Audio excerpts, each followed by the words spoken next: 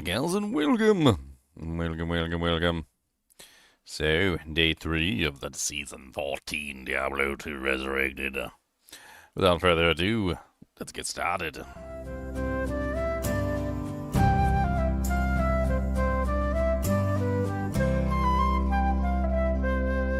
What's up, Leon? How is it going?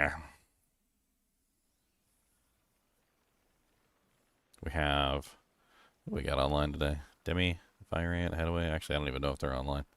That chat's been going for like 28 hours. Half of them are probably asleep. We go night-night.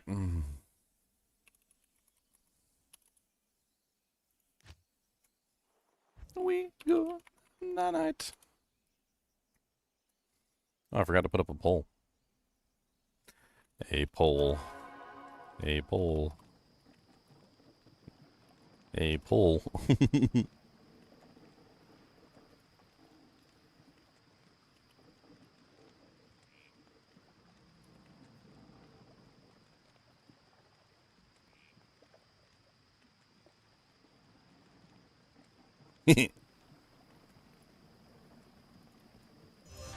I am stupid.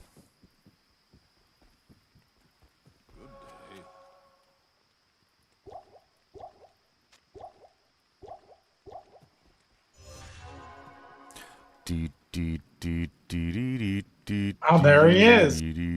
I'm alive. I got 2 charms for you. One's really nice. Ooh. Lighter than damage. Fire damage. I think they're both lightning, actually. Lightning damage. One's a small, one's a large. I am in GGM1.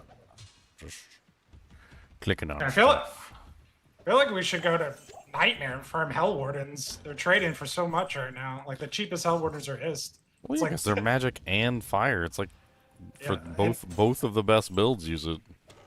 And they're a pretty common drop. Like they're not supposed to be a rare drop, so it's like I think you can easily farm them in Nightmare. I mean, you could look up the exact level of it.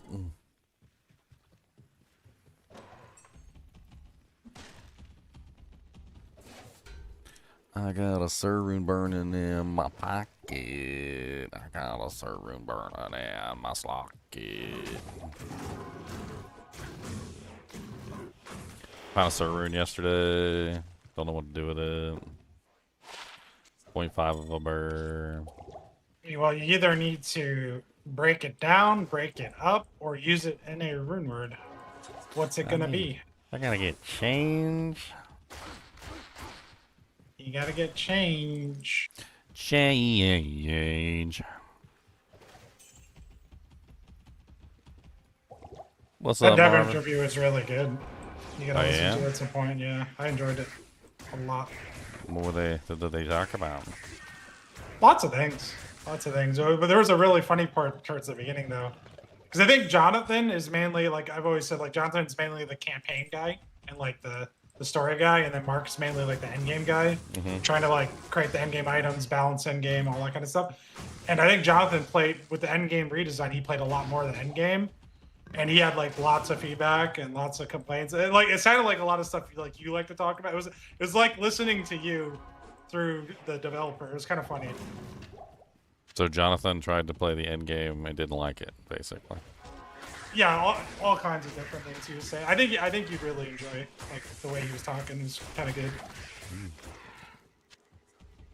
I mean, I don't understand why they're different.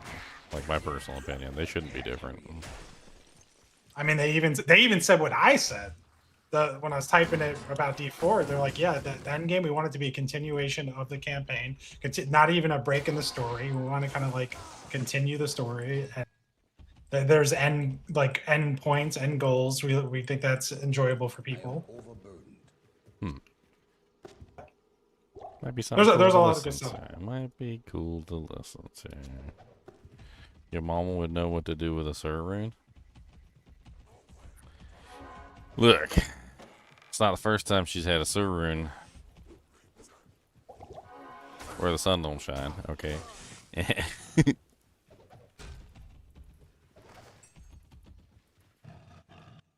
Well, I also crafted an amulet you may want.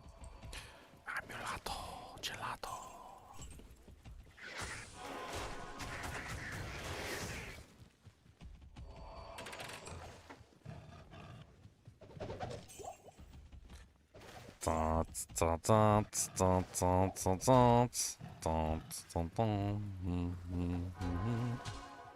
Biggie, biggie, biggie, biggie, biggity bop.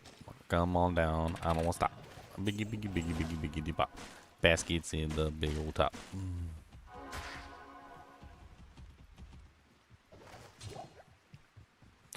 And it came from like a regular log too. Oh, always. That's where always where my high runes come from. People think for some reason, like because high runes are valuable, that like the game treats them as something that's valuable. The game does not treat the runes as something that is valuable. As far as the game is concerned, runes are like Bottom barrel. like doo doo on the bottom of their shoe. Like that's how the game treats runes. Like people walk by this basket and they'd be like, "Oh, I'm not gonna kick the basket. The basket never drops anything good." And then like I'll kick the basket and I'll kick 1,000 baskets, and then like one of those 1,000 baskets will drop me a freaking burr rune. And they'll be like, "How did you find a burr rune from a basket? They never give me anything good." I'm like, "Well, you don't even kick them." I was like, "That's because they never give me anything good." I'm like, "Because you don't kick them."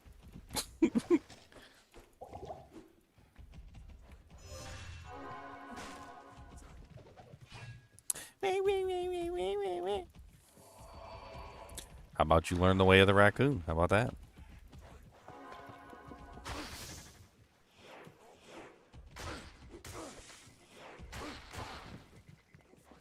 Learn the way of the raccoon. One little raccoon. We got the freaking raccoon. His name is freaking Rocket. And he doesn't know he's a raccoon. There's somebody actually put together a clip of all the times that Rocket has been called like furball, like raccoon, like rodent, vermin, like and put them all together into one clip, and he still has like no clue even after multiple movies that he is a raccoon. It is quite entertaining. I like a lot.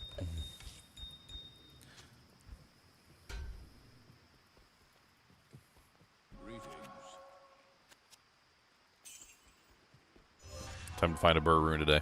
We're one-upping. We're one-upping today, boys. It's gonna be a burr rune. I mean, no matter what, you have half a burr. No matter how you slice and dice it, no one can take that away from you. No one can slice and dice my burr rune. But that's my chains of honor you're thinking about, not yours, okay? He's so funny. Such a kidder. What game are you in? I'm just a GGM one.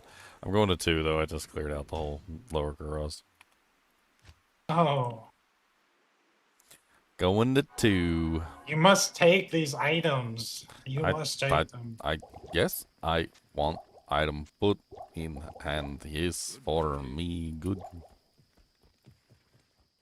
Good, good, good, good, good, good. Good, good, good, good, good, good, good, good, good, good, good, good day, sir. Take these items off my hand. Do, do, do. Ba, da, da. Ding, ding, ding, Oh, ding, you ding, check ding, this out. ding, Where ding, did I put it? I'm gonna find where I put it. ding, ding. You're gonna be like, what the heck? I just have to find the psycho out there that's willing to trade me for it. That thing is perfect, right? Yeah, perfect, perfect. 15-15. Yeah, that's beautiful. A fortitude base. It is a base of the fortitude. Oh, we just teleport at the same time. I'm coming back. Oh, you did the thing. All right. I was waiting for you because I was trying to make sure you didn't do the thing. I'm gonna drop them over here. And First, you got this one. It's like, okay, that's good. Maybe you can fit it in. Maybe you can't. Then you got this beauty. Then you're gonna like that one. That one's a nice one. And then this. I mean, this is okay. Maybe you can use it. Maybe you can't. I don't know. I mean, right now I'm just using this thing that Zinner's found at the beginning of the ladder. Yeah. So I mean, it's up to you. I'll think about that. I'll think about it. There's a fine charm on the ground there for you if you want it. And a lightning rose charm. I can't actually use any of this stuff. I can't use them things. I need to, like, organize my dang charms. This is terrible. You organize your faceums. Okay. Let's see here. Lightning charm. Alright, cold charm. Lightning charm. Lightning charm. Lightning charm. Fire charm. Lightning charm. Cold charm. Fire charm. Kind of a poopy lightning charm. And then I got this big giant charm. And then I got a bunch of large charms. This 4 to 10 cold can probably go. This 5 to 12 cold can probably go. This 2 max 41 fire large is really good. These 36 lightnings and this 24 cold. Those are both really good.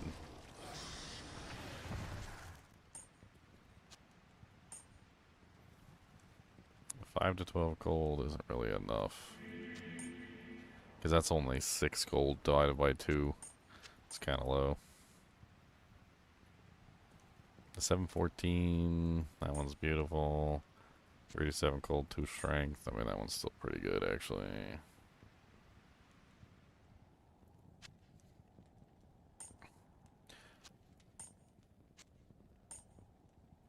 This 2 to 14 lightning might go.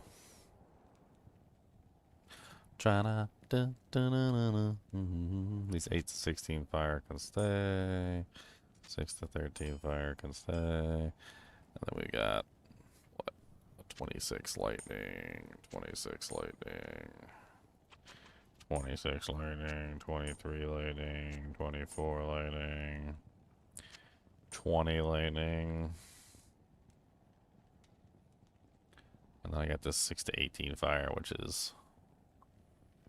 Man, what the hell even is that? That's not a lot of fire damage. We put this one back in.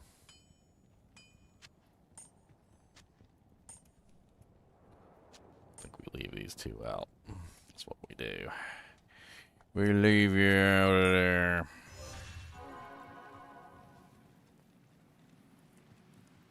Gelderland, Gelderland.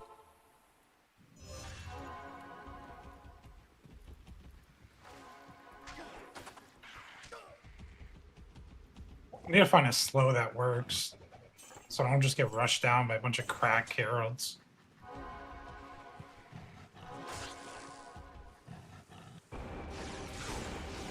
Massive slows target or something. You want something to stop you from getting ran down like a dirty whore in the street? Yeah, because this character ain't meant to be like surrounded and like ganged up on and like, stabbed into a million pieces. Like, they put me into a porno every time I log in there.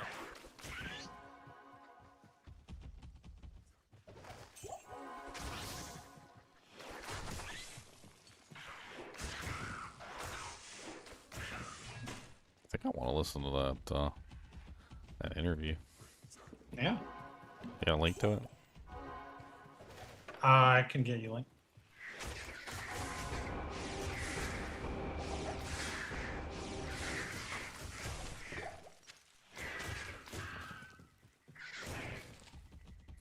Wah, Gelderland, Gelderland, Gelderland.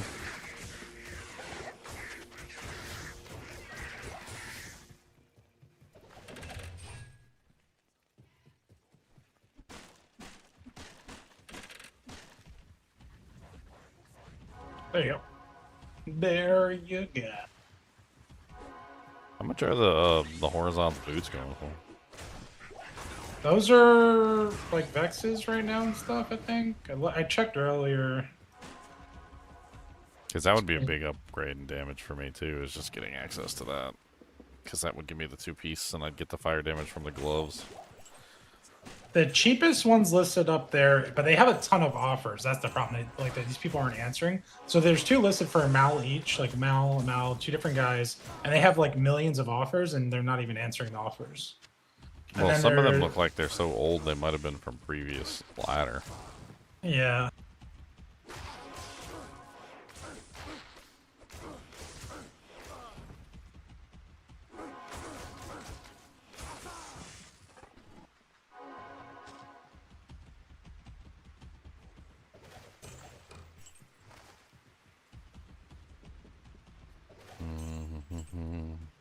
There goes the grind. I just hopped on today, so I haven't really started yet. Just started clicking on some stuff, you know, just getting into the swing of things. I was wondering how many of those people down there are actually alive. That chat's been going for like 28 hours. Never ends. I saw the timer and I was just like, yeah, I'm not sure if those people are actually alive and awake and cognizant. I kind of feel like I should turn the AFK timer back on for a little bit just to see who's actually asleep. Nappy time. Would you recommend a build guide for your first ever D2R ladder? I don't like build guides. I mean, what do you want to make? What's your preference? Let's start with the most basic of basicest of things. Do you want to be a melee? Do you want to be a ranged? Or do you want to be a caster? Let's just start there.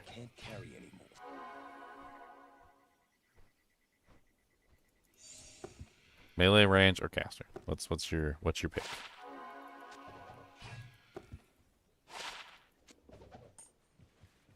You don't want to struggle for resources. I mean, there's plenty of builds that I can pick in those 3 categories that can do just about everything. Okay. Melee.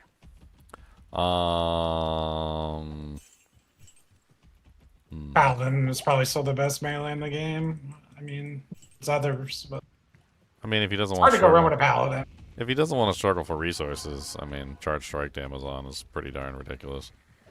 Yeah. It's a skill-based melee character. Literally, all you have to do is just max out the synergies on Charge Strike. Does massive amounts of damage. You can actually supplement it easily with like a physical option as well. Works good to bypass thorns because it doesn't have much of a physical component to it. I mean, I like Paladin too, but Paladin's a little bit. Yeah, Paladin's tankier.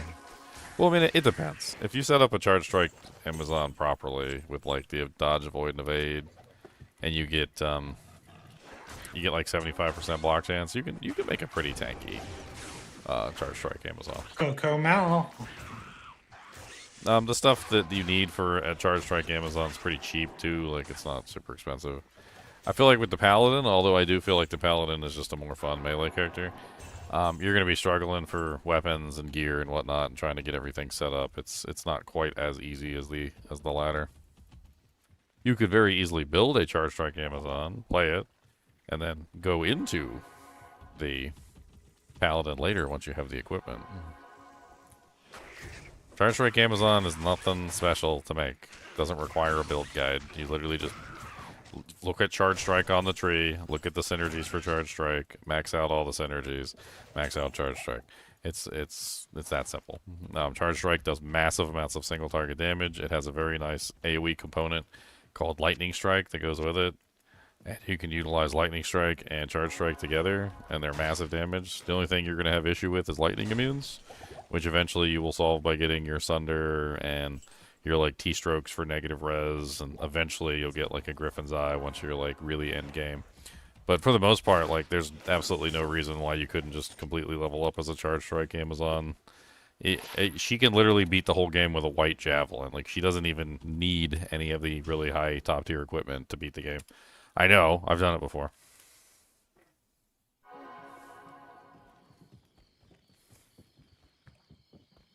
Is that just kind of how D2 works? I mean, so normal difficulty I consider to be like the tutorial. Like there's really nothing to it. Like you can pretty much clear normal difficulty with your face tied to the keyboard and like rolling back and forth if you want to. It's a good time for you to just test out skills and play with stuff and see what you like. Nightmare difficulty is where things start to get a little bit more serious and you actually have to kind of like tighten up and put your points in correctly. Otherwise, you might not be able to kill anything. Nightmare difficulty is also where the first immunities pop up, and that's where things get more tricky. Hell difficulty, the immunities are in full force, and you will encounter many monsters that are immune to lightning. And it becomes a little bit more difficult to deal with. I mean, but that's just part of the fun of Diablo 2. I much rather prefer immunities as a difficulty system than what a lot of the other games do, which is just increase the HP of the monster. Leon will tell you, he loves damage sponges. That's his favorite thing. He loves it when you just increase the HP of a monster until they turn into big damage sponges. Don't do that to me. He hates it. I'm kidding. I also hate it. I don't like it when you just increase the HP of monsters. I much rather prefer intricate designs like Diablo 2, which is where they introduced, immunities, and then you have to like gear yourself to bypass those immunities. It's not that the monsters are ridiculously that much harder and have like massive HP pools. It's really just that, the monsters just have really high resistances, and you have to find a way to bypass that. Sunder Charms did a lot for that too, because all they really did was they enabled you to better utilize the pieces of gear that were already in the game, which was great.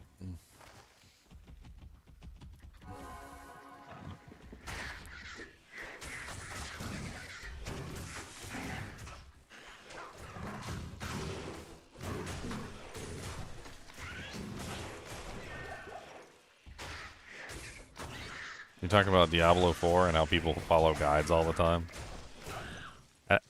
I mean, before Season 14, before the newest expansion, I mean, you did not have to follow a guide. And, I mean, you could just make your character and you could just have fun and you could theory craft pretty much anything you wanted. It wasn't until they added sets that things got really kind of stupid. I mean, I did theory crafting in Diablo 4, much less than I did in Diablo 2. I mean, I think I have like 40 or 50. I don't even know. Some of them aren't even in the playlist, but I have a playlist, and I think it's like 40 plus videos of me just theory crafting builds in Diablo 2. Meanwhile, like Diablo 4 theory crafting, I think I might have like 12. And the crazy thing is I think most of my theory crafts on Diablo 4 were failures, if I remember correctly. Like, most of them couldn't clear top-end content. Most of them weren't, like top-end builds. They were okay. They functioned, and they did, like, lower-tier torments, but, like, none of them would be considered by most people to be top-end builds, except for, like, maybe, like, 2 or 3 of them.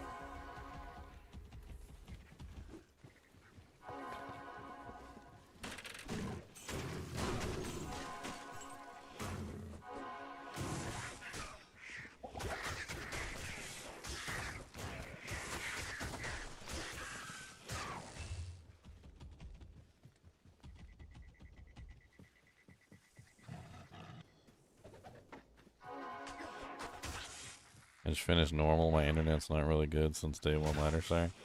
Well, that sucks, man. I'm sorry about that. I had some internet problems recently myself. They don't feel good. They feel rough, like sandpaper on your butthole.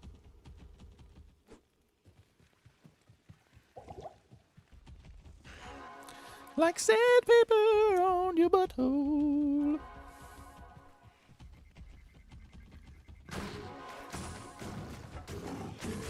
Hammer time. I mean, the truth is that there's, like, I don't even know how many builds in Diablo 2. Thousands? It really depends on what you want to do and how you want to build it. I'm always making new builds. Like, the character I'm designing right now is a new build. It's interesting. It's definitely not something that I had done before. It was actually kind of cheap to gear up, too.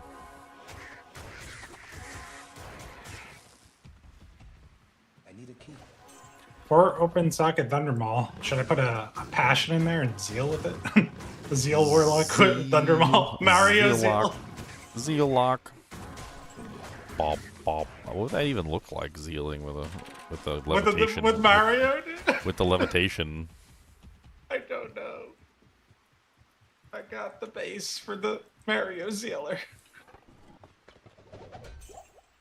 You see me zealing. I mean, to understand the Diablo 4 hate, all you really need to understand is this. You don't really have a choice on what you make your character. That's pretty much the moral of the story. Like, you log into the game, you make a character. Like, what choice do you have exactly? You have a choice. The only choice that they give you is mediocrity or success. That's the choice they give you. You can either do what everybody else is doing and play the meta build for that particular season and be at the top of the league, or you can choose to make your own character and languish in obscurity.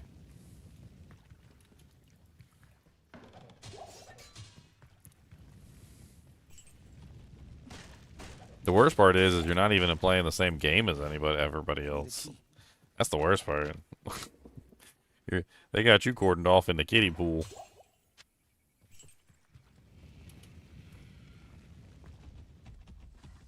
At least in Diablo 2, even if you've got like the worst build imaginable, if you're in hell difficulty, everybody else is in hell difficulty. You're in the same place everybody else is, you're killing the same monsters everybody else is, and you're having the same difficulties everybody else is, right? In Diablo 4, that's not the case. In Diablo 4, a lot of the times you're not killing the same monsters everybody else is, you're not having the same difficulties everybody else is. And so the silly thing is that there's no shared experience there, which is also really quite odd. So, like, you end up in this situation where you don't have a shared experience. Like, you try to talk to somebody else about, like, your troubles that you're having, and they laugh at you, and they're like, oh, you're only in Torment 4. Like, I'm in Torment 12. You don't even understand what difficulty is like. Talk to me again when you're at my level, bro.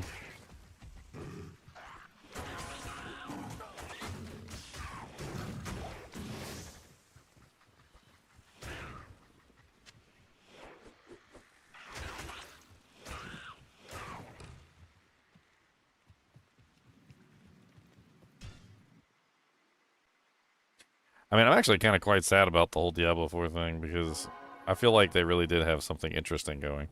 And I know a lot of people hated Diablo 4, but like before this latest expansion, I feel like the game was in a good place. Theory crafting was actually really interesting. Like the unique item system was actually kind of cool. They gutted the unique item system. They basically killed all theory crafting. They added the stupid like brain dead sets into the game. And now like it's not even the same game anymore. The poor game that was Diablo 4 is dead, unfortunately. Diablo 4 doesn't exist anymore.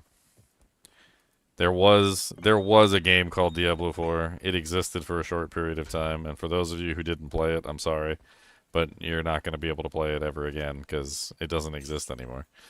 Like that interesting game that Diablo 4 was, the unique charm that it had, just doesn't exist anymore.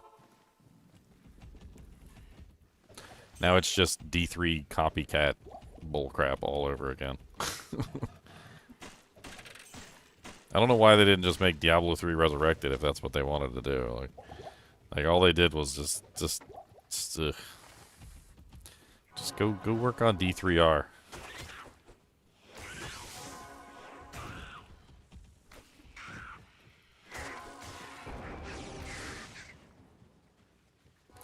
Has the worst first patch in recorded history. I mean, from beta to the first patch, yeah, like the first like the 1.0 patch, it was a sad patch. Yeah, they spent too much time nerfing everything, and they didn't spend enough time like actually engaged in fixing what needed to be fixed.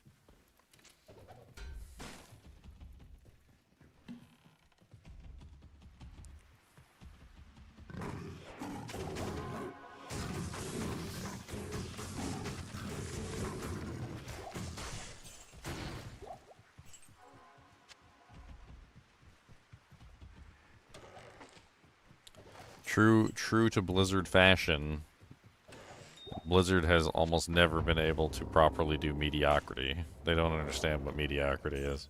It's either on or off. It's a binary 1 or 0. The problem with that first patch was that they tried to nerf everything. So everything that was a problem, everything that was an issue, they tried to nerf it all at one time. And then, after the community, like, bucked hard, by the way, like, very hard, and rightfully so, because that first patch was so bad, they, like, I think it was, like, by Season 3, it took them a little while, they're slow, they realized, like, hey, maybe we shouldn't just, like, completely destroy every single build as soon as people are having fun with it. Like, and they realized that they were being the fun police, right? So they decided to change their policy. Do you think they went with a more mediocre, like, setup where they would, you know, hang back a little bit and only nerf the things that needed to be nerfed, right? Nope. They decided hands off till the end of the season. That was their decision. Hands off till the end of the season. It was the worst decision. It was okay at first because they didn't nerf the things that were fun, but then when things became extremely, utterly broken to the nth degree, they also didn't nerf them. And so they didn't take a, like, middle ground stance on nerfing the stuff that needed to be nerfed and leaving the fun stuff alone. No, they went the complete opposite side. And they went to the, let's just leave everything alone until the end of the season and sort it out at the end of the season, which was dumb also. It was very dumb. They should have had a more flexible stance of somewhere in between. They always should have. It always should have been a stance of, if it's fun and it's not broken, let's leave it. If it's completely and utterly broken, then it needs to be adjusted. And then the Spiritborn happened. And that was like the final straw. They let the Spiritborn run free for like an entire patch, and that Spiritborn was so broken. It was running like Pit 150s with no problem and had like multiple Pit 150 builds. And I think that was actually the straw that broke the camel's back, where finally they realized that it was stupid to like not patch anything mid-season. Like, you can't just leave everything alone, and you can't just sit there and, you know, just nerf every single thing. You got to have the light touch of like a lock pick, a lock picker, or, like, you know, somebody who's trying to set up their warehouse for electrical fire insurance. You know, you got to make sure that they can't tell that it was arson. You know, it's gotta make sure it's really, it kind of slips underneath the table. You know what I mean? Like, they were either too heavy-handed or they were too light-handed, and they just didn't understand the difference between the two. And it took them so long just to figure out that, like, hey, we can't just leave these game-breaking bugs in the game for like 1,000 patches.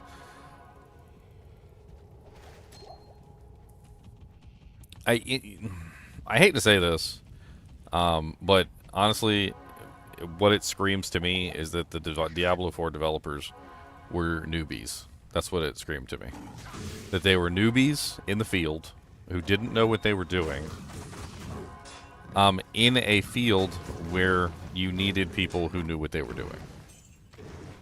In other words, like, think about it like this. Think about, you have like a nuclear bomb that's about to go off, and you need somebody to go disarm the bomb. Do you hire, like, Joe off the street who's working the donut cart?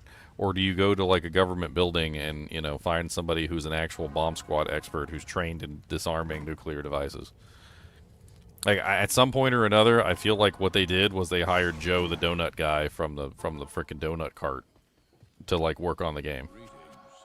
And he had no experience whatsoever. And to Joe's credit, to Joe the donut guy's credit, he was doing the best job he possibly could. But without the proper experience that he needed, the nuclear bomb exploded and everybody died.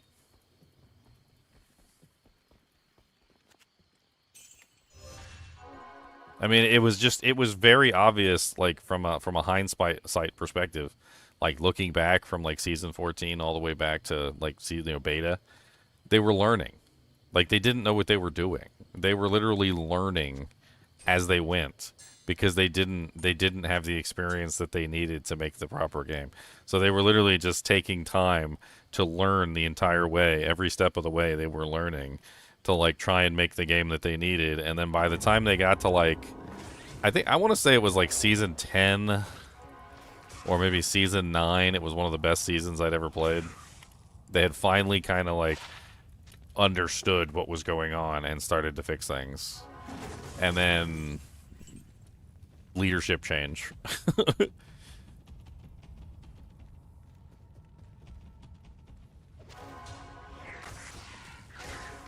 Hey Ginger, do you still need a gold rep? I do have a Nosferatu's coil at this point, but I mean, Okay. if it's extra and it's just laying around, maybe I'll take it for magic finding and stuff. Yeah, I found an extra one, so all yours. Yes. What's the game? Hold on, I'm about to go GDM 5. Okay. I'm just running some low LKs. Yeah, I'm doing countless runs, trying to get some runes and some keys.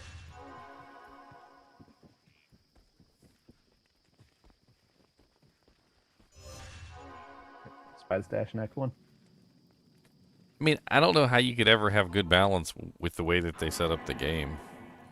It kind of bugged me because, oh yeah, I gotta upgrade it. Shale Towel, perfect diamond. I was like, my potions!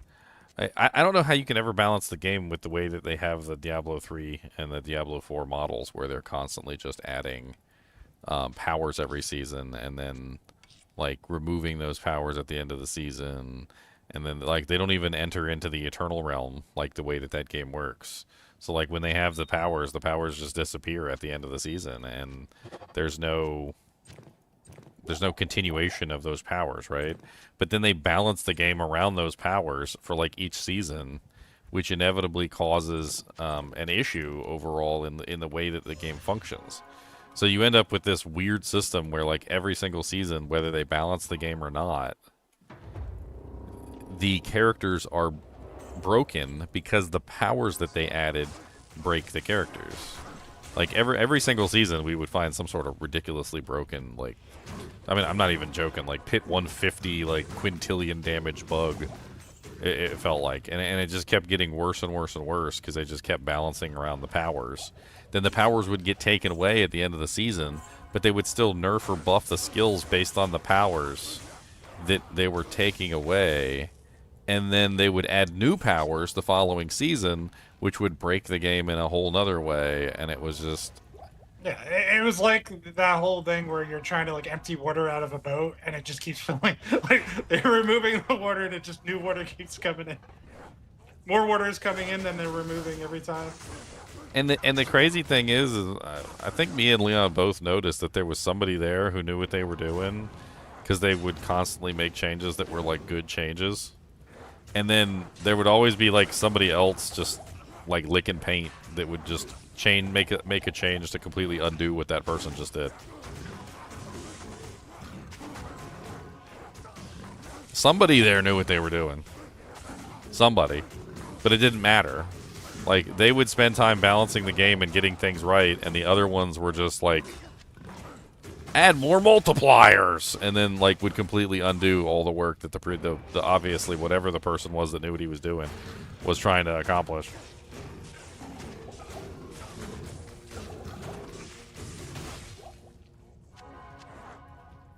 I think it was very obvious that the game went completely downhill once what's-his-face got kicked out.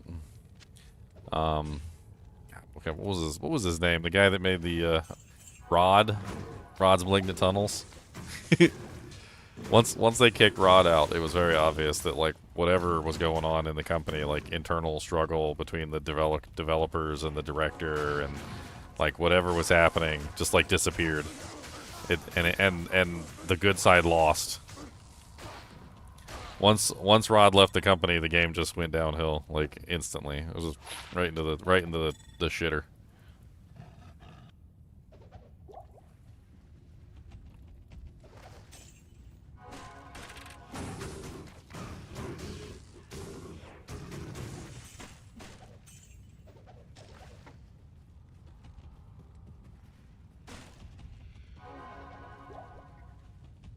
Actually, it started to go downhill as soon as they took Rod off the campfires. I noticed that like the content updates were getting worse and lower quality, and things were just going in the wrong direction more as soon as they took Rod off the campfire chats.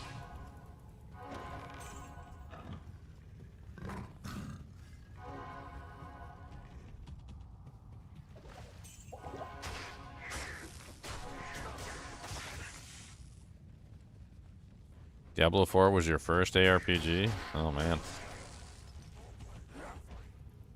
Well, there's a lot of ARPGs out there, my friend. There's a lot.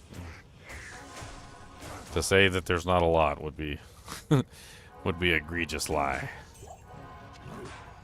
I mean, my suggestion to you would be to check out a large number of them. I mean, Titan Quest 2 is really good. I like Titan Quest 2. The Darkhaven game that the Diablo 2 developers are coming out with is really neat, but it's still in alpha. But you can at least throw it on your wish list or play the demo on Steam. Path of Exile 2 is pretty good.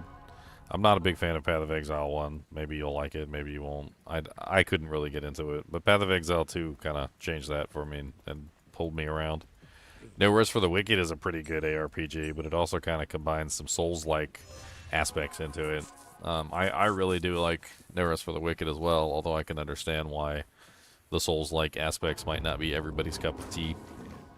But even like Chunks, who's mainly a Diablo 2 player and doesn't like Diablo 4 or Diablo 3, he's played a lot of No Rest for the Wicked. He really likes it as well. There's Last Epoch. I don't really like Last Epoch. I think it's boring. But if that's the main thing, I'm just gonna say I don't really want to get into it. I just think it's boring. And then there's I'm trying to think of all the other ones. Grim Dawn is kind of fun. It's a handcrafted ARPG, which does mean that sometimes it ends up being a little bit boring when you go through on subsequent playthroughs. I didn't really like the way that it kept like backtracking me across the same area over and over again, but I did find it to be enjoyable. I kind of have a playthrough on that on my system.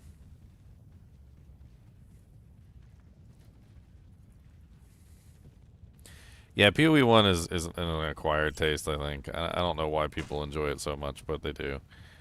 It looks like you bounced off of it just the same way I bounced off of it. Torchlight was made by like one or two of the original Diablo 2 developers. I thought it was an okay ARPG, but it was kind of missing something.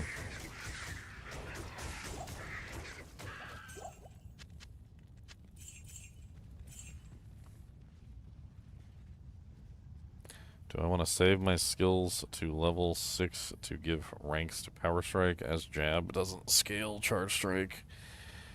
Yeah, so on the Charge Strike Amazon, you're going to be building Power Strike first, and then that's going to lead you into Charge Strike, which is eventually going to lead you into Lightning Strike, I believe. Just look at the synergies for Charge Strike and build them appropriately. Until you get enough points for Charge Strike, or you're high enough level, you have to go with Power Strike until then. Power Strike's not bad. It'll carry you through the early levels. It's not a very like amazing skill late game, but it serves its purpose as an entry-level skill into the tree.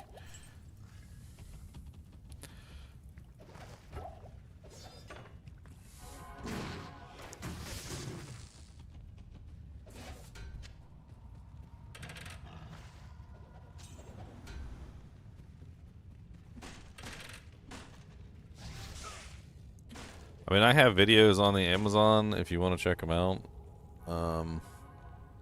Yeah, let me pull up my playlist on the Amazon for you.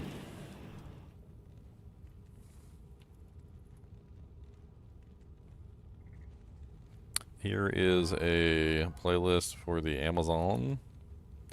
Here is a solo self-found run for the Amazon. So this one's that's a solo self-found Players 8 run, which you could follow along behind me. And then I also have just like a full course on the Amazon right there.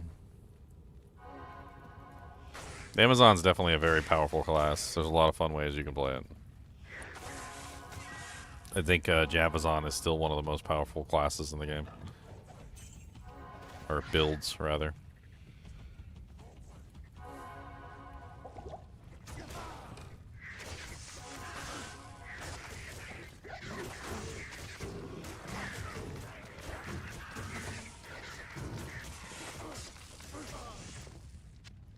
Blade bow. 3-socket blade bow. 21 to 41. Do the hustle.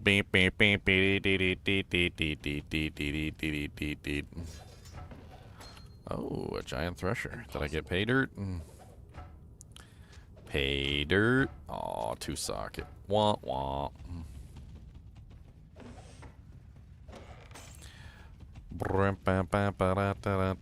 No pay dirt for me to do.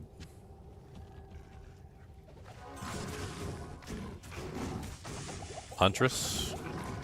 I believe there is a like Javazon style Huntress build on PoE 2. Oh yeah, that's what I played when Huntress launched. I was like, let's see how well it matches up, and it was really good. It lived up to the D2 fantasy.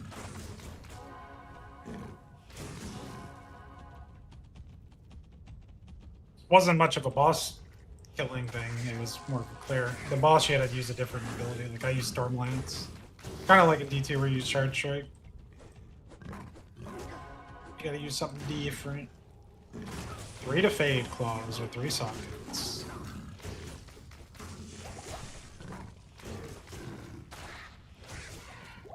So apparently a bunch of people were complaining about the nerf to the shields. Specifically for fortifying it's cry. not a... So specifically for Oh, okay, okay. Well, that changes behavior, so I can understand. See, I'm always... apparently, this is the... apparently people were using fortifying cry as a method of shotgunning damage, essentially. Yeah, I don't even know how that interaction works. I never dug into it that deeply, but I was using fortifying cry to break the shield wall, and it was really good. But and in essence, in games in general, though, I always said this about MMOs. I always said when you do nerfs, do not nerf a play style or a functionality. Nerf the number. Like if you think it's doing too much damage, then nerf the number, because like if there's some kind of interaction that's fun or some kind of play style that's fun, you got to keep that play style. Otherwise, you're just removing fun. So I don't know if that's what happened, but it sounds like it.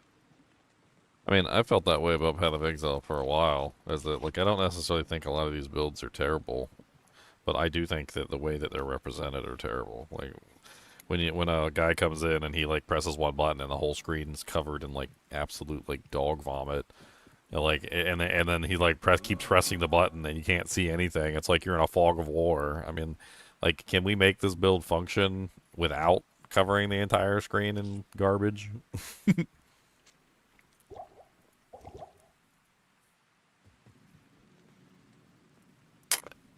And didn't they do that too? The lightning strike ability or whatever? Wasn't there like a patch note? I seem to remember around that time period where they were like, there's too many lightning rods on the screen. They're lagging up the servers and causing like massive problems.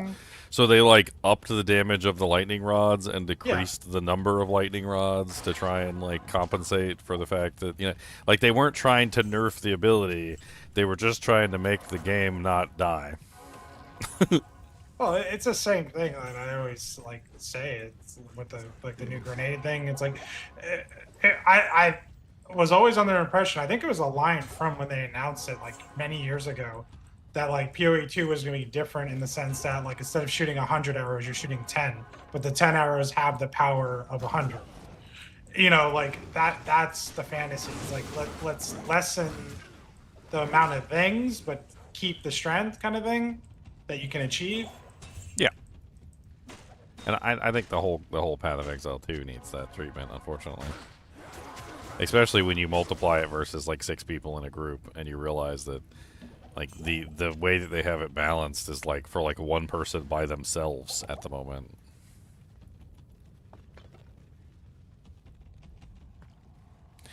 Looked like you took a pack of smokes and was like, never seen you smoke? Yeah, I don't smoke. That's chalky milk That is Hershey's chocolate milk. That is not a pack of smokes, sir.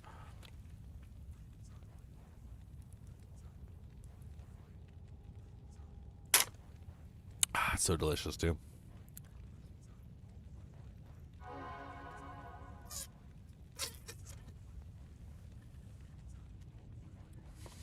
I told you I was going to get chocolate milks for ladder lunch.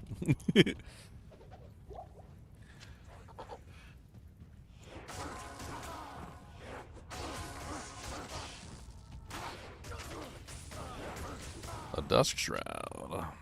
Ethereal one socket. Okay. Yeah, that's garbage.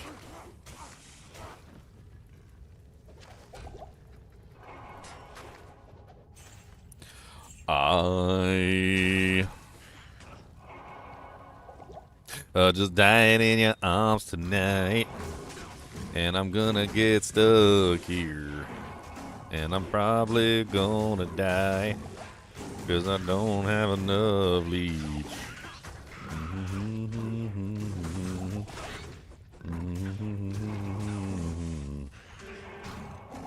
Oh god, not the amp.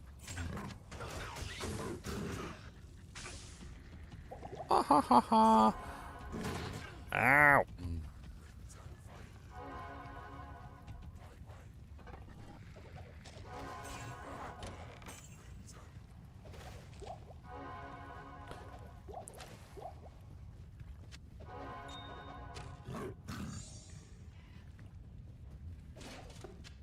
A dark codex.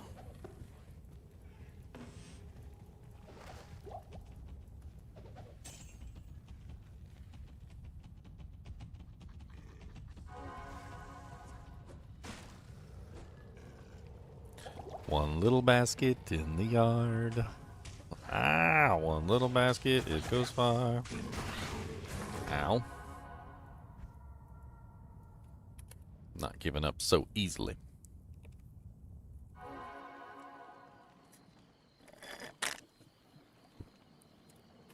You want to do the new Ascendancy that lets you pick your boss as your companion?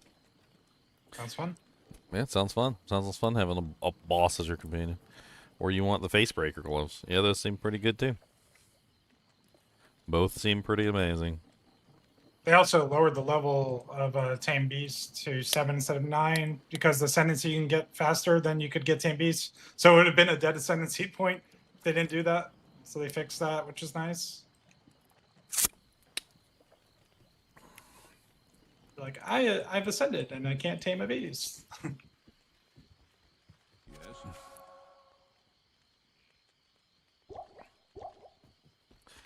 Womp, womp, womp. Wop, bombaloo, bom, bom, bom, ba-lam. A tutti frutti. Oh, Judy.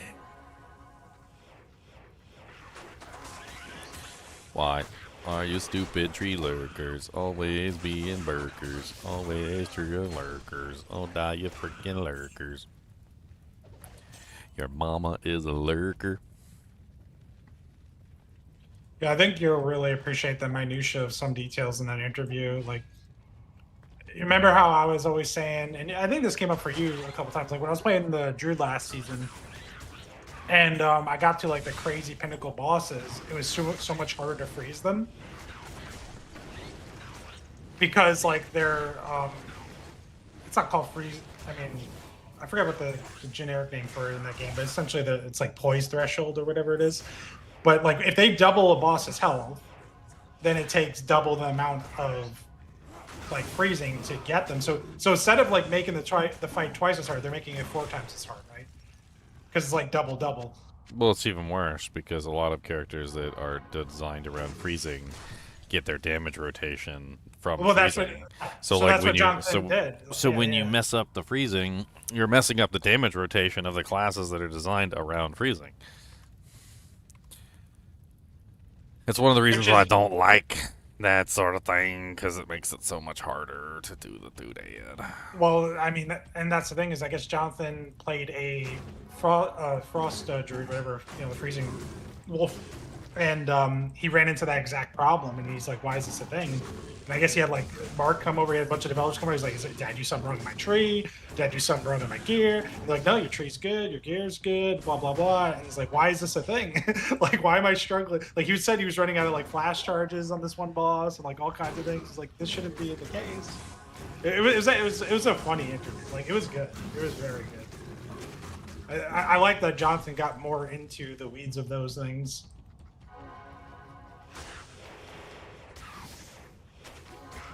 I mean, it's what I've always said. Like, I feel like the campaign is really good at Path of Exile 2. And the endgame just kind of fails because... And I don't think it's mechanically a problem so much as it's a scaling issue. I think as the endgame continues, I think you scale, right? And naturally you have to have somewhere to go. Like, you have to have room to grow. And as the characters grow, things are scaling badly. If that makes sense. They even got into it about rares too. Like they talked about rares and all the modifiers and all the stuff they're spewing and how they handle like a rare gets 4 mods. Say they can just cast them back to back 1, 2, 3, 4. Then they go in like a 10-second cooldown, but then it becomes very spammy. Like it's a lot of good stuff they talked about. I really think you'll enjoy it.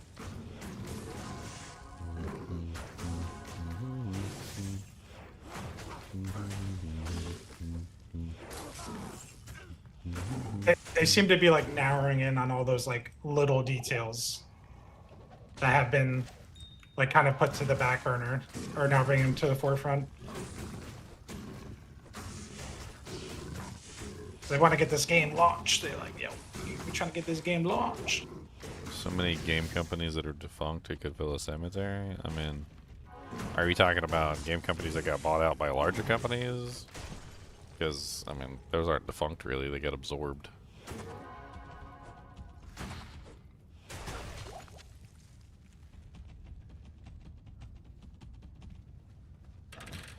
Electronic Arts is responsible for that one.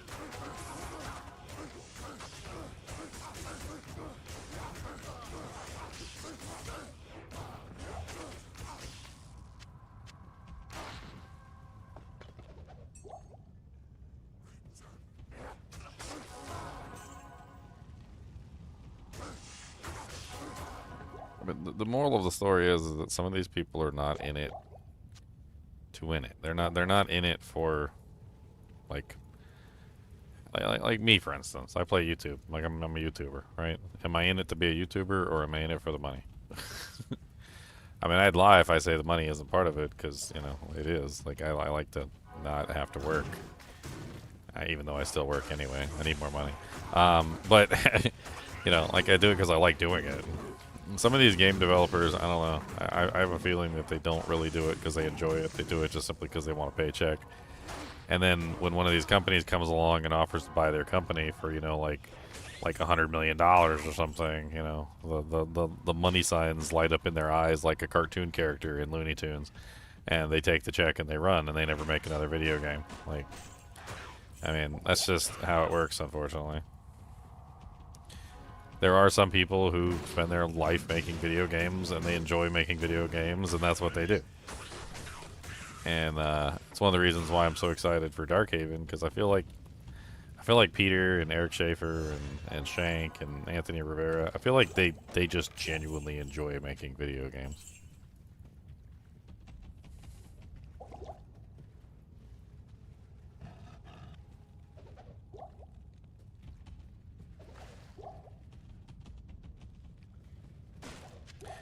Did you guys ever see Ready Player One?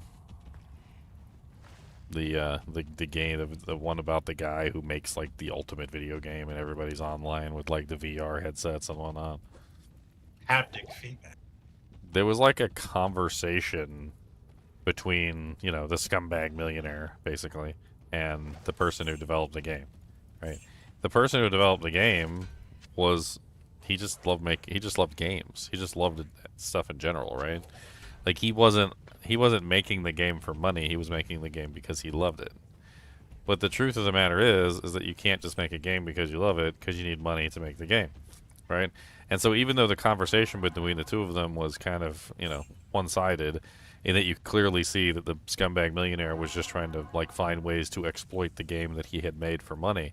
The truth is that you have to exploit the game you make for money in some way, otherwise the game dies. There's so many really good games out there that fell prey to that specifically, where, you know, they were good games, but they weren't like good enough, I guess. Cow levels terrorized. New time. It's a moo-tastic adventure. Moo, moo, moo, moo, moo, moo, moo.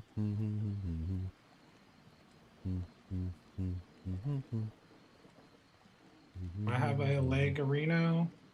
I do have a Legarino. GGM Cow. GGM Cow 1. Go.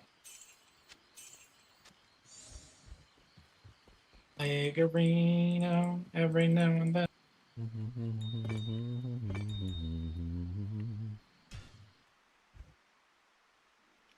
Alright, I'm ready in the cat level. I'm already there. Hold on, I'm gonna shout it out.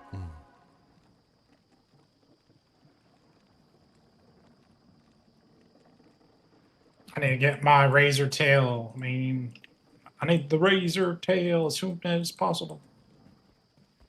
Ah!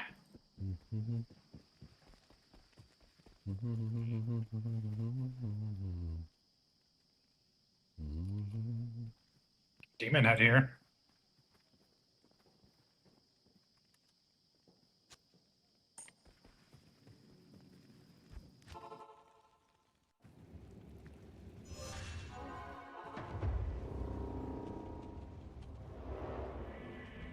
Moo.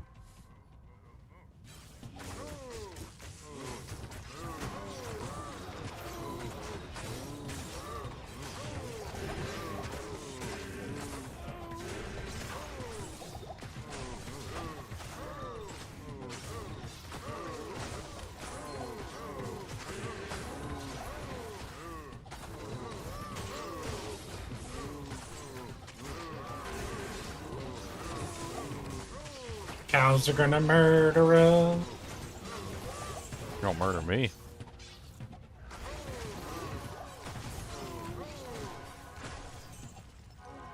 We're amps.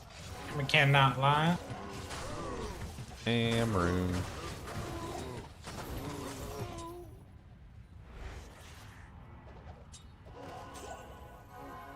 I can't carry anymore.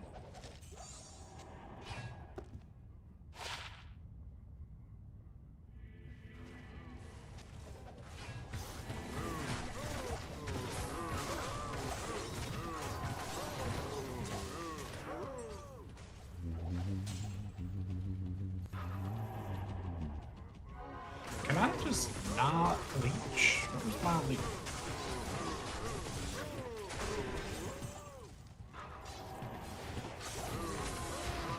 A Gimmerdin. Your mom's a Gimmerdin. No, his build's already called Veil. It's terrible. Look how fast they are. Dude, they deleted my guys. Hold on. Slow them. We need gigantic slow. I was just removing the amp so I didn't just get like one-shotted. Holy freeze. I like not getting one-shotted. Not getting one-shotted is nice. I might have to use a second respec just to get a holy freeze Oh demon. god. Oh god. Oh god. Pain. I feel like that's just the answer. I mean, only freeze is nice. It is nice.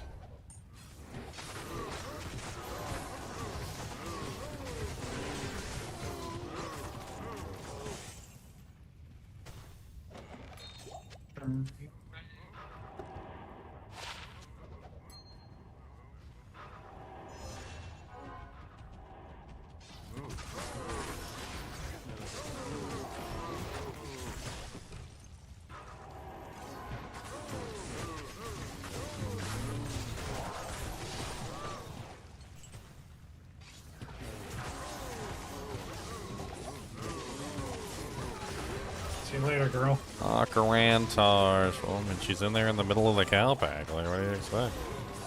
I can't move her because I can't blade warp with a bow because this game hates me.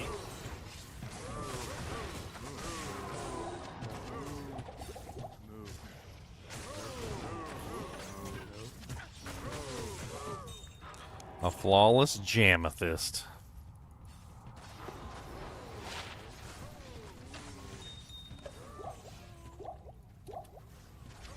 Now I need unlimited mana potion. I can like barely survive in there. It's so rough. How much defense you got? 3,700 and I got 62% block chance. It's just enough to stay alive, barely. Man, we need to get you like 20k defense or something. It's mainly a gear issue right now. I'll get it eventually. What chest are you wearing? Duriel shell. Unupgraded. So it's just a Quarass instead of a Great Halberd.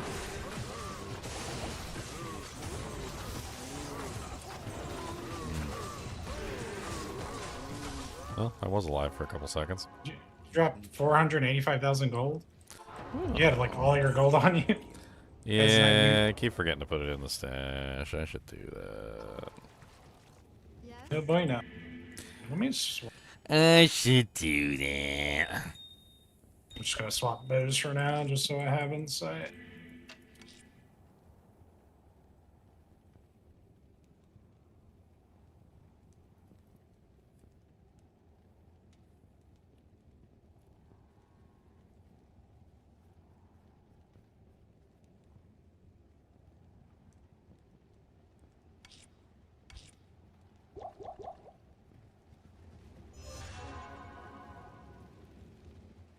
Good day.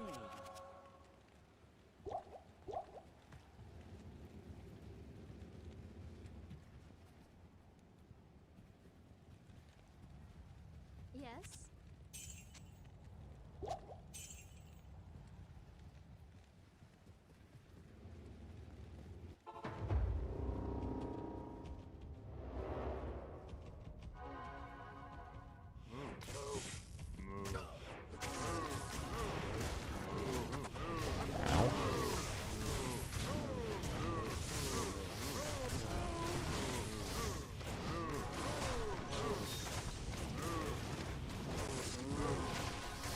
Razor team.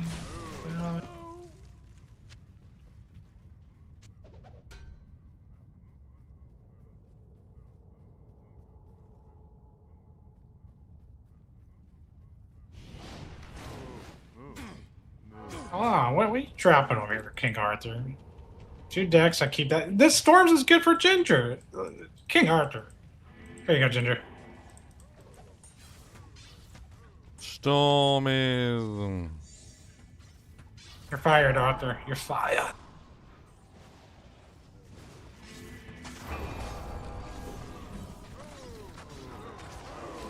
Holy, freeze them, Arthur. Assist. Oh god.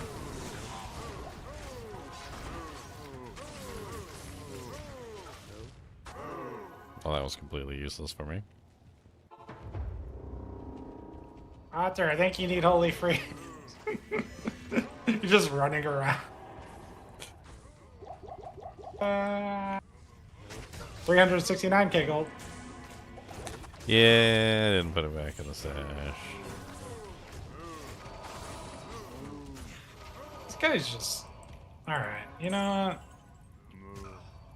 I'm just gonna change You don't like my a whole- Thorns? You don't like a Thorns Cow Herald? I'm fine with it. I'm just tired of these mobs running me down and me not slowing them. Like, I'm just sick of it. Like, I need to have the answer to this, otherwise I can't keep playing this character. Murder. That's why on the Javazon you usually get a Valkyrie. On the Paladin, you usually grab yourself a doodad or two.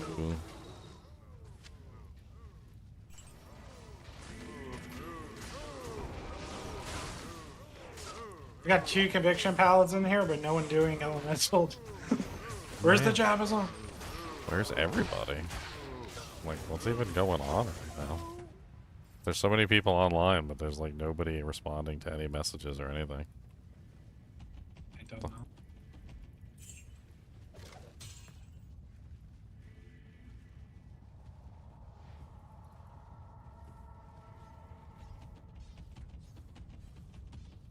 Let's...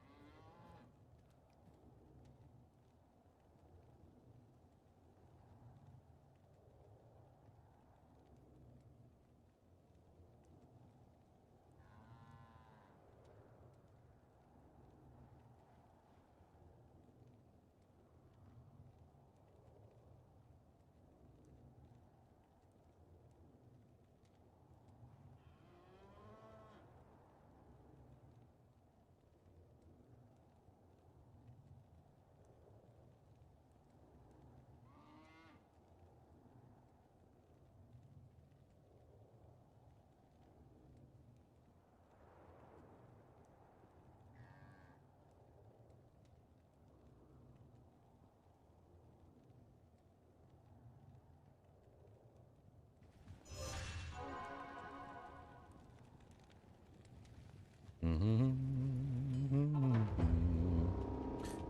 there you go. I can't carry anymore.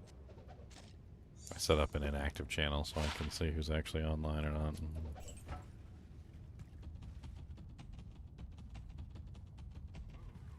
They get booted to the inactive server.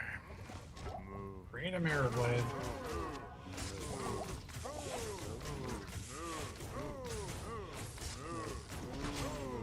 Jumps. 2 seconds.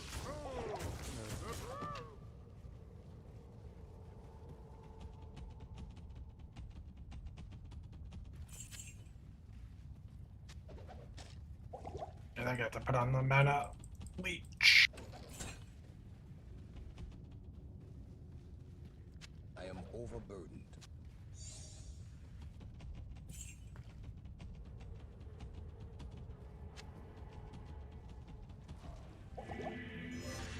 I think that's it. Another pack here.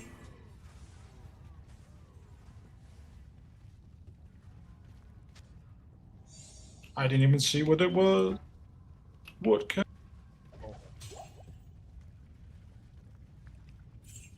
I can't carry anymore.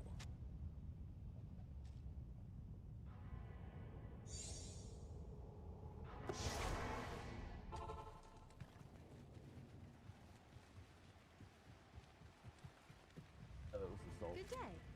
Soul? Yeah. Okay. All good then.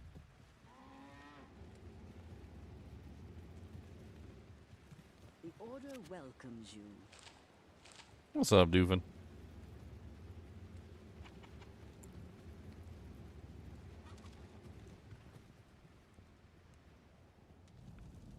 Get the next one.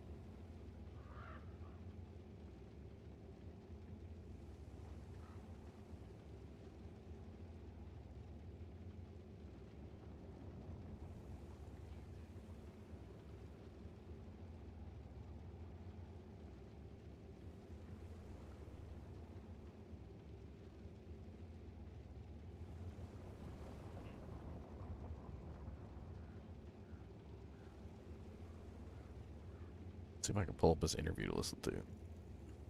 Welcome to Strike Gently.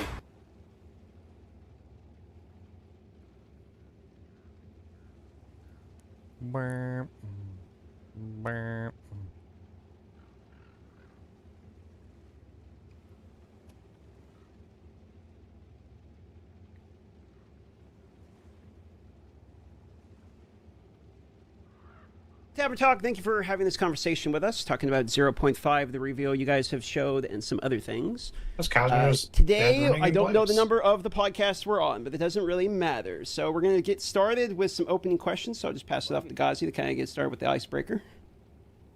Yeah, I mean, we'll just start off with obviously 0.5 being the largest patch, quote unquote, ever, right? And just curious about the nerves and excitement of levels of that leading up to the reveal trailer itself. It was pretty crazy because the development honestly felt very scattered because they were working on so many things at the same time. Like normally we're working on like there's usually one focus, but because we're working on so many leagues at the same time, it was just really, really hard to bring together. So I would say it's honestly been one of the tougher development cycles in terms of just like getting the studio to be able to handle everything. Because like even just like a review session, we would go through one and have a look at a bunch of stuff and then be like, oh crap, we totally forgot about this total other area. Like honestly, like so many times I'm like, we've forgotten how much content is even in this damn release. We would just miss stuff, and then so yeah, like it just made it really, really, really, really difficult. But also, yeah, when there's so many different scattered things, it is quite stressful because you're like, you just have this feeling of like, am I forgetting something all the time? So yeah, real tough one. But the thing is, like, in the last, having that extra time between the announcement and the release has actually been really, really good because we've kind of getting everything back together again. Like we can sort of see it as a cohesive thing again, and that's honestly been really, really important, especially for doing an in-game release. Did there come a point when you guys were developing it where you kind of were like, hey, okay, we have too much on the scale, like this is where we have to stop? Like, because I remember in one of the interviews, Mark was saying he was looking at notes and you had so many notes that you got to a point where you're like, I don't even remember making these notes. You kept cooking so much. The problem that we had is that because we wanted to really make sure that the message was like the in-game has totally changed, on some level we just had to do sort of everything. So yeah, even though we might have liked to make it smaller, we kind of honestly couldn't. Which isn't to say there wasn't like a bunch of stuff that we didn't end up cutting anyway, but still, it's been we sort of had to do something. And then like it kind of led to this fact that then we're like a month later than we would hope would be, and that kind of thing as well. So like there's been stuff like that that's kind of definitely been downsides. But overall, I think it is really important because it's just a really important change. Like it really does very fundamentally change how the in-game feels. And I was even seeing recently like there are just a lot of people who they wouldn't play the end game of PoE 2 because it just doesn't have you need something to sort of like give them some direction, and we just didn't have that. And so now I've got people who are like friends who they've like played through the PoE 2 campaign, but they've never really been an end game player. And all of a sudden they're like, oh, okay, I actually am going to play this. Like that's been a thing that I've seen. So it's something that I'm like that I think was really important to do. Do you think that that's primarily like the reason they didn't play the in-game was because of a level of confusion of like, what do I do next? Or do you feel like you didn't have enough like things in it to make it interesting? Because I remember something you come back to like pretty continually when this point gets brought up is like if an area feels like too big or like uncomfortable, that Right. a lot of times is an indicator of not having enough things in it. I think that can be the case, but I do think in this situation it really was more the direction. Like you got to the end game before it opens up, and it's like, okay, well now I can just kind of go wherever, right? Like there wasn't really you do need a quest line, like you do need something there, just to give you some form of understanding what to do. And I find even myself, I'm like way more interested in doing end game stuff right now than I was before. Yeah, like it helps a lot. Would you say that this is a focus more of the idea of creating a getting off point, or is it more towards just creating a sense of direction? Like which one matters the most, or is it like a mix of the two? It really is a mix of the two. Like both of those things are important, and we did, I think, before we got to developing 050, we were mostly talking in terms of giving people direction. But during 050 timeline, when was it? There was a moment, I can't remember when it was, Mark, but there was some moment where we were kind of like, where we realized like the problem with PoE 2 right now is that you don't know when to stop playing, and therefore you have the situation and people just get like more and more bitter about like the fact that they're just doing the same thing again. Like there just wasn't, that getting off point thing was just super important. So that was definitely an 050 time horizon when we realized that. And that's also been one of those things where we sort of somewhat later in development, we realized that we had to make the time it took to do the stuff shorter. Like it getting longer and longer was actually a problem as well. Like we actually had something where the amount of time it would take to finish it was too high, and that's even been something we've changed in the last like few weeks even more. So previously we kind of assumed that it would be fine to have like I can't remember the number there was. There was probably like 25, 30 maps, something like that, in each of the areas for the individual leagues, and you had to do all of those in order to. We are finally ready to show off AUK Mini 2 completely read. In order to get all the points for a league tree. And we were kind of like, that seemed fine at first, like we sort of thought that would be okay. But actually the amount of time that an average user takes to do 30 maps is actually quite long. And in practice, when you're playing it, it just kind of felt like there was too much there. So then what we decided to do is make it so that when you kill the pinnacle boss, you get an extra 6 points. So basically, and you can effectively not do 6 of the maps, and then if you go into the infinite and get more keys and kill it again, you basically get 6 points. So you can effectively complete it 2 ways. You either do all the maps one by one, or you kill the pinnacle boss more times to get more points that way. And effectively, that means that the time taken to actually do one of those league trees has been reduced. And so we're really focusing on basically just making sure that it doesn't feel like it takes too long to do an individual league. So you can make sure that you the cleanup phase part does not feel annoying. Sure. We I think we're now at the where I see it discussing with others, but I think I'm the same. Where I'm gonna get to the pinnacle boss, kill the pinnacle boss, and get fast. Kind of cutting out a little bit there. I don't know if it's just on my end, but you're kind of cutting in and out a little bit on your. Me as well. Yeah. Is this better? Seems better. Everything working here, testing? Yeah, not sure. Anyway, we're at the point now where when I'm playing, and I've seen this at a few other more high-end players in the office as well, I think we really wanted to get to the point where we, as a good player, you should think, okay, I'm going to get to the pinnacle boss, kill the pinnacle boss for each league, including the fortress, and then go into the infinite. There's something about wanting to do that, and when the completion time for everything was so long, there was like, okay, this is starting to feel too grindy, and I want to get out there. I want to get more pinnacle kills and all of that, and yet I'm feeling like I'm having to. I guess it's that not wanting to have to turtle for too long. That the same thing the original tower mechanic had, and it started to feel that way, where it's like I want to get out there, but I can't, and I want to move to the next league, but I can't, and so yeah, it's at this. Like I think the number of towers when we first did the presentation to. Was 8 on the fortress, and each tower meant every time you killed the arbiter, you could complete a section of maps. Now it's 5. So like we've been shortening that, and I think the number of maps.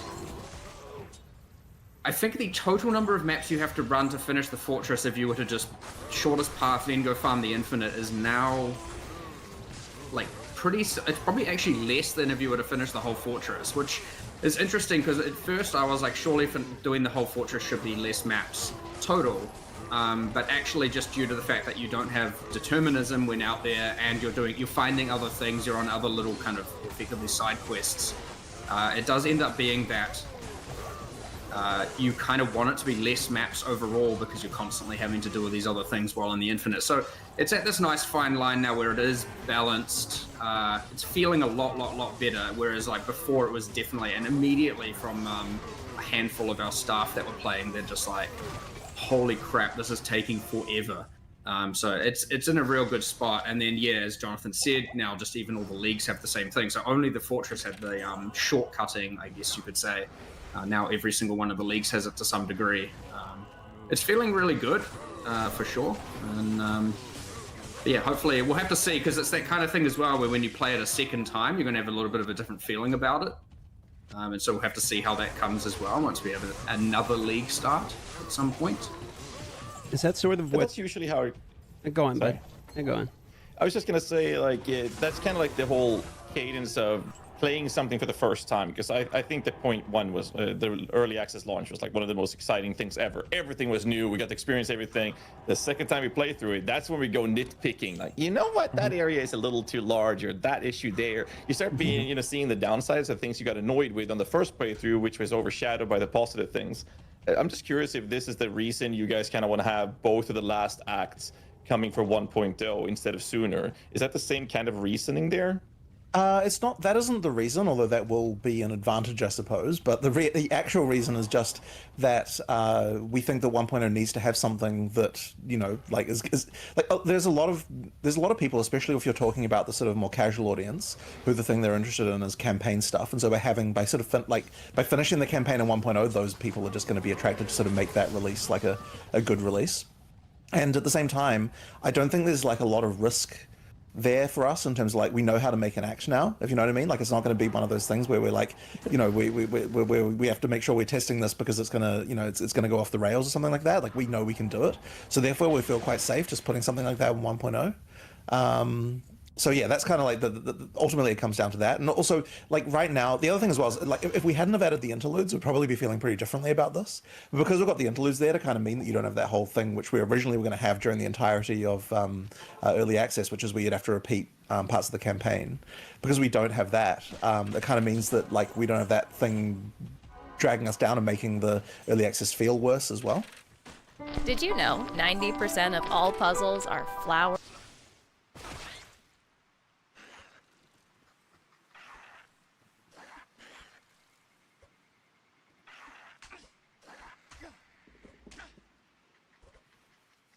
But I think the thing that has been interesting, is like all that sort of campaign replayability stuff as well. That's been something that I'm really hoping that people will see that we've made some pretty big strides there this time as well. Like the replaying thing, the more times you replay it, the more annoying certain things get. And I saw some frickin' short recently that DM made with you like being like, oh yeah, I hit it as soon as Act 3. And actually, that was the moment, by the way, when I saw that. It's like, I'm gonna fix this frickin' lever thing that everyone's complaining about. Like, it's actually so hell yeah. Because I'm like, I don't want that to be the video that I'm seeing again. That one. So yeah, then that was like one of the few things in the campaign replayability section I patch noted specifically because I was like, people are going to be happy to see that thing. But there are stuff like that all around the place, right? Like we're improving a bunch of things around, and like then there's just some areas that were there were some areas that were too big and stuff like that, and like sort of annoying layouts. I mean, like just some simple examples is there was like after you kill Viper, there was like a little bit of extra level after killing Viper, and now after you kill Viper, it's like directly onto the exit to the next zone, and it's just stuff like that all over the place that we're doing, just streamlining and smoothing and stuff like that. So I'm hoping Act 3 will feel a lot better now than what it has in the past. Like I think it's a pretty significant improvement. But the other one as well is like, and this one, so I had an interesting experience recently where the build that I was playing was like not good, and it's been a little while since I played a really bad build. And like the monster density and the interludes when your build is bad is actually pretty damn terrible in terms of like the ability to clear through them. Like it was oppressive. And at some point I realized, like I was playing in an area called the Stones of Searle, which is like that one with the standing stones. And I was like, at what point did we get it to the point in the interlude where you no longer have to move? Like you never use movement. Like every single thing you're doing is just attacking. And then because there's so many monsters, like you're just attacking your way from one place to another, and it just like never ever ends. And I'm like, this is actually kind of like this is a grind. Like this is actually not good. Like campaign should not be like this. And so then it sort of forced me to be like, okay, there's some serious issues here. And we actually found this one's actually a little bit.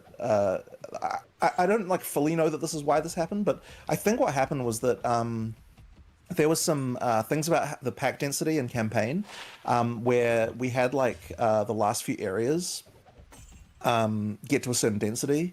What used to be the last few areas being like, the last couple of areas of Act 3, and then some of that stuff kind of continued on like deeper into the campaign, and whereas it should have like dialed back again after being higher in those last few areas. And so I think that's probably what happened, but it just meant that some of those areas but especially interlude just got ridiculous. And so that's something that I don't think I would have realized if I wasn't playing such a crap build. Because but I suspect that a lot of players are getting that experience. So that's been something I really want to try and address a little bit more. And I think that there's even some of that going on at the start of Endgame as well. Like there's a few things there that that if you're got a crap build, like you don't notice it if you don't, if you've got a good build, but if you've got a bad build, it can actually be really oppressive. So like another one recently, I don't know if you want me to talk about this, Mark, about the whole poise thing with powerful bosses. Like, are you good for me to mention that? Yeah, it's fine. Yeah. So here's an example of something. So I was playing something that required freezing. It was actually it was the werewolf freeze combo, right?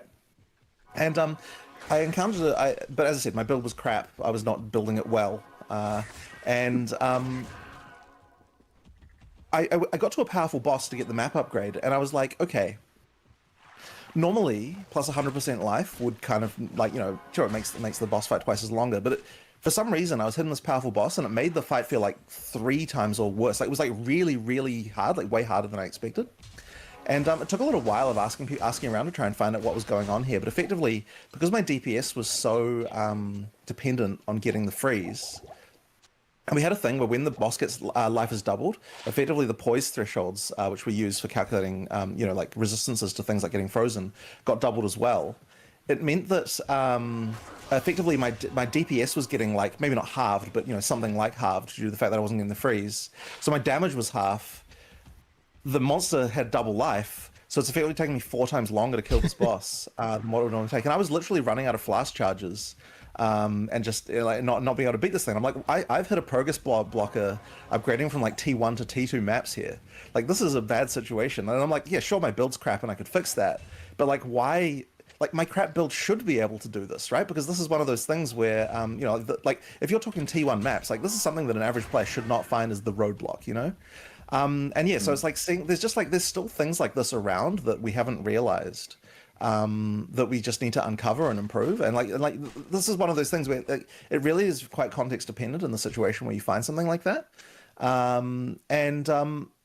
know, and like and to give you another example of a random one I ran into just yesterday, is okay, so the boss in the Bloodwood, this is the perfect pair for your iPhone, and it replaces 3 different chargers. This is the Ridge. Good lord, the number of ads in this freaking thing. I was fighting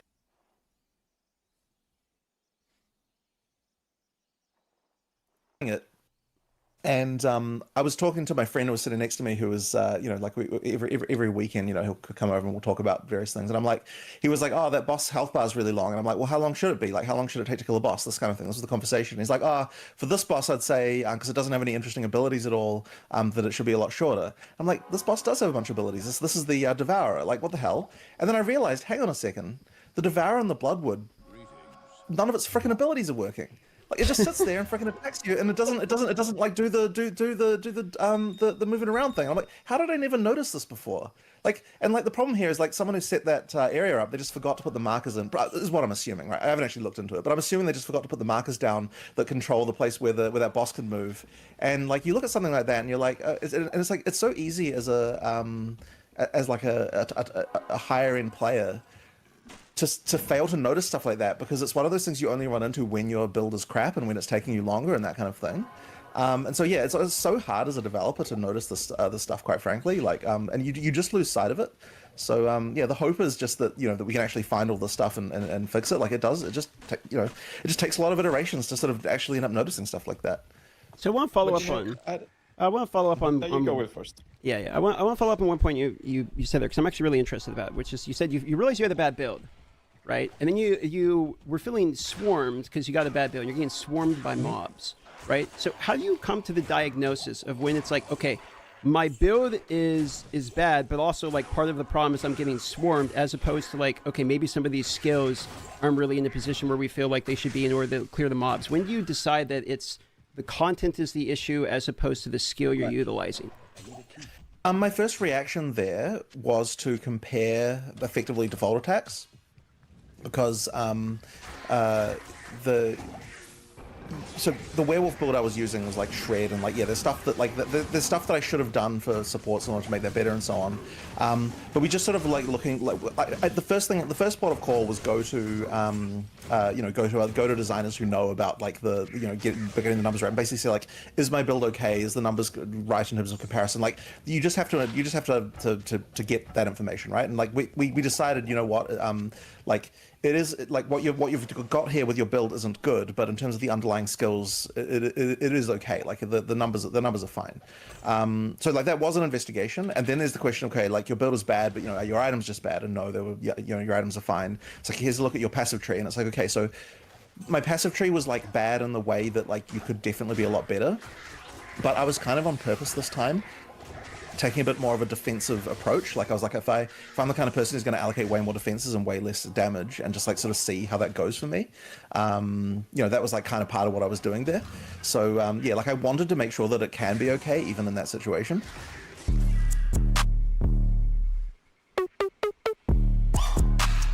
Oh my god. I'm gonna die. And yeah, like there's also this other situation where if you're a good player, then because you're hitting the whole screen, like the amount of monster density in a situation like that isn't necessarily, or at least like depending on a build, right? Most builds that are good have some kind of, you know, they've got big AoE clear, right? Like they have the ability, like it doesn't necessarily matter whether there's like 40 monsters on screen or 15 monsters on screen in terms of like their ability to clear that content. So it sort of matters more for a build that doesn't have that as much, which I wasn't doing as much. So in the situation where you're a character like that, then the only thing that's the extra monsters are really doing is just giving you more drops in experience. And so we sort of have to make sure that like we're able to make sure that that's not broken. But I do think that we don't need, you know, quite the level of spamminess that we had, you know, in terms of just like tiresomeness. Like even something as simple as like there's a moment between one fight to the next where your energy shield can recover, you know, like just literally something as simple as that can be like something that can matter a little bit there. Like if it's just absolutely continuous, then you know there is a problem there, especially during campaign. One other follow up about this point, then I'll pass it off to Ghazi. As you said, you were kind of purposefully taking a more defensive approach, and I'm kind of curious at what realizations you came to. Like, what was your conclusion about making the build? And like, I'm going to heavily, you know, more focus on defenses this time, as opposed to, you know, damage on the tree. Like, what was your experience like with that? Well, I mean, the thing with defense that's really hard to solve is that it's way harder to appreciate defense when you allocate it than damage. Like, it can be quite, like, it does save you, but it's really hard to know that. And, you know, actually, you know, I've got another thing a little bit with Runic Ward here as well, which I noticed as when I was doing this, which is that, so I had some Runic Ward, and Runic Ward, obviously, you know, you get to 1 life, and then it saves you and so on. But that's another one of those things that's really hard to appreciate. And I'd look down at my life sometimes, and I'd notice that my Runic Ward was like halfway filled. And I'm like, okay, so at some point there, I would have died, and I just didn't know that. Because, like, you know, I'm like flasking or whatever, so I've got like, you know, I've got like a half health at the point where I look, but yet my water's down as well. It's like, I actually didn't appreciate the fact that that ward had saved me. So then I was thinking about this, and I'm like, we actually need something like an audible, like, oh, my ward, I've lost my life, my ward is broken. Like, we need some kind of sound to indicate that, to sort of say that, like, you know, you actually got to the point where that ward helped you, so you actually can appreciate the fact that the defense worked. But then I was like, hang on a second, why do we not have a sound for energy shield breaking? Like, how have we gotten to this point and we don't have a sound like that? And then I actually looked into it, and it turns out we do have that sound. There is a thing there. It's just that because it happens when you get hit, and because when you're getting hit, there's a lot of sound going on. There's immediately this, like the thing where effectively you don't hear it, right? You might as well not hear it. And what we really need is a sound that's more like when you get heavy stunned. You know, there's like, sorry, not when you get heavy stun. When you heavy stun a monster, there's like sort of sound that's quite distinctive that kind of cuts through everything that you sort of like learn to hear. I really need to sound like that when your energy shield breaks, because that's a moment when you should be thinking, oh shit, you know, like you need that moment. And I think that having that audible sound, like we actually do need to lean into a little bit more of those kind of things. But like, there's not like necessarily a realistic sound, but it needs to be a sound that can cut through all the other stuff that you're hearing, so that you just sort of know that you've hit that moment. And that's the kind of thing that can really make you appreciate defensive layers, is like just more of those cues. Now, I'm not sure how you do that for something like armor or like, you know, things like that. Like there's like evasion, even like ideally you would be able to feel when you had more evasion versus not, and right now you just kind of can't. But I do think that is something that you need to do to make those defenses be more appreciated, because they do work. It's just that you often don't appreciate that they do. 2250. Bring it over here so I can stop switching screens to mess with the YouTube interface.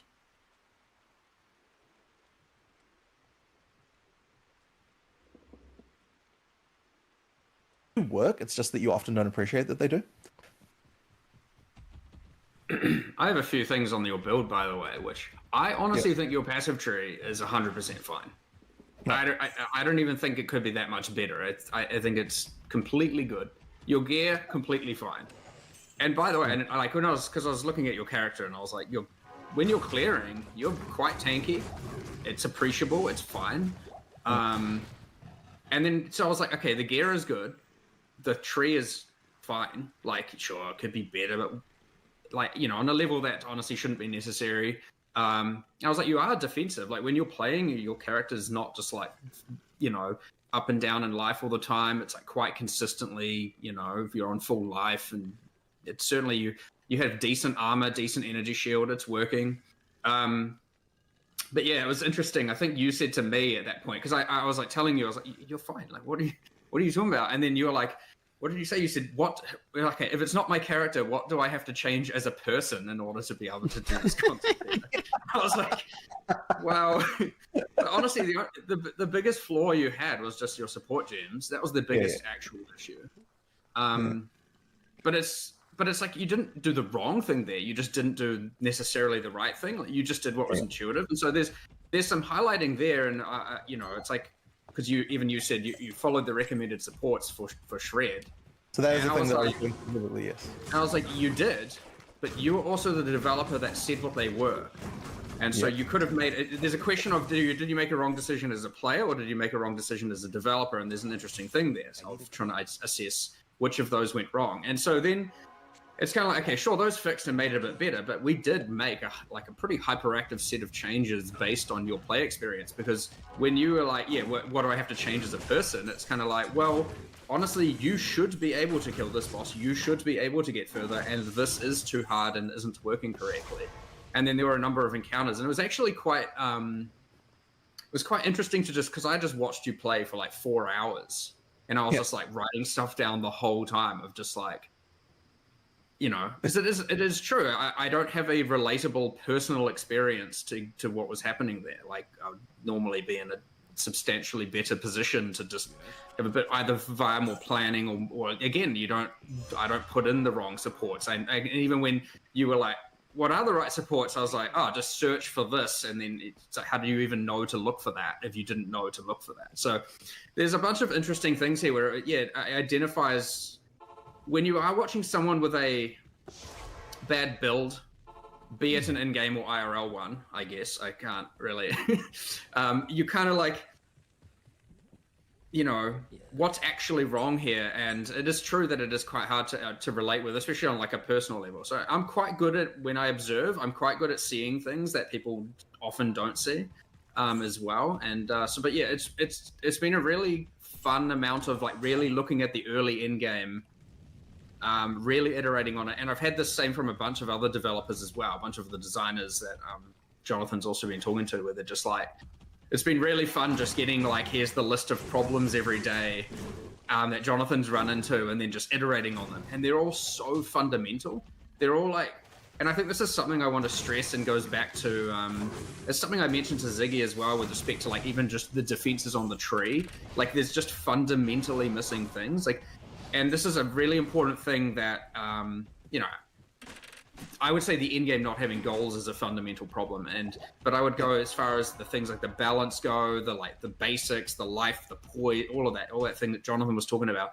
We honestly haven't hit the fundamentals, and this is why, and in the monster density, and this is why it's really important between 050 and release, that we're not like adding, and we can actually go, okay, like, we need to just make the baseline actually the quality it needs to be. Please stop using these outdated chess machines.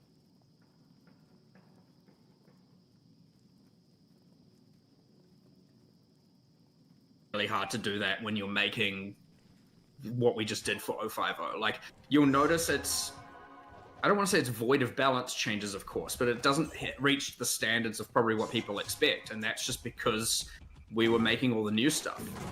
So hopefully now with everything, filled everything in, we actually get to go back and assess all those fundamentals about the passive tree. You start with the really core things, the base skills, the base passive tree. They're like, you know, you don't get into too much of the nitty gritty straight away and all the multipliers and combo pieces that come together of what makes a build crazy. It's like really that baseline, life of monsters, damage of monsters, defenses of the player, and via the passive tree, base items. Like, I honestly think that the base items of, like, say, weapons aren't in a good enough spot. There's just a bunch of implicits that a weapon has an implicit and its damage is penalized, and the implicit is just trash. And it's like, why is this even here? It's not interesting. It's not fun. It's just a bad weapon to find.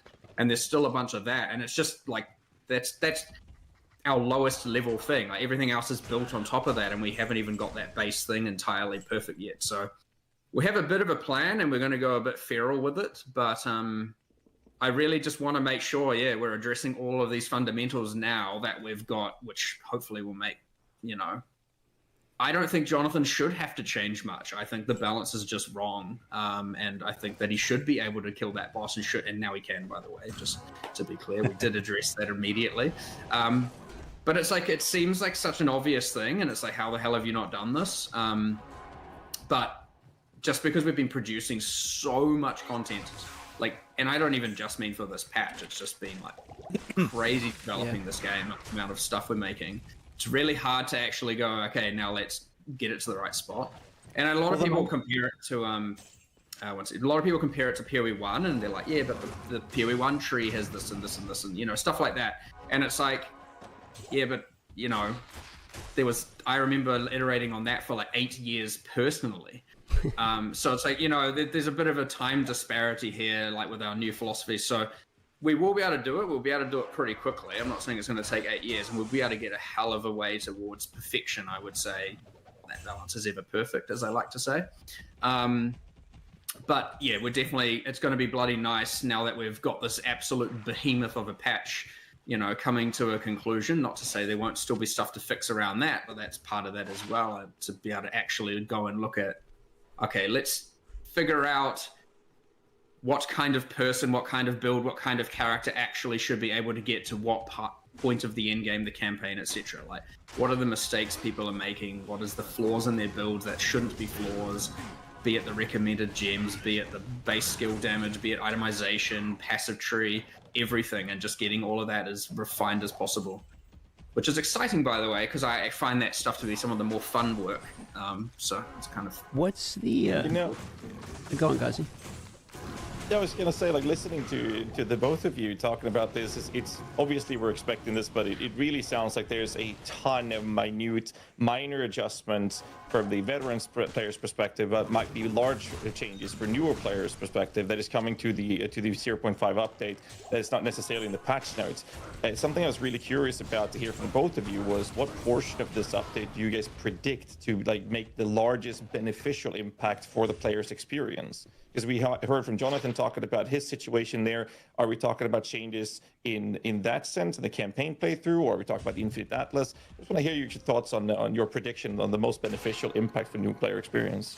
If you're talking about just for new players, I definitely think that it's going to be the sort of early in-game, like monster density, like things around there, like late campaign, early in-game monster density, things like, we were just talking today. Okay, so here's another random example of a thing that we want to try and do. I hope it'll get an 050, but I think it's going to be a big deal, which is that, there's another one of those realizations of, I'm fighting a rare, it's got, a shit ton of mods on it. And I'm like, if I just stop, fighting for a second here, just, put on God mode and just watch this rare. I'm just going to look at what this rare is doing right now. If I'm not killing it. And there is a fucking endless amount of bullshit spewing forth from this rare. And I'm like, there actually is no capability to have any gameplay, counterplay to this thing beyond just tanking it, you know what I mean? I'm not really able to dodge it. There's so much crap coming out of this thing that, effectively my defenses have to be good enough, and there's really nothing else that I would be able to do about it. And as essence monsters in particular, I believe it was an essence monster that I was looking at the time, stuff like that. And it's like, okay, we need to do something here, right? It shouldn't be.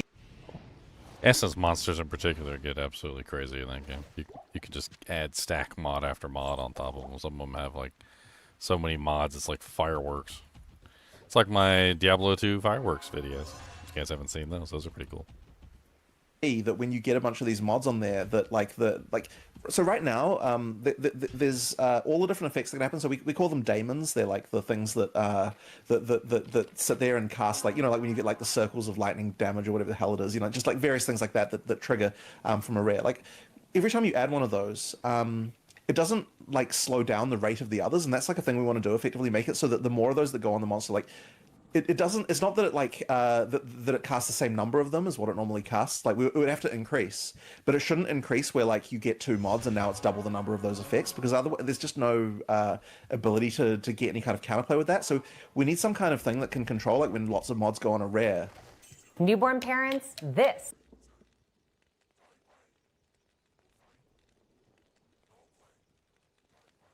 Turn into an absolute shit fest of like random spam, and so like this is another kind of one of those like fundamental things to identify, and like we'll try to get that in for 050, but I think that one of those things is those are the kind of things that I really do think affect new players, because there is a level beyond which of like screen like covering crap that you just kind of give up on it, and now it's like, yeah, it really is just a build check. Like I'm not going to dodge this. I'm not going to actually try to even do that. It's like, so now my build just has to be able to tank it, or that's it.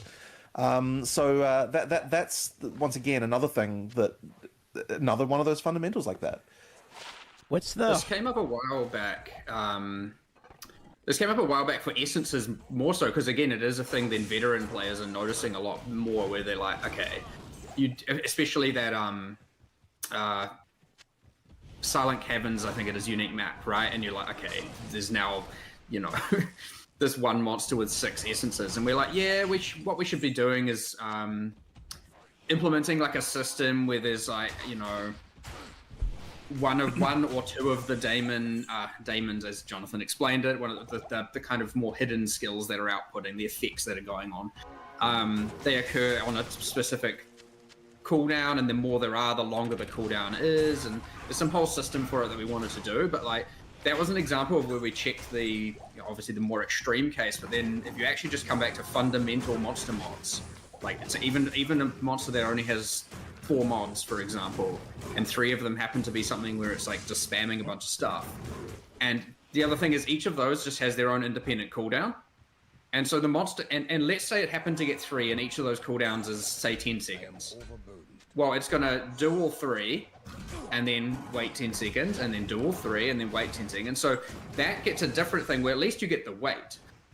But if it happened to be that, let's say there was a 5, a 10, and a 15-second cooldown, or some numbers like that, it's all of a sudden now it's like just skill, and then you're like, okay, well, when do I actually get to DPS? So it kind of varies a bit, but ultimately, at the end of the day, it's also just resulting in a bunch of just spam all over your screen. And it gets so much worse at the high end, like to the point where, and this is part of what contributes to the, like, as you said, you just need to be able to survive it. And if you can't, and it results in these things where like, I died to something, there was effects everywhere, and now I'm dead. Something happened. But honestly, again, that's just because, okay, we're talking about 3 or 4 mods. Well, you can get more than that. So obviously, right? And so all of a sudden now you've just got this barrage of onslaught of immersive, flashbangs going on your screen, and hopefully you survive. So it is a problem, but it's one of those things where it's really easy to look at the extreme cases and just be like, obviously we need to address this. And when we come up with some plan, and then you kind of go, well, it is affecting only the top end, so is it as important as these other fundamentals? But then you actually go, okay, let's look at this problem from not the top end perspective, and you're like, oh yeah, it's definitely still a problem. And so that's a good one to get highlighted, and then you can address it, and it turns out it just fixes it for everyone. So yeah, we're hoping to even do something about that this week specifically. On the same topic of that, is like, here's another one I just happened to notice recently as well, which was that, like, I was playing some maps and I realized, hang on a minute, I feel like in the last 10 maps I've run, every single one of them had a mod in it that caused curses to be going off. Every single one of them. And I'm like, so that just means that your entire experience of the map, even when you're not fighting anything, there's just like circles appearing on the screen all the time. And so I asked someone about this, and they were like, oh yeah, the reason for that is because there's a bunch of curse mods, but because they're all weighted the same as all the normal mods, it means that like the overall weighting of just any curse, if you look at it that way, is very high. And so the answer is just divide all the weightings of those curse mods so they're just less common, right? So now you don't have that thing, because like I feel like it shouldn't necessarily be that every frickin' map you're running has got these circles appearing like that. So like there's just stuff like that. Like it's just there's just lots of little things like that. But I don't know why it's like it can be hard to notice that stuff unless you're really thinking about it. And like when you're going in with the mindset of like, okay, like what are we doing to reduce the spam? Like when you're actually playing, you have to, and it takes a little while of appreciating it as you go through of like what is actually the cause here. yeah, like there's a lot of things we can still do. So yeah, that is a bit of a kick that we're on right now. Is to like try to reduce the spam a little bit. You know, ideally without sort of hurting the top end cases where people want to make sure that they're getting the monster deaths that they need and all that kind of stuff like that. But I think that part of what also brought it to a head a little bit is that because the tree adds so much now, we have to be really careful with the with the stuff because it can get out of hand pretty quick. So that's something that we have to care a lot about. We've definitely had to reevaluate what our base levels are versus what our, you know, without like really going, okay, we just want everything to be. Life's expensive, but Virginia's data centers are.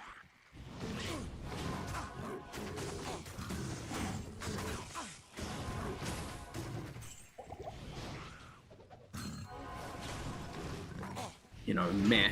You know, like we still want the excitement. You still want the thing where you can spec into all these things and create these crazy situations to happen. But yeah, with the tree being a lot larger and the Atlas Master system and all of this, it's like we've certainly had to reevaluate the base simply for that. Just from a like, okay, if we had just kept the same base and added all that, then all the investment would end up having to be quite low because you just can't have every single map being an absolute clusterfuck.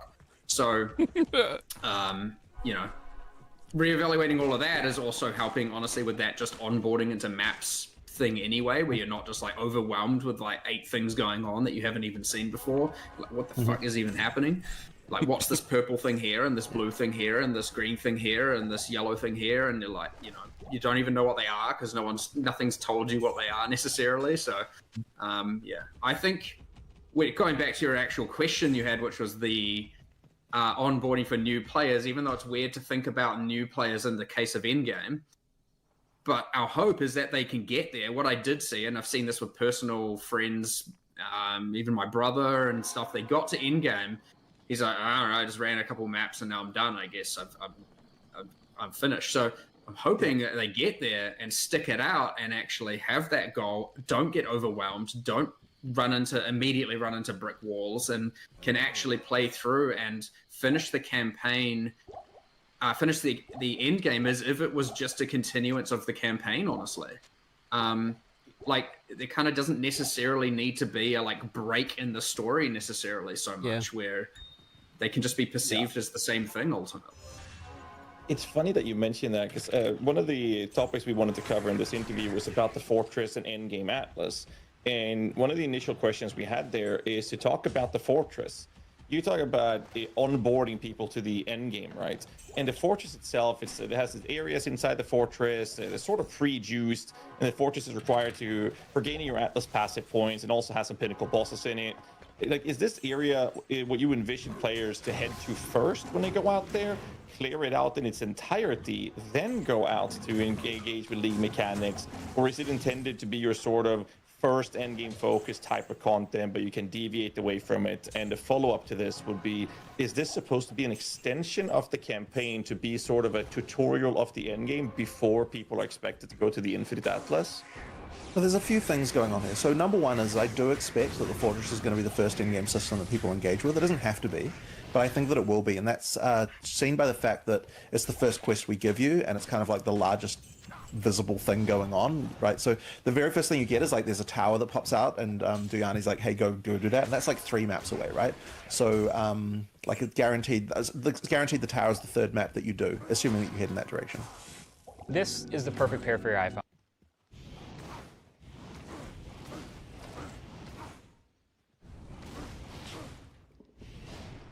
Then it's like 3 or maybe 4 maps more than that until you get into the Fortress. So like it's pretty, you know, like we're onboarding you pretty easily into that thing. So I suspect a lot of people do that. And yes, the pre-juicing is definitely a nice thing, because the nice thing we get to do there, by the way, is that so in the Fortress, like it's not most of the maps, but it's like a very large percentage of them, because you can pick where you go.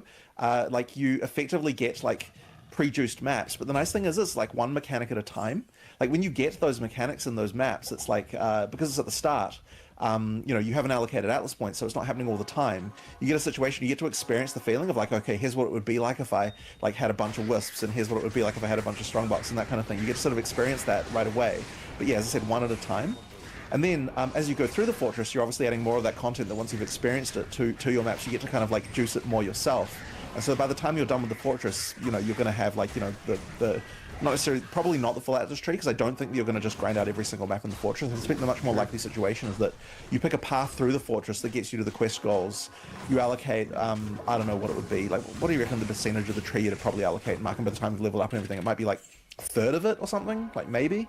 Like something along those lines, you probably get like a third of it if as you make your way to the, you know, maybe half. It sort of depends on like how long it's taking you to get up those map tiers and so on. But I'd say a third kind of. Half was more what I was thinking for sure. Yeah, but yeah, like sort of half to a third, the third half, something like that of the tree. Before you get to that, and so by the time you got to that point, you know, you're sort of ready to be able to go and do all the other objectives. And I sort of suspect that'll be like most people's general experience. And that's not supposed to take too long. It's supposed to be, you know, like a relatively like achievable goal. And yes, it is effectively tutorializing the endgame as well, because then you've got the quest version of the pinnacle. You know, like you know, the which is hard. Don't get me wrong, it's not easy, but like, definitely not. But it's like, you know, something that you would expect someone to be able to do if they're, you know, taking it somewhat reasonably. So yeah, like it is something that probably would expect to do. Now you can go and do the other quest lines if you want, but the one thing you will run into is that you're not allowed to do, I believe, the lieutenant's. Whatever this kind of like the pre-pinnacle is before you've got to map tier, it's 11, I believe, Mark. Is that correct? Like map tier 11 is what you have to do with that? Generally 14. 14, yes, that's right. So you map tier 14. So what that means is that if you do that as your first one, and you're a new player, so you don't know how to go through the tiers quickly, it's possible that you'd run into that bottleneck at some point if you just did one of the league trees first, and then have to sort of tear up before you went on. Whereas if you do the fortress first, you're obviously going to be T16, or T15 probably, I suppose, if you're not doing the corrupted stuff, and so therefore you're going to have the maps that you need to be able to do those other ones like all the way to the end very quickly. So yeah, I'd expect most people to do Fortress first, in most cases. Part of the reason for that T14 thing, because I suspect it'll come up and people might be like, why is this gated behind a level? Like, why is it? Like, let me just do it. Is that we don't want the pinnacles. So obviously there's a quest version and a non-quest version, right? The non-quest is harder. That's what you do afterwards. Drops better loot, right? That's the quest version, where it still drops loot. It's not just given nothing. It is still a fixed level, and we wanted all the pinnacles to be at the pinnacle, right? Around tier 15, tier 16 difficulty, right? So you'll generally find they're about level 79, whereas the farm ones are like level 82. Now that doesn't mean a lot, but it's just, you know, obviously item level of drops, and then obviously, you know, whatever custom difficulty we want to do at those level thresholds.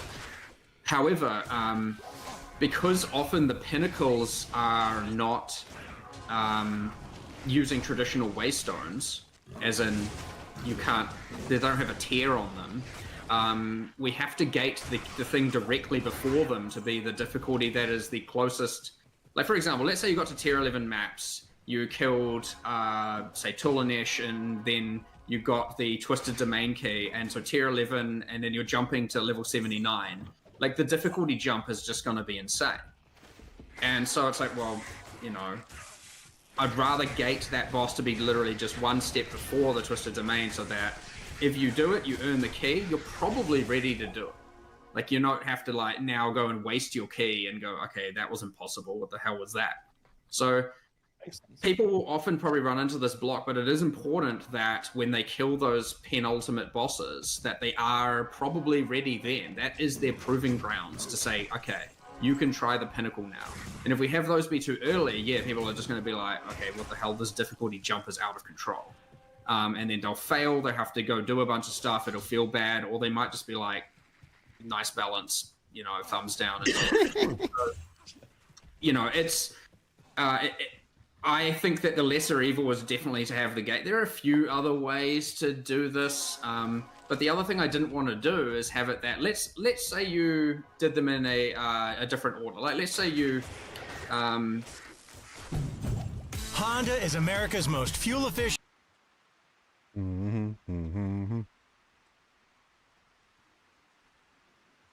Was tier 11. As we said, the restriction on Tulanesh. If you then, and let's say Twisted Domain was T12 difficulty instead of the 14 and 15 that I have. Oh, it's disgusting down here. if you did it breach first and did it naturally, it'd probably feel fine. Now, if you go and do the whole fortress, you get all the way to T15, you kill the Arbiter, you do that whole quest line, and then you go and do breach.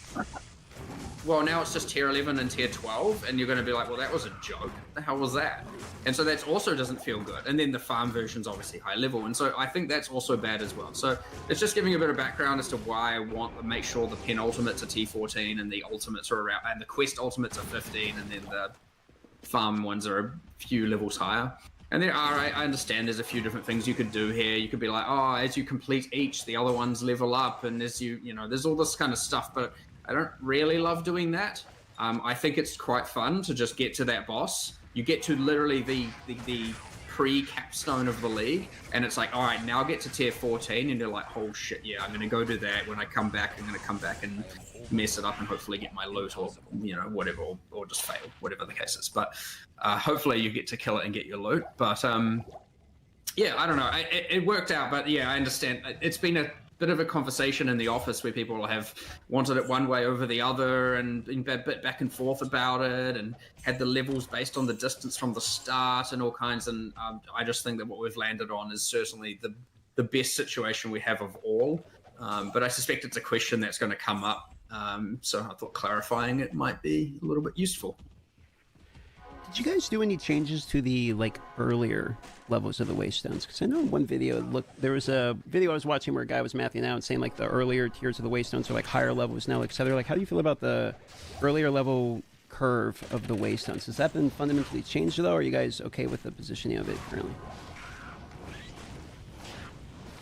As in level 65, then 6 and 7, then 8? Yeah, exactly. Currently the same. There were some changes to monster effectiveness that happened. I mean, again, we've done balance all over the place. So it's what do the numbers even mean is kind of a question in itself, you know,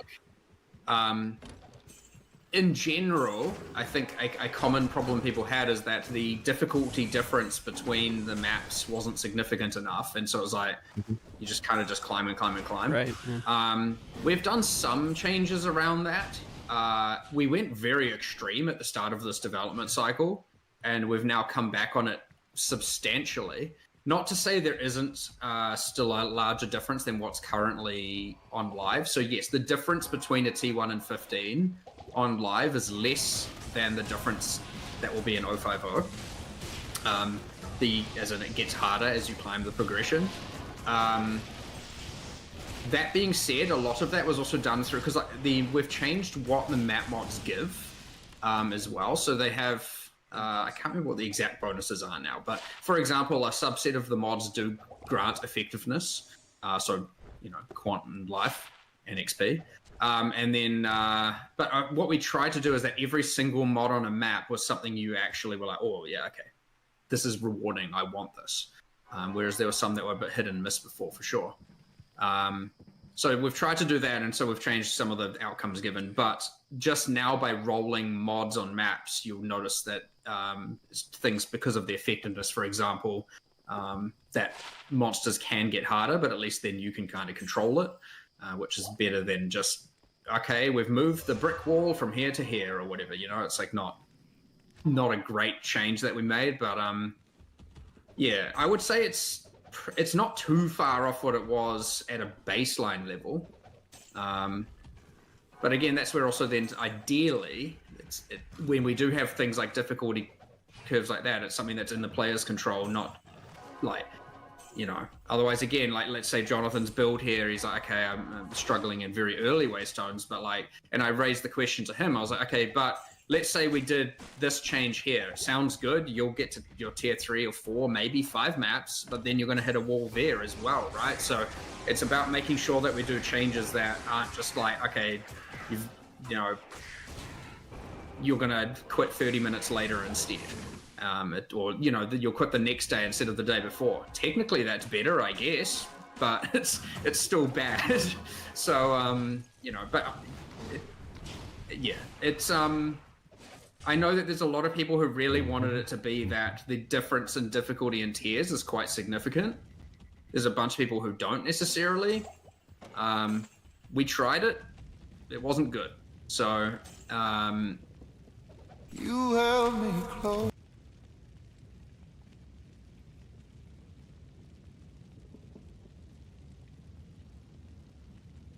Or as you get more of the tree, more multi-choice, you get the Atlas Masters, and that being fully like agency controlled is definitely a better world than just like inherently every tier is significantly higher than the last, or some sort of more extreme jump like that. So anyway, That's pretty nice. Let's try it and test it. Let's talk about the Atlas Masters then, because I'm very curious. There's two fundamental changes with the Atlas tree currently coming up in 0.5, one of which is you can basically max out the entirety of the tree. I know there's notables you can change, and that's kind of how you're doing the player agency on the Atlas tree. But also the Atlas Masters are the other, like, fundamentally new, and you call them, like, Ascendancy classes for the Atlas tree, which is kind of an interesting way to put it. So what are the Masters enabling you to be able to do that was something you couldn't, like, be able to put on the tree? Like, why Atlas Masters, and what is that going to help you with? So there's a couple of things going on here. So I think one of the things that's really important to talk about with that is that why the old tree was a concern.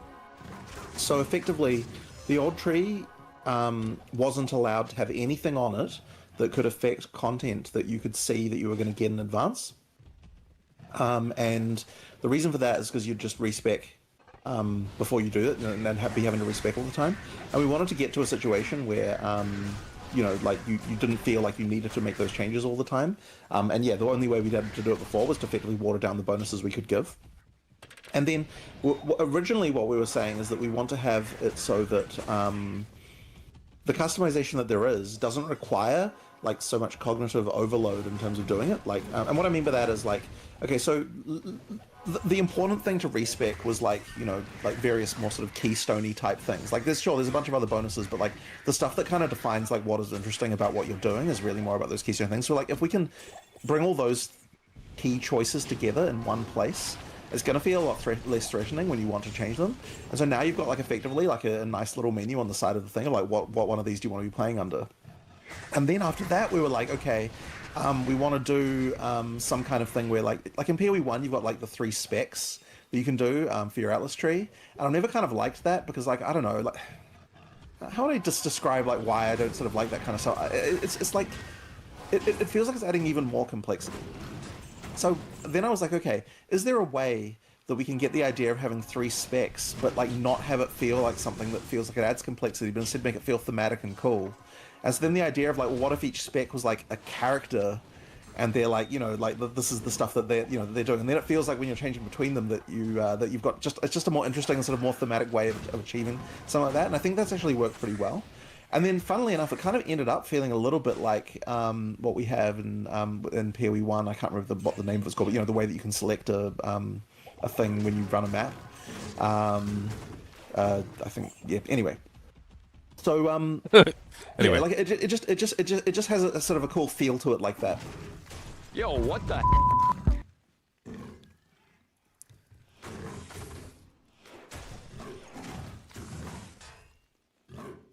And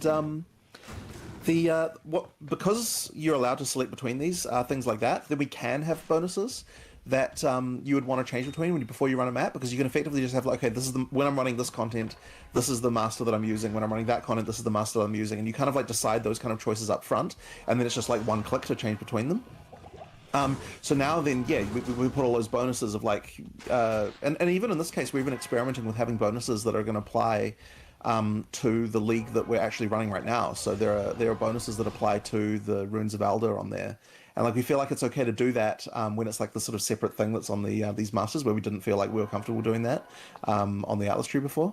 So yeah, I don't know. Like it's a different context of delivery that allows us to do a certain thing. And in this case, the particular thing that it is yeah, like content that responds to like things that respond to things that you can see that are going to happen. So like I see that I'm going to run this type of map, it's going to have this type of content in it. I select this master, which is going to synergize with that. The league mechanic trees, when I was watching the review, one bit of confusion, like I know I at least myself was confused about this, so I was hoping some clarity. Are you actually able to max out the entirety of each one of the league trees? Okay, so what was the decision behind we wanted to make where you max out the trees and entirely also in the league mechanic portion of it? So for the, I mean, it's the same exact argument for the regular tree, right? Like it's, we just think that it's important that for the types of bonuses that we can do, it means that we can do a bonus like, you know, now when you kill this boss, it's going to have these additional, you know, these additional features or drops, something like that. There's like stuff like that that you just wouldn't be able to do normally, because yeah, you'd be like, okay, well, I'm not going to have that allocated when I'm doing this content because I instead have this other thing. If you allocate all of them, we could just do those types of bonuses, and I think it just makes them more interesting. But yeah, so then once again, you've got the multi-choice nodes that are there to control the, like, do I want to have this league be like this or like that? The multi-choice nodes effectively serve as those decision points. For example, there, by the way, like you can have a node that specifically enhances the difficulty and/or drops of the pinnacle boss for that league. You can have one that applies to the lieutenant. You can have, and so yes, before obviously you'd have to then go, I'm about to do the pinnacle boss, or you save up a bunch of keys and then you allocate those nodes and then run them all, and then you unallocate those nodes when you go back to farming. So even with that, but the different variety of bonuses we're allowed to have invested into, you know, it feels pretty good. It feels pretty awesome where you can be like, okay, I mean, there is the sense of ordering as you're like filling in the tree where you're like, okay, am I going to invest in this now or this later? Obviously, you're generally not going to invest in the pinnacle boss when you're like, you know, first starting out. Not that it's at the start of the tree anyway. And so, yeah, you're generally going to want to spec into that stuff later regardless. And often in those cases, it's even blocked behind killing the pinnacle boss to start with, where it's like, okay, I can't allocate these until I kill the pinnacle for the first time. And then you can go and fill them in, and then when you do the farm, you can get the full loot. Okay.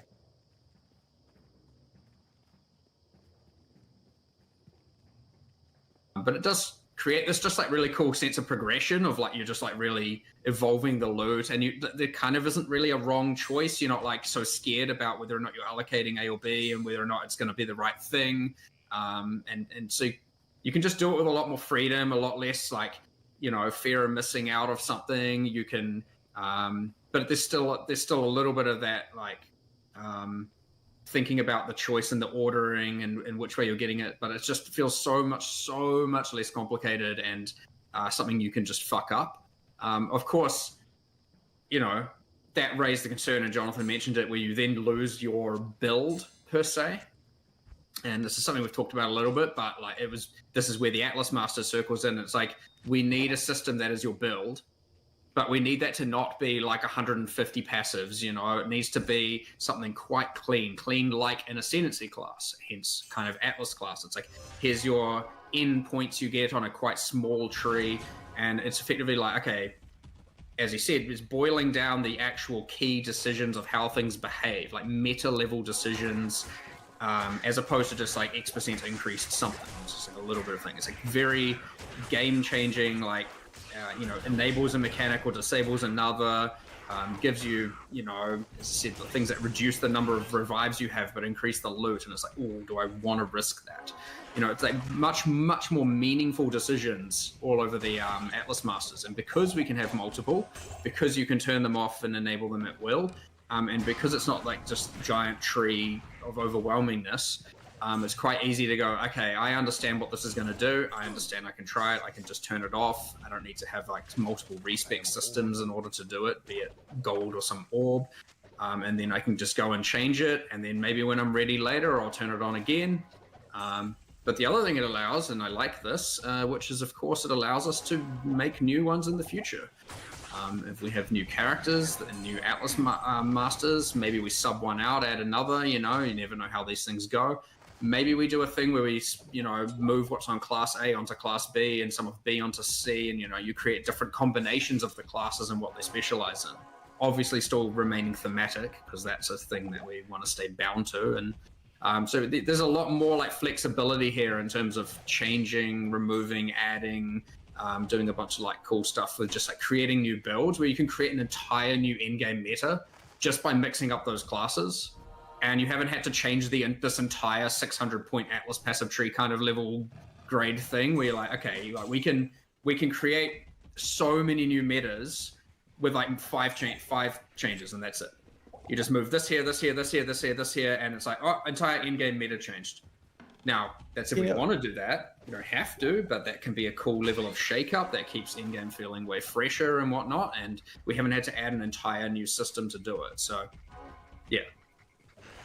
Yeah, on the topic of endgame meta and stuff like that, and the player agency control of the not just the Atlas Masters, but also the multi-choice nodes we have on the Atlas tree itself, is something you brought up. I believe it was you, Mark, on the Q&A with Siggy D. Was that something that you don't have in PoE 2, but you do have in PoE 1, is the ability to respond to market changes by targeting different types of drops. So like this is kind of in the topic of combating inflation, which has been mentioned, as well as price stabilization, where you can make those choices to, hey, this is lacking a supply in the market or whatever. And then you can choose to say, well, I'm going to do that farm. And then maybe the market changes. And now the next mechanic is going to be the most lucrative, if you will. And one of the questions is this one of your implementation to help combat your issues with rarity affecting currency and combating inflation in general? Or what's the take here? It is 100% good at that. And, go for it, Jonathan. Well, I was going to basically say exactly that, right? Like we are trying to make it so that not only do you have things with the Atlas Masters, but you've also got things with the like which league you're focusing on. Like Ritual now being a much bigger source of uniques, for example. Yeah, if like you think like we do want the idea that if things are in the market are off in a certain way, you feel like you can profit. Going to doing a different league, being a thing that matters more is, I think, pretty important. So that was an explicit goal. Like let's try and make it so that we can get that. Now I don't know whether that's going to have a huge effect or not, but it was one of the things we noticed that was different about PoE 1 versus 2 when we were talking about this kind of stuff. So we thought like, hey, let's add that ability a little bit more. But like to go further into that again with the response and player agency side, and I don't actually know if we made this. It was in one of my mini spreadsheets at some point. But like, let's just say Ritual gives uniques, which yes, we've made that change. And let's just say that there was a master who had somehow an occult, or let's say a multi-choice, and it just said all the uniques offered by Ritual are now currency. And you could, with a click of a button, go click, all right, now I run Rituals and I'm just getting currency instead of uniques. This is the perfect pair for your iPhone.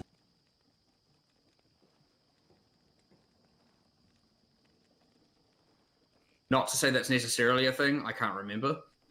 But that's the level of thing where it's like, well, why not allow someone to change that? Now, one might be quantifiably better than the other, but that's somewhat market dependent and somewhat what you need for your gear, for your build, your character, and whatnot. But that is a level of a literal just click one button, click another button. Like if that's a thing you want to do, that we will now be able to do with this, where you can completely transform what you're farming by just the click of a button. And you can do that for many of the different leagues where you're like, okay, well, I want to target this instead of that, or I want to specifically turn off A and B because C gives more currency, or I want to, I'm farming more bosses, so I want to make the bosses do this at the cost of something else. There's just all kinds of different things that you can do, and it's so much more approachable and simple, which is awesome. So I do expect that to happen, by the way. I do expect people to be... those who care about it to be dynamically responding their builds to the economy, which I know a lot of people care about, myself included, right? That's what you're going to do. So what you have as a day one build might not be your day two build, might not be your day three build, entirely just due to I want to make the most amount of wealth from an economical standpoint, as opposed to necessarily like what's best for your character, because I understand getting wealthy is often what's best for your character. So, that will happen, almost certainly. And it's not going to take a whole bunch of gold and unshaping orbs and everything to do it, so that's good. That's a good sign. I know you guys put, I think it was in the patch notes, you guys said you put like Exceptionos and Fracturing Orbs are on the Atlas tree now as well, correct? Mm-hmm. That's correct. One more example of it. That can be seen as taking something away, which obviously it is, to some degree. But what it's also allowing you to do is be exposed to the fact that it exists at all, which is kind of cool, because you can see the node, you can go, what the hell is that? And you can click the keyword and you're like, oh, I see what this is, that's cool. So you're like, oh. Which is quite cool. Like you know those mechanics exist because the tree tells you about them. I think about that angle. Okay, one more question about the Atlas, and we'll move on and talk about the League mechanic. Destructive play is like kind of one of my favorite ways to farm in PoE1, right? And we were talking about the more focus on unique map bosses. It's not really a current strategy in 0.5. Like, not really going and targeting down, map bosses currently. Is this something you expect? I've seen you've been giving love to unique map bosses, farming strategy so far, the way from what we've seen on the Atlas tree. So are you guys trying to make that into a potential strategy? Should ideally be one. It should to some degree, for sure. I mean, it depends if you think of it as the map boss versus, say, I would say an example is the summoning circles, being able to invest in that and do stuff with that is a way of getting more boss fights. I understand it's not the map boss. There are definitely ways to... Wow, I guess you got the Overseer's Tablet, of course, which is a way of trying to be more boss-centric. I get it's not quite the same as what you're mentioning, which is more just like fighting a bunch of ruckus at the same time. But as something that we're trying... There's a little bit of like, okay, and Jonathan said this to me literally today, which is that fighting multiple bosses at once is almost always worse than fighting one at a time. Like, you just lose that cohesion, you lose that combat feel. Now, it can be, you can have a twinned fight that is designed and they're a bit tag teamy and all that, but it often isn't good to just spawn a bunch of bosses on you all at the same time. Because it just implies, it's one of that same thing again, where now you just have to have the defenses to not insta-die because you can't tell what's happening.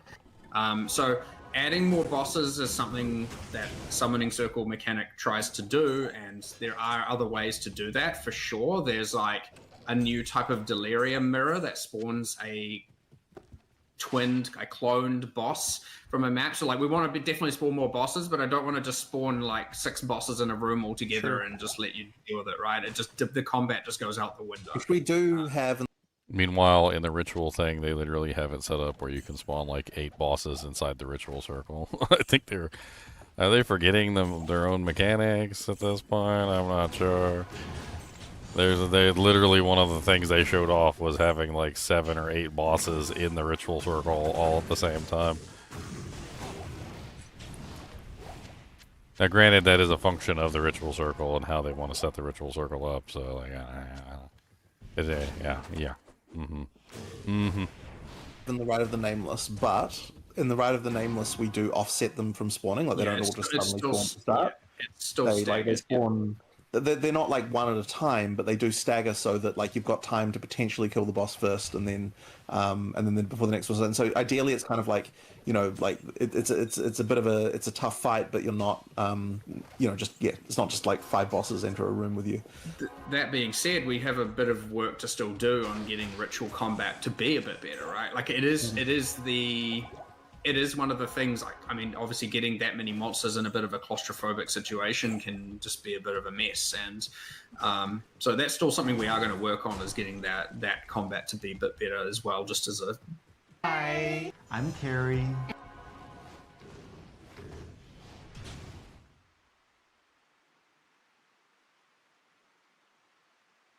Thing to hopefully do between 050 and release, but yes, in that context, definitely staggering them is the play, because yes, what the hell is fighting 5 bosses in, not now just 5 bosses in the boss arena, you're talking about 5 bosses in this little circle with a bunch of rat tornadoes or something going around. You have no idea what's going on. So we'll try and make that as clean as possible. Rat tornadoes. All right, well, let's talk about the Runes of Aldor then, this season's League mechanic. Now, one of the major, sticking out points is obviously Runic Ward. I don't think many people saw that one coming. That was a bit of a surprise when I saw that one. So what was the thought process of coming to the conclusion that, okay, we need another defensive of some sort, and this time we're going to put it under life? Like, that's pretty unique. So how'd you come to that point? I think it maybe started... Did it start with the skills first or the ward first? I can't actually remember which way around it was, but I feel like it might have been the skills. And we were talking about, like, what resource could we consume... I mean, it came together in one conversation, but I'm trying to remember exactly like which way around it was. But the skills and the Runic Ward were definitely designed together, like in terms of what that. Like we sort of knew that we wanted something. So okay, for a while we've wanted to have. It's like you start with having it so that all of the skills are limited to weapon types, but then after that you then break the rule and actually have the stuff that goes between the weapon types. And so we knew for a while we wanted to have skills that can work across. So you can do some interesting stuff. You know, and it like expands the universe of what builds are possible by quite a lot. So it was just a question of like, what can the restriction be so that it's, you know, like to make it so that there's something there that we can have that, you know, still sort of limits it. Because we were talking about how if we're doing skills like this, we didn't believe that something like mana would actually necessarily work for the type of skills that we want to do, where it's like sort of unrestricted like that. So then we're like, okay, if we've got another resource and like we don't really want to do life, and then we talked about like, you know, do we make it like Vile skills where you've got like, you know, the soul thing. We kind of didn't like that either. And yeah, I'm not sure exactly how we ended up with Runic Ward as the description, but I did like the fact that you've got something that's a hybrid defense and offense, and you can kind of scale that depending on what you do. So yeah, that it ended up pretty well, and I'm enjoying playing with it as well. Like I do now, especially that there's a proper sound when you run into it. Like you do know that it's saving you. So that's been pretty nice. So I'm a big fan of that. But ultimately, yeah, it came from the skills first, I believe, of like you wanted to have a new resource that can power something like that. You know, you mentioned. I honestly can't remember the conversation, but.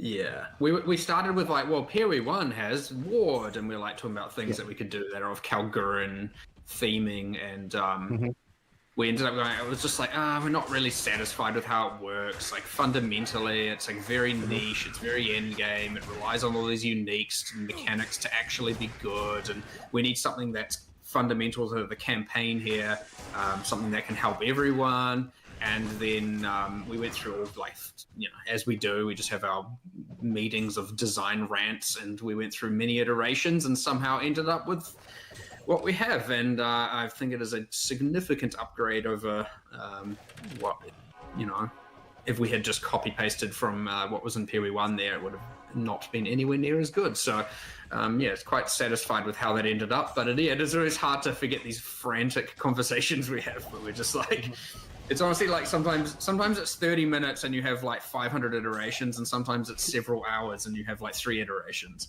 But easier to remember those ones. This was one of those short and fast, snappy, ruckus conversations for sure that ended up quite satisfying. I am hoping that people find use for Runic Ward skills and like whatever build that they're doing. Like I think that probably will be the case. Like we've made quite a few.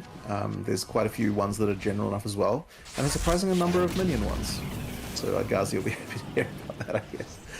But yeah, there's quite a bit going on there. The one I'm using on my current build is like honestly pretty fun. It looks simple. It's this thing where you called Repulsion, where you it actually, I think when we did the live stream, it was a mark, but then we decided that we liked it as a curse better. So it's a curse that you apply to the monsters, and when they take a bit of damage, the curse gets removed and it does an explosion that pushes all the monsters away. And if you've got large monster density and you use it on a pack, like the monsters just get absolutely like when they just spread everywhere. Like it's honestly, it's quite fun. So I'm enjoying that one, and hopefully we don't need to nerf it because, you know, I'm enjoying it. But that's the one that I'm using at the moment. But yeah, there's quite a lot of interesting ones. And I suspect that what I'm hoping is that there might be some like ward only builds even at Endgame, which I think will be interesting. Like we'll try and build one in the office, and maybe we'll even do a video on it to see if we can do like a ward only character, just to see how that goes. But the skills are primarily designed to be used as sort of like, you know, extra things that you can use on your other builds as well. Welcome to Strike Gently. We sell woven blankets. We have over 80... Not woven blankets. Not woven blankets. One question about the league mechanic itself is I was re-listening to the Ziggy D Q&A while I was prepping, and Mark, you said that you thought you could get up to 22 rare mob modifiers potentially when paired with the expedition when doing the Ruin of Aldor, right? So one of my questions for you is this kind of intended to be a strategy, sort of like, I don't know, like the Alva Temple, for instance, where it's like, okay, you can farm it for specifically what the drops are, but also like it can be a juicing mechanism where we're building this. So another way to play it is you do this actually just to juice the rare mobs themselves, and you're actually farming the mobs for the drops by adding more and more modifiers on. That was the intention, yes, that both are a viable option. Now, the example I gave there is obviously the extreme. Of course. Yeah. Like, you're not going to have that happen every time, for sure. But I do want it to be a strategy for sure, especially now that the mods don't display all vertically down the screen. Those specific mods don't. There's just like a little line of runes under the monster's life bars. And yeah, but my hope is that there is a strategy at Endgame. Obviously, it's a relatively high-end strategy, where once you are using logbooks and doing those grand expeditions, as we've called them.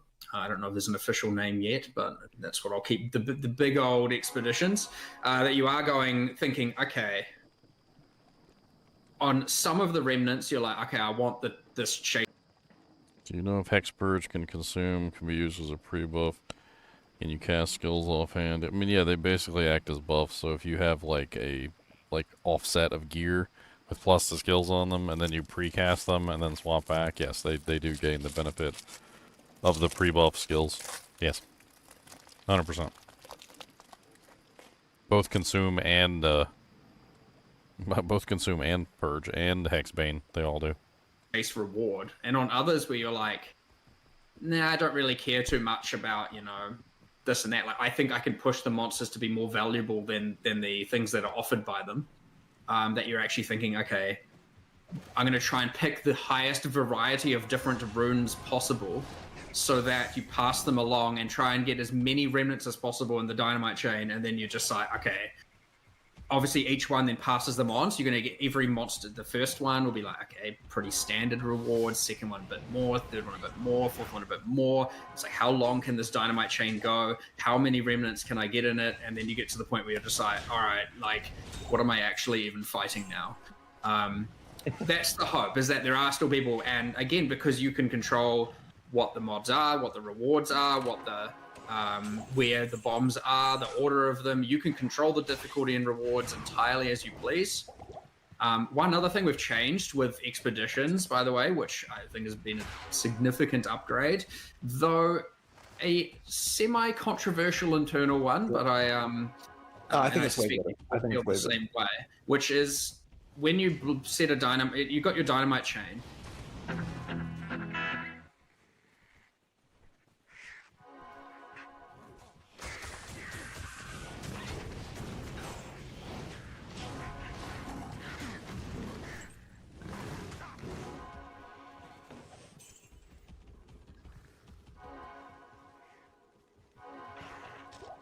Of the monsters before the dynamite will continue.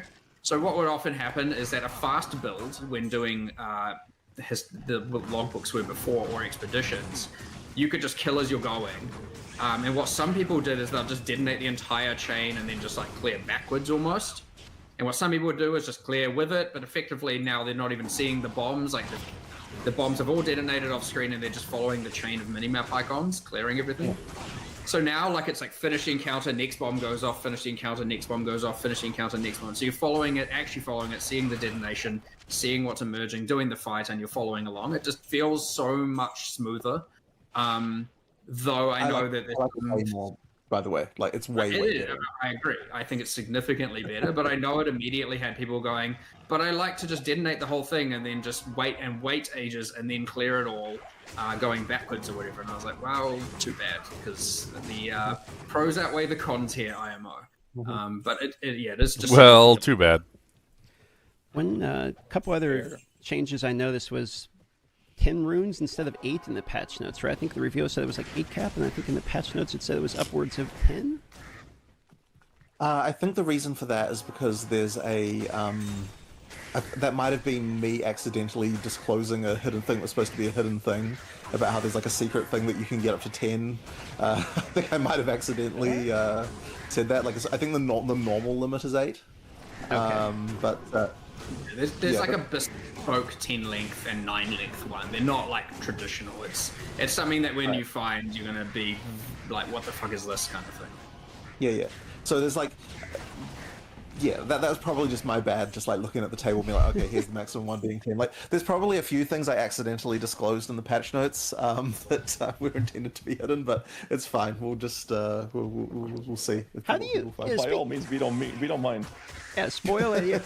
How do you actually decide what you want to like leak or show in the review and what you don't? Like, I mean, that's got to be kind of a hard decision on, you want to keep enough hype going, right? Like, you want people to know some stuff's coming, be excited. Like, you got to tease Mageblood's coming. You can't tease what it is, right? So, like, how do you decide what makes the cut on the teaser and what you want to be, like, discovered, like, the hidden ascendancies, for instance, like you did with Abyssal? I don't know, really. It's sort of hard to decide, but, like, there are certain things... Well, okay, like, a random example is, like, not to, like, in the patch notes we said there are 3 barracks rings. People are going to make some assumptions about what that might mean. Like, there are things like that we're just like, this, like, in some ways, like, it can be obvious to people what the hidden things are, but that can be its own form of excitement, because now you're going to be asking, well, how does that work? What do you do? And the way that does work is quite hidden. So, we'll have to see whether people do that. I know Jeff actually was saying to me, he's like, as a player, I would never find this. So hopefully people do actually end up discovering that. But all it takes is one, and then everyone will know. So, there are secrets like that around. But yeah, I don't know. It just like we want to make sure that there's just enough things where it feels like people have found something. And actually, there's that other whole system we didn't tell people about. Oh, I'm not even going to mention it. No, screw it. There's a whole bunch of, like, I would say there's more like. I don't even know what he's talking about. You do know what I'm talking about. The one that's the most ridiculous. You have to tell me afterwards, because obviously the one that's the most ridiculous. Why wait? There are surprises that we want to have. But anyway, the thing is, we actually got enough hidden surprises in this patch that I feel like it's kind of okay to disclose a lot of things, because there's quite a lot more of them. Like, I feel like there's probably more hidden, random, weird stuff in this patch than we've probably ever done. I don't know if you'd agree with that, Matt, but it seems like it to me. It should be. I'm a huge advocate for pushing for, like, and I just declare it at the start. I'm like, this is a thing no one's allowed to know about, and then I just hope that no one says anything. It's easy to make mistakes though, because people don't know what stuff's going to be hidden, and so I might just randomly, blunder into things and like. There are other things where we're like, okay, but is it just going to get data mined in minute 0 anyway, and thus people? But then it's like, oh, maybe even that in itself is exciting, because people don't know if what's data mined is actually enabled or not. So you start adding bait, and you put in little things that are just like, to intentionally make people feel the sense of mystery. So even if it is a thing that will get data mined, it doesn't necessarily mean it's there. If it's like, I mean, there are things that are unintentional. Like, I don't know if the patch notes actually ended up with this, but all of the, for example, have we disclosed all of the hidden anoints? Like we expressed some. We're like, here's some that you get from the. We didn't list them. We didn't. Yeah. We didn't list them. We went over some in the live stream and the presentation, and we went over, here's a few examples, but then there's there's a whole bunch undiscovered. And so it's like, I wouldn't say that's a secret. It's just like, we want people to discover stuff. We want some people, and then there's the stuff like the actual secrets where we're just like, nah, good luck finding this, and we look forward to day 29 where someone figures this out or something. I want some sense of discovery over the league that's more than just like, what is your build and what is the meta, like stuff that's actually in-world discoverable things. And yeah, sometimes it gets figured out in like an hour, and you're like, oh well, whatever, still that's something. But it's funny that you mentioned this with the bait thing, because I'm still looking at the data mine of Demon Magus and just waiting for something to happen. Like, oh yeah, you're laughing. I'm sitting here with you balls. No, it was a real thing. It's not. It was. Sorry. It will be a real thing one day. It wasn't intended to. Okay. I'm just trying not to go off on my notorious 15-minute Minion rant here to Jonathan's comment earlier. I did have a curiosity about the league mechanic, which kind of weaves into the history of GGG. You guys have never shied away from trying out-of-the-box crazy things, roguelike things like Sekima, Sanctum, Auto Battlers, Todia. We are...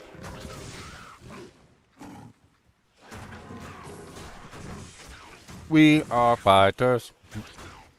Come on down, we can fight it. Ian's favorite TD Blight. And we saw a meteor crashing on the Infinite Atlas. Utilizing the Infinite Atlas for the immersion of a meteor crashing down, it looks really cool. This small little snippet looks fantastic. And then the question I have for this is the idea of changing /and/or terraforming the Atlas something that you'll want to explore further in future updates or even leagues moving forward? I definitely think that we're going to do more of that for sure. I mean, Doryani does have, as one of the Atlas Masters, does have a light terraforming ability. He's got the ability to change one biome into another. Like as part of his Atlas Master abilities. Okay. It's not completely controllable. You can't just make the whole world a desert, but you know, like he does have some light ability to do that, and so there's things like that that we can do. But yeah, that actually matters quite a lot with the new Atlas tree, because the new Atlas tree has a bunch of things that are biome specific. Like this is a thing that happens in forest, and this is a thing that happens in deserts. And there's also the ability to say like this biome behaves as this other biome in addition, and stuff like that, like with multi-choice stuff. And so there's like things like that going on that like make the biomes matter more. And then the ability for Diani to then be able to do some terraforming means that there's some strats there ideally that you could do with him. But yeah. But I mean, yeah, like the imagination can immediately run wild. It's like, you know, it's less hypothetical. You know, this has not been discussed before, but it's like, okay, what does it look like for blight using for, you know, whatever blight ends up being in whatever world at some point in time. But like, okay, why not have actual blighted growths that appear on the Atlas and start growing and start like overrunning things? And why not have I don't know, things invading from here, and you know, you can do anything, right? I mean, the imagination can run wild. We've got breach domains appearing on the Atlas now. That's not like something that happens in front of you, but I mean, the fog bank thing and delirium, the delirious like area, this sort of feels a little bit like it as well, where like the Atlas gets transformed, you know, this event happens and that kind of stuff. Like, I mean, yeah, we're absolutely going to do. Like, we want every league to have more mechanics that happen on the Atlas. Like, that is an explicit thing of, like, every league should at least have something that interacts with the Atlas in a more interesting way. Because, like, my mind went completely off when I saw that. I was like, they're probably going to do something like Catan League or Risk Play, where we're, like, pushing out settlements. Now we're playing RTS on the Infinite Atlas. That's where my mind went, and I was like, I can't wait for that. Well, I do have a discussion I need to have with Mark, actually. About some 1.0 league ideas. So we'll see how we go with that. And you guys are adding so much, like, such scale of content here. Like, you're adding tons of crafting, for instance. You're just all of the different changes to the Atlas Masters, like you're talking about the terraforming Atlas. How much of it is it when you're creating something, you're preemptively looking at it and being like, oh, this could be a problem, like this would make crafting too strong, and like how much of this is like emergent gameplay, which we're just going to put it out into the wild and like see what the players do with it, and then we'll do changes after? Like, what's the balance like? Nice. I got my 3-socket. Can finally make my duress. So we try to think of everything we can, but we also assume that there will be a million things we didn't think of. So it's kind of like, it is really both of those things. But yeah, we do try as hard as we can to try and understand the interactions. But yes, there's just a lot of inherent risk the moment that you add all sorts of stuff like this, that you just do get something that you didn't expect. So yeah, you just assume that that's also going to happen. That's fair. When it comes to like the progression, PoE 1 has had, you know, years, a decade plus of content and lessons learned and the progression of new leagues and trying things out. PoE 2 has only had, or quote unquote only, it's pretty fresh out the gate, but we have had 2 considered full-blown league releases. And with the 0.3 Abyss and 0.4 Alpha, which we had recently, right? So I'm just curious, what kind of lessons have you guys learned from previous league releases, which has been helpful for the 0.5 one when it comes to PoE 2? It's a tricky question because, like, I mean, we effectively learn these lessons every time. We've been doing it for so many years. The thing I guess we've been fighting. I was thinking about this earlier when we were talking, actually. It's like, in a way, we've been fighting this content war against PoE 1, where it's like, okay, it's like PoE 1 has all the stuff, we need to get PoE 2 to some kind of standard, and so that's been like why we've needed to, in these recent leagues, to like, you know, make something that feels very, very substantial.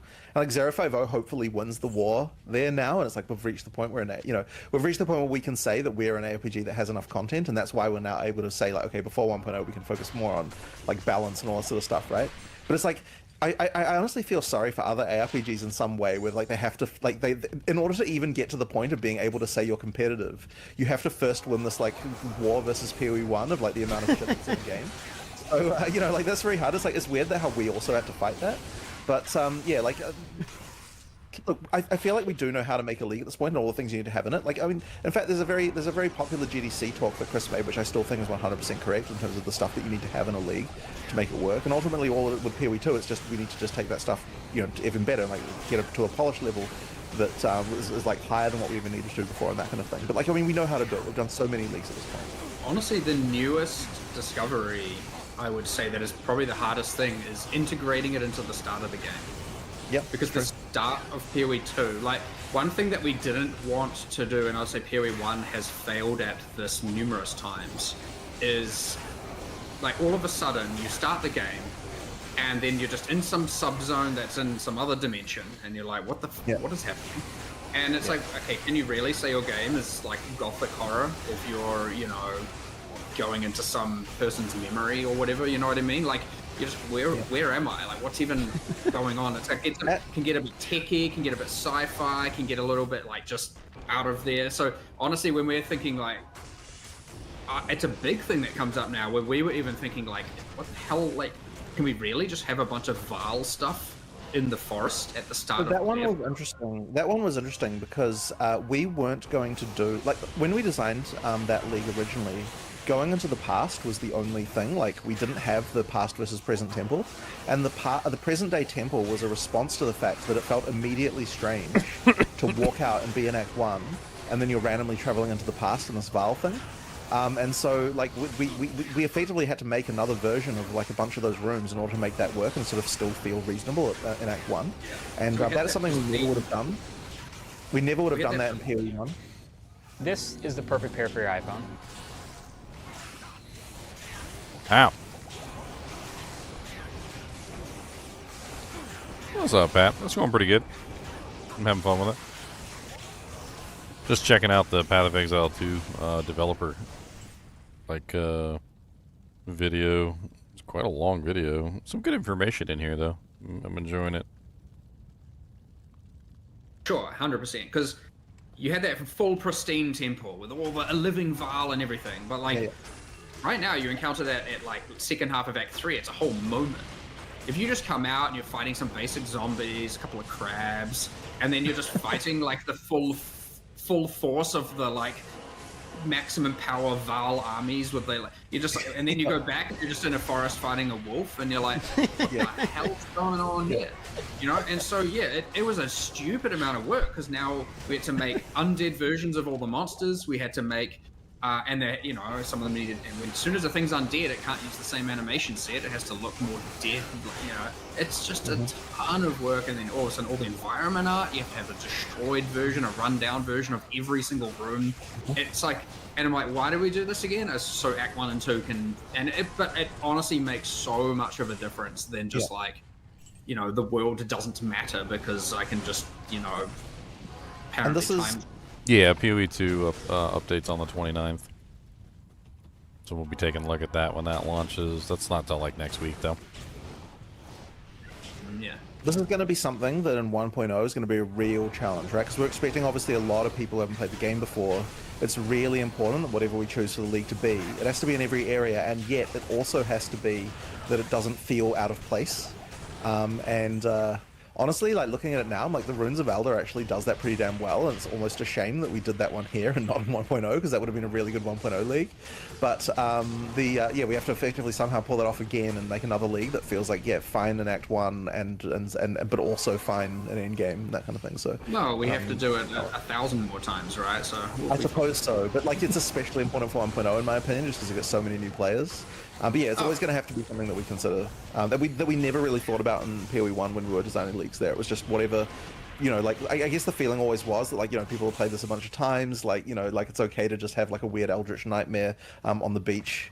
It's fine. Like we'll just live with it. It's okay. I mean, we have gotten better at it in PoE 1 as well over time, but it certainly had its moments where it was like, what the hell is going on this beach right now?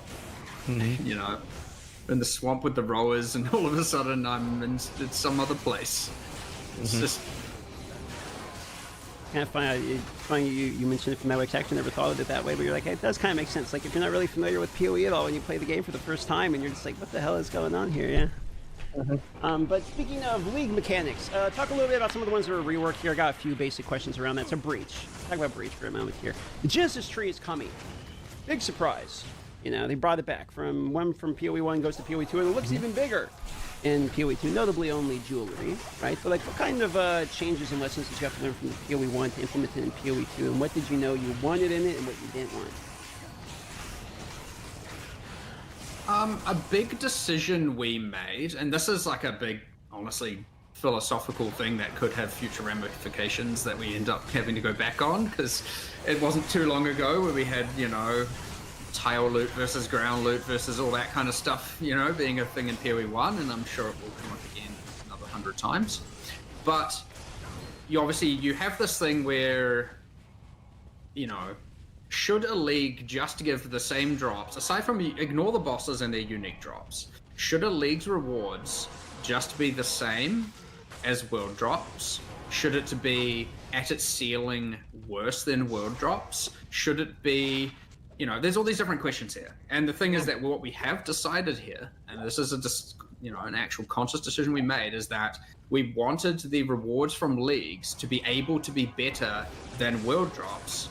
And then thus comes to the important part that comes from it, which is it can't be better than everything. It has to be better than some sort of category for some sort of build. So it's not exclusively better. It's not like, oh, the thing that comes from here is 100% better than everything else. It's like, for this build, for that build, you know, these types of characters or whatever are definitely going to want items from this kind of league. Now, I'm not saying it's easy to get. It's not like it's just trivial. It's not like it completely demeans the world drops. But we have made the decision here for sure that we wanted to say, and the Genesis tree was the big thing that we discussed when we were doing this, is like, well, do we want to be able to get things that can be better than what you can find in the world? And now, obviously, you still have to do the league in order to get the crafting material in order to create them. So you can't just fully bypass the itemization as is. But this is a decision we made. And as a result, yes, you get some pretty powerful stuff on the Genesis tree, and it's going to be pretty hard to get, but it is a thing you can do. But that is something you'll start seeing a little bit more from every league, where some are, for example, the Runes of Elder, and let's say it goes core and all of that. I mean, probably for some builds, the socketables that come from it are going to be better than any you could probably find in world drops for certain gear, certain slots, right? There's these avenues for each, and hence why the Genesis tree is focused primarily on jewelry. Like, it just straight up gives some of the best items, especially for casters and summoners in particular, that you'd be able to get compared to things that you could find in the world. And I understand some people are like, I don't want that, I just want the world drops to be better. And some people are like, no, that's the target farming. That's what I want to be able to get. That's what I see that and I want to go for it. And there's a bit of a different crowd for both there, and sometimes it tilts too far, where it's like, well, what's the point in doing anything but breaches? Sure. Just do the breach and move to the next area, do the breach, move to the next area. So there is a balance there for sure, and it can pretty easily over time tilt one way or the other. So we'll see what happens here, I guess. But the important thing PoE 2 does that PoE 1 hasn't been doing as well at, but is still something that we have a similar philosophy on, is that it should be that at least it's not for like every slot. Like if the Genesis tree could get best armor, best helmet, best gloves, best boots, best weapons, best everything, well, what the hell why do anything else? At least now it's like, okay, I can possibly for some builds get the best amulet, probably for all builds actually get the best amulet, sort of.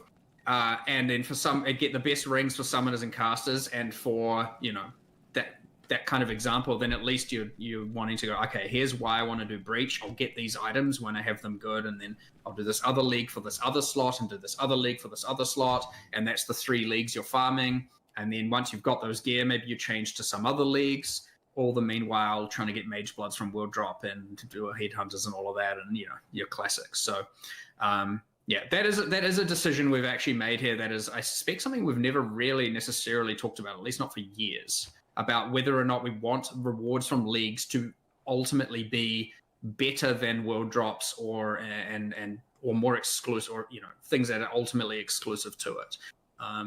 So it's a decision. It's where we're at, and we're going to try it, and hopefully we'll see how it goes. That brings up two interesting challenges for me. One is how do you educate the players on knowing if there's the best of each of these? How do you overcome the challenge of making sure that the education portion of the players, so they know that you can get the best of each one of these leagues from each? And the other portion is then, how do you handle the situation of things like Alkengo, like the most standard, I'm going to run a map. Like if every other league mechanic has the best of something, does that mean Alkengo has like the worst of everything? Like how do you handle both of these challenges? From the educational standpoint, well, that's kind of in each's league's responsibility. Is to, I mean, you'll learn that over time, generally speaking. But that's where the things like, okay, the Genesis tree, you can read the nodes, you can see the helper text, you can see what kind of stuff you can get out of it. You might not know exactly what mods, what tiers, and what values, but honestly, I prefer that to be within the discovery axis anyway. What it does say is your rings can now be X, and you're like, okay, well, that like summon a one way people might find that out now is because when they mouse over their item, there'll be a little build guide note there being like, you need to go to the Genesis tree and do that. So that can be one way that people will be finding that out. Oh, there you go. True, for sure. And so, okay, so what the other thing is let's say there's enough leagues and every league covers every slot. So like, let's say with 10 leagues and each league is best at one slot. Well, why do I need to do anything but you can't do all 10 leagues at once, which is good. But it is obviously still important that, for example, Did you know 90% of all puzzles are...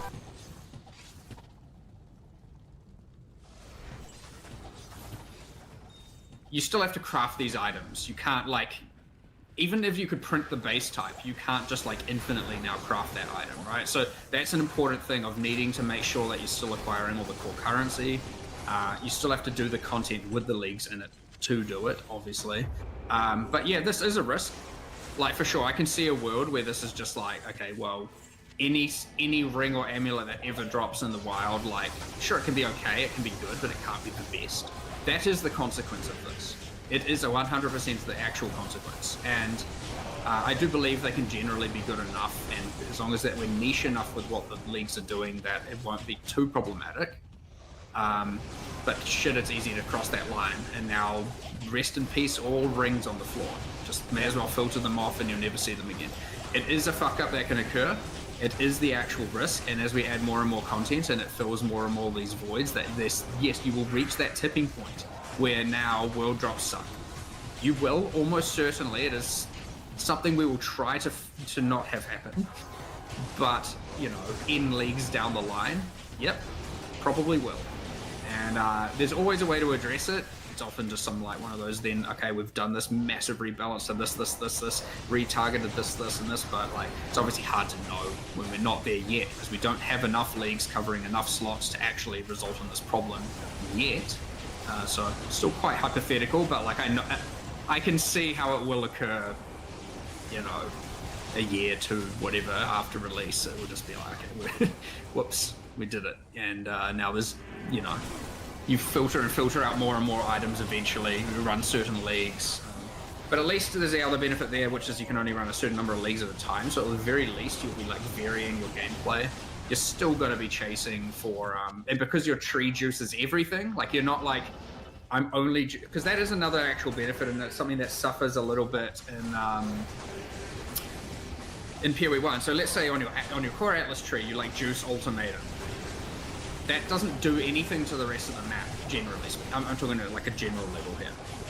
And so if you're fully invested in that league, or in League A, B, and C, you'll generally zone and do League A, B, and C, and then because the rest of the map isn't invested in at all, you could just say, I'm going to leave, right? Because the value of doing more of those as fast as possible, assuming infinite map items, which you have probably most of the time, you'll just go farm that thing over and over and over and over again. In PoE 2, because you can get full investment, like that map is as valuable as it's going to be. And that league, every league is fully invested, and those leagues are as valuable as it's going to be. And so, like, aside from tablet modifiers specifically being one of the only access, and I guess technically choice on the Atlas Masters, but those are quite broad, or can be quite broad. You're generally going to want to kill everything, clear everything, and you're not going to have this thing where some stuff is hyper-juiced and other things are just at, like base level worthlessness going on in the map. Well, I don't know whether it was in the patch notes either, but it probably was. But do people know about the whole thing that we've done with tablets and like the random content? I'm not sure if you, I don't know if you guys are aware about this. But, like, that's on the same vein, by the way. Which is that it was really important to us to make it so that you don't feel the need to juice everything. Because like this is coming back to that idea about like reducing the amount of time that it takes to kind of get to the point where you can do infinite farm. There was this thing we wanted to say is that once you've filled all your tablet slots, you actually don't get random things appearing anymore, and that means that you don't feel the need to juice everything. Like you can juice the several mechanics that you want to do, or like maybe it's just even one mechanic if you want to. You put all the tablets as being that thing, and then now no other random content doesn't appear, so you kind of don't have that. It's fighting against that same problem again of like needing to, of like making it like so. Once again, you'd have the situation where if we had it so that to what Mark was saying, where a random breach could appear even though what you're doing is delirium, then it would mean that you've got content in the map you don't actually want to complete, and that's kind of the thing we're trying to avoid there. So you still can go the random route if you want by using like irradiated tablets and stuff like that, but if you want to, but if you're just focusing on a specific leagues, you just do it that way. I had a quick follow-up to what we were saying, Mark, about you have to do the league mechanic to engage with the crafting part of that league mechanic. And as someone who very much enjoys being a hideout warrior, crafting items in PoE1, just sitting in your hideout and just doing my crafting, it sounds to me like the idea is to kind of like funnel the people into, for you to engage with this quote-unquote best in slot items for XYZ builds, you have to engage with league mechanic. You have to quote-unquote play the game. You can't just sit in your hideout. Is that an intentional design, or is that just a byproduct of the current design that you have right now? I mean, you can still buy the items, so I mean, at the end of the day, you can still. But is it intentional? I'd say most of the time it is intentional. I'm just trying to think of all the examples. Is Hiveblood the only one like that, though? Really? Welcome to Strike Gently. We've got.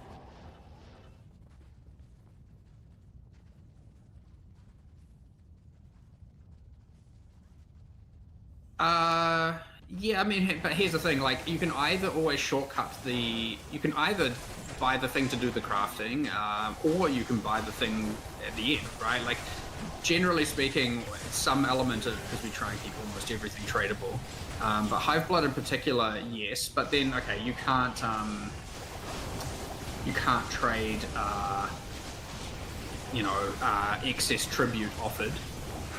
For wanting to do Rite of the Nameless spams. You can't trade... What else can't you... Obviously, you can't trade breach biomes, right? Right. So there's like different things of stuff that can be traded and can't be traded. But generally speaking, we've tried to make sure, all the rewards can be.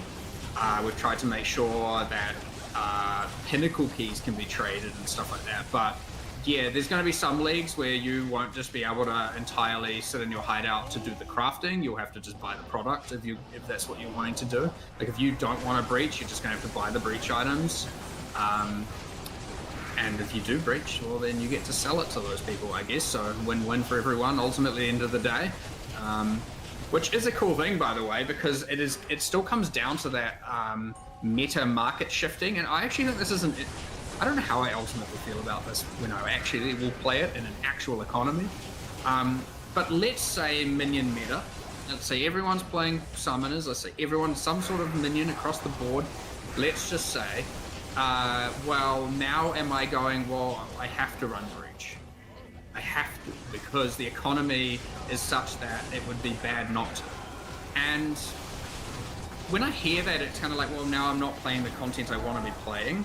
But on the other hand, I'm getting rich, so like, maybe I am playing the content I want to be playing. So there's a little bit of like, I don't know, but then like all of a sudden, let's say a new build gets discovered and everyone's like, oh, this build uses this item comes from this. Everyone quickly change leagues what they're doing, which you can just do. Like that's a thing you can do, aside from, again, there's some tablet farming you'd have to do and whatnot. But it's quite interesting, and generally speaking, this isn't, even though no one necessarily puts a label on it, that probably is how it naturally works. Like, even in PoE1, that's somewhat true to some degree, where there's certain things you want to get but it's just probably on less of an extreme and less of a less intentional level for sure, whereas we're being a bit more intentional about it here. So I think it will have that impact, and I don't know, like, there's something I like to... I'm happy about that in theory, but I don't know if I'll be happy about that in practice. And so that's an interest, and again, I can't test that internally because there is no economy, right? So none of us can. I mean, the 5 of us trading to one another is, whatever, that doesn't matter, right? There's more than 5, but you know, you get my point. And then the idea that, you know, if I feel like I have to play Breach because of X, or I have to play Delirium because of Y, or I have to play this or something, like, because I'm someone who cares about trade and cares about the wealth of my account, you know, that could be something that actually makes me feel a bit sad at the end of the day, because at the end of the day I might want to just play the content I want to play for what the content offers, not for the economic value of it. And some people would just be like, play SSF, which, you know, fair enough, I guess, but we'll see what happens. I don't know. I'm curious to see, now that we're being more intentional about certain builds being more powerful due to certain items from certain leagues, whether or not that's going to then result in a feeling of having to play content you wouldn't want to necessarily play, but now you feel like you have to. So we'll see. Maybe people ultimately like that. Maybe people don't. I have no idea. You know, speaking of really strong items and Breach, the new Absent Amulet looks pretty good. Implicit is granting an aura. You know, can you have any aura on this, or is this a limited pool? It should be every persistent buff skill that is every Spirit Reservation you can get for free on that amulet. Okay. There are 3 amulets. There's one for 30 reservation costs, one for 60, one for hundreds. It's obviously harder to get the hundreds. And thus the 60s over the 30s and whatnot. And yes, but again, like, there's a little bit of like good luck as well. You probably have to do a lot of farming to get what you want here. But this is what I was saying about when I was saying it does arguably offer the best item. It's just like the ease of, like, you know, the rare equivalent of the Mage Blood of amulets, you know, is like, it is there, and I want that to be something you can get. Now, does that mean world drop amulets are less valuable? Well, yeah, it will. It 100% will indeed result in that. And the same way that the existence of a Headhunter and a Mage Blood demean the value of rare belts in general. Rare belts are in a bit of a sad state. Hopefully a less sad state anyway, but rare belts are demeaned by the existence of very broad, very chase items. And so there's this interesting, well, do you want the chase items or not? And, you know, there's a bit of philosophy around that, and people tilt one side or the other. And so we're just effectively saying, yeah, here's this freaking OP thing. It should be hard to get, it shouldn't be easy to craft, and it should be something you want to chase, and there's a very clear path to it, not necessarily an easy path. Hopefully that Delirium amulet is competitive with it on some level. Yeah, which also very hard to get the right one. Yeah. Yeah, you can't reinstill those at all, right? Like the Delirium amulet, you get the 2 instills and you can't reinstall one of them or something, right? Like you get the 2 and you're locked. I believe it unintentionally allowed you to replace one, but I did say it shouldn't. Like, it should just be you want to get as many as possible. And when you get the right one with the right 2 notables, you're just like, oh, fucking thank God I didn't buy 6 whatever. Like, you know, it's just, you know, you want that really, really, like... Again, these are super rare but super chase, right? And you'll get one that has 2 okay instills and you'll still be happy, but like when you get the 2 that are the 2 you actually want, I want you to really be stoked. To the point where every single time you find this, you're like, holy shit, this could be it. This is the, you know, the 5 mirror drop here. On the topic of Delirium and jewelries for that matter, in Delirium we're now getting, you know, some additional crafting options when it comes to jewels. Not jewelries, but jewels. And I mean, they're already let's call it a fairly strong place is where we'll put jewels, at least from most of our perspectives.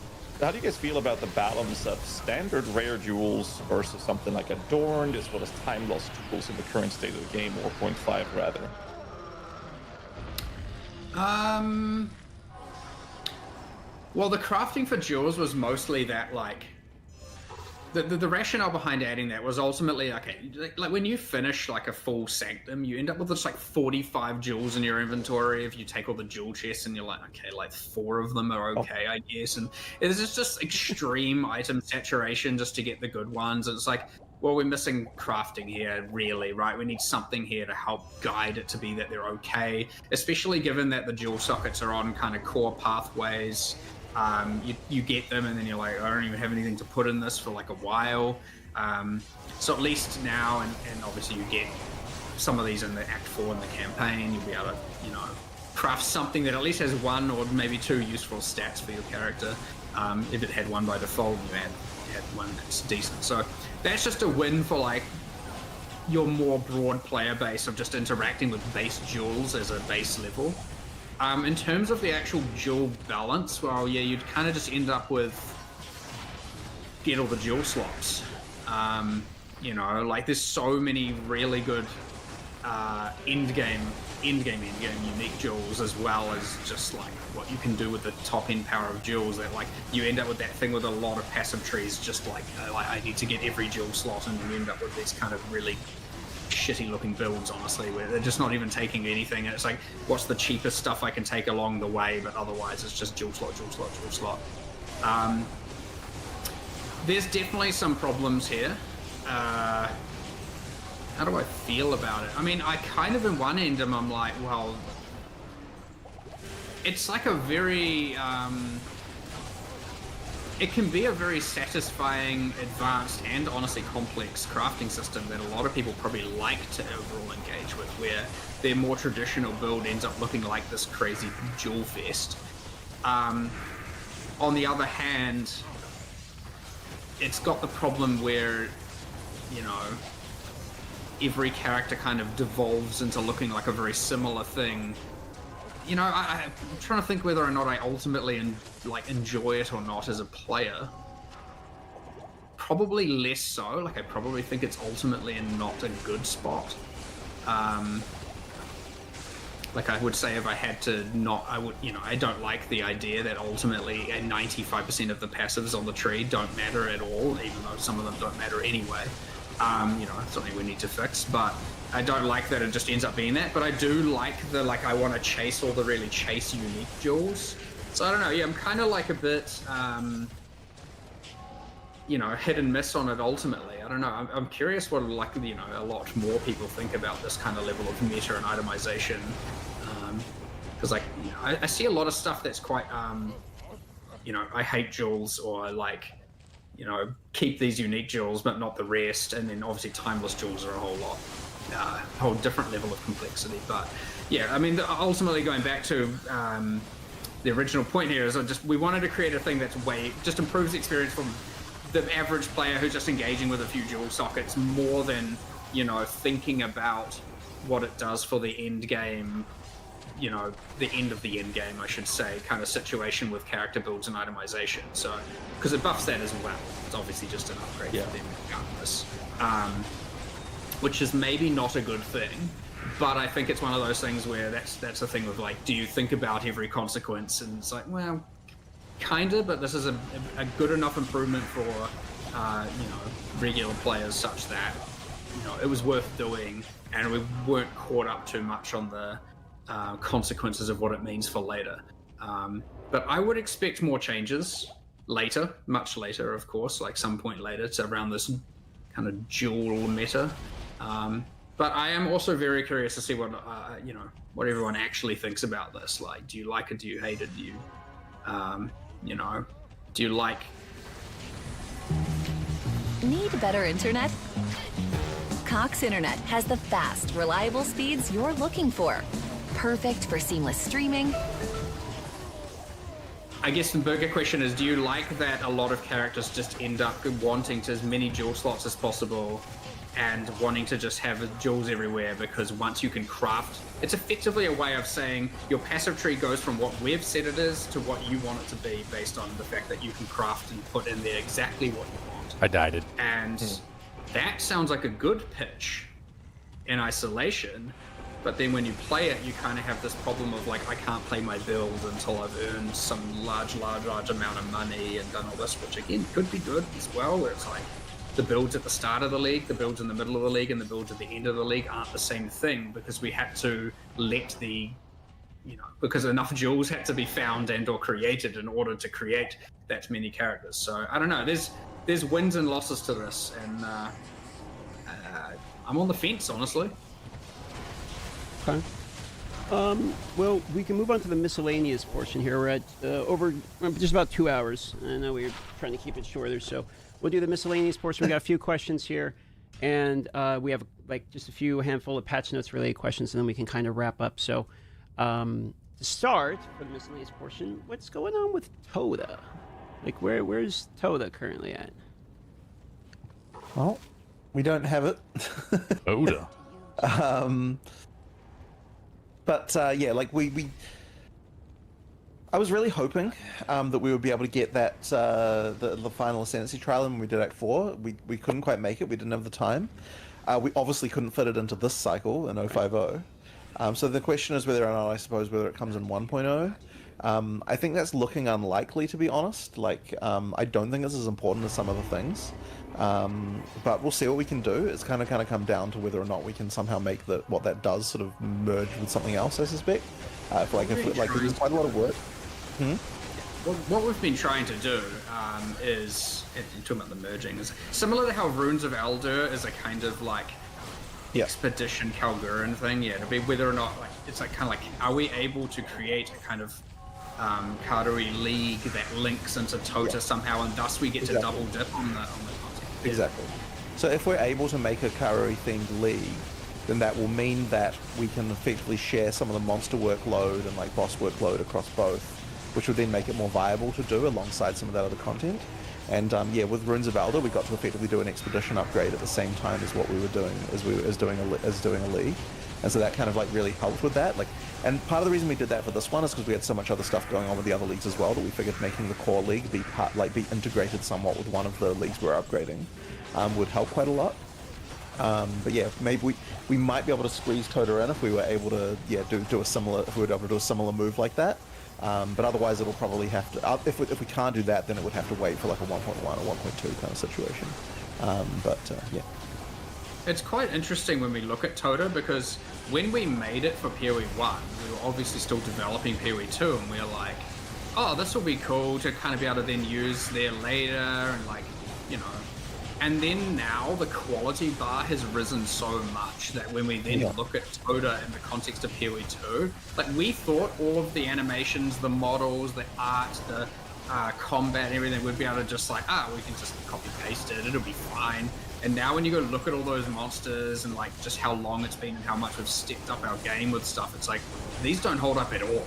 Like we have to, and so we had intended for it to be a way easier thing to just, transplant from one to the other and like do some, some polish, some touch-ups. So now it's like, okay, we have to like effectively reanimate all of these. We have to, and so it's a ton, you've got the multiple monsters of each tribe, you had the 10 chieftains, and let alone all the story moments and advancements we've done there. It's like, this is a shit ton of work, where it's like, it's the monster work of, it's probably like 75% of an act levels of equivalency of actual monster work. Like, it's quite a lot. Obviously an act, a lot of it is the unification of the environment, the monsters, the narrative, etc. Whereas like obviously the part that is easier for Tota is it ultimately takes place in one arena with one back room, and thus it's faster to ultimately make. But in terms of just raw animation work, raw effects work for all the different skills, all the like scripting on the game design side, it is a ton of work. And so it's just been, again, when we were like, okay, is Tota being missing or the end game not having goals? Well, obviously the end game. And so when we're just coming up with this stuff, we're just going, what is the most important thing we need to do now? And Tota has not been it, given like it would be different if it didn't require a ton of work. We could probably chuck it in alongside one of these things, but it just somehow is not held up at all. And yeah, so if it weren't for just straight up being too much work, it would be there already. Like, it just is an insane amount of actual work to do that is going to cost some pretty important stuff. I appreciate the answer. Toda is just a personal favorite of mine because that was the league I joined, PoE actually. My first league ever was Toda. Just curious. Go on, guys. Well, I was just going to move on since we're kind of over the time already. I do apologize for that. Keep you guys sticking around. The next question I have is kind of a twofold question. I'm going to start with the first half of it, which is more about the design philosophy of unique items in PoE 2. PoE 1 has their version, and PoE 2 seems to be more build-defining options in terms of the unique items. So just a little short tidbit on what's the philosophy differences here? What's the focus? Well, this changed a lot in recent time, by relatively recent, in the last couple of years. Because we had a bunch of uniques. We honestly believed at the start that we would be able to just take a bunch of PoE 1 uniques, modify them slightly, and put them in PoE 2. And that just completely 100% is not a thing we can do. I don't think that worked. It's interesting because the combat systems in PoE 2, working the way they are, had a way larger influence on what's an acceptable unique than what we kind of expected. And it's honestly surprising because, like, you'd still think, oh yeah, why can we not, like, how is it not that there's just like 50 PoE 1 uniques we could just literally take and just put in PoE 2 if we wanted to? And then you go through each one and you're like, okay, well, this one can't be for that reason, this one can't be for that reason, like the dominant stat would just totally have to change. Like, it's weird how it sort of ended up that way. And so even also, when we did add a pile of uniques in, I can't remember what patch it was like after 0.1. There was like a patch where we added a bunch of uniques, and those uniques, which were kind of like more in the PoE 1 design scale, have not really held up either. And honestly, we're gonna have to go back and probably like remove and or change a bunch of those as well.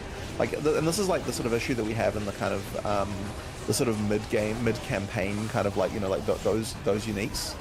They're just like really not holding up. And yeah, it's just funny how we just no longer have the ability. Like you kind of it feels like we've kind of got to have a skill or something on a PoE 2 unique in order to make it sort of somewhat worthwhile. So yeah, like I don't know I could even necessarily say exactly what it is particularly that's caused it to be that way, but for whatever reason, like when I look at a, you know, like a PoE 1 style designed unique at this point, it just does not rise to the level that we feel like you'd actually use it. And so yeah, I do wonder if one reason can be that I sort of suspect it's got something to do with the fact that in PoE 1 build you tend to just optimize one skill and that's all you're doing. And so then, like, in PoE 2 context, we've got to care about more about that, like the larger build. Like, there's a lot more going on with with a PoE 2 build. At least that's the intention. So I sort of have this feeling it's got something to do with that, but I don't know if I can necessarily point out exactly why it is that we do feel like, yeah, a unique has to be just a significant amount more going on. Well, that's fair. The follow. Sorry, go ahead. I do got a thing there because, like, what we're making now, like a lot of what we've been showing with 050, like a lot of the stuff you've seen recently, this is kind of, this age of uniques is probably, it's not something we've done before really. Like, all the uniques we're making are definitely the most expensive in terms of development costs that we've ever made. And as a result, they are more build defining. Now, on the other end of the spectrum, you do have then the uniques that they kind of have their single special stat. It's kind of like 4 stats, one of them's a bit special, and it probably just has some sort of end game when combined with 6 other variables as a thing.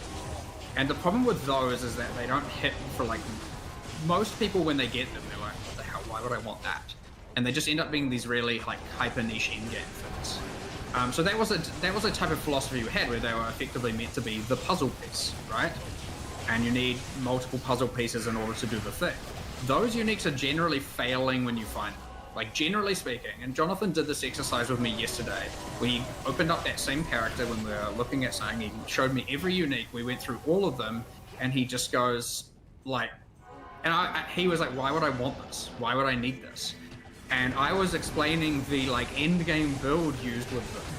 And he's like, well, how the hell, like, okay.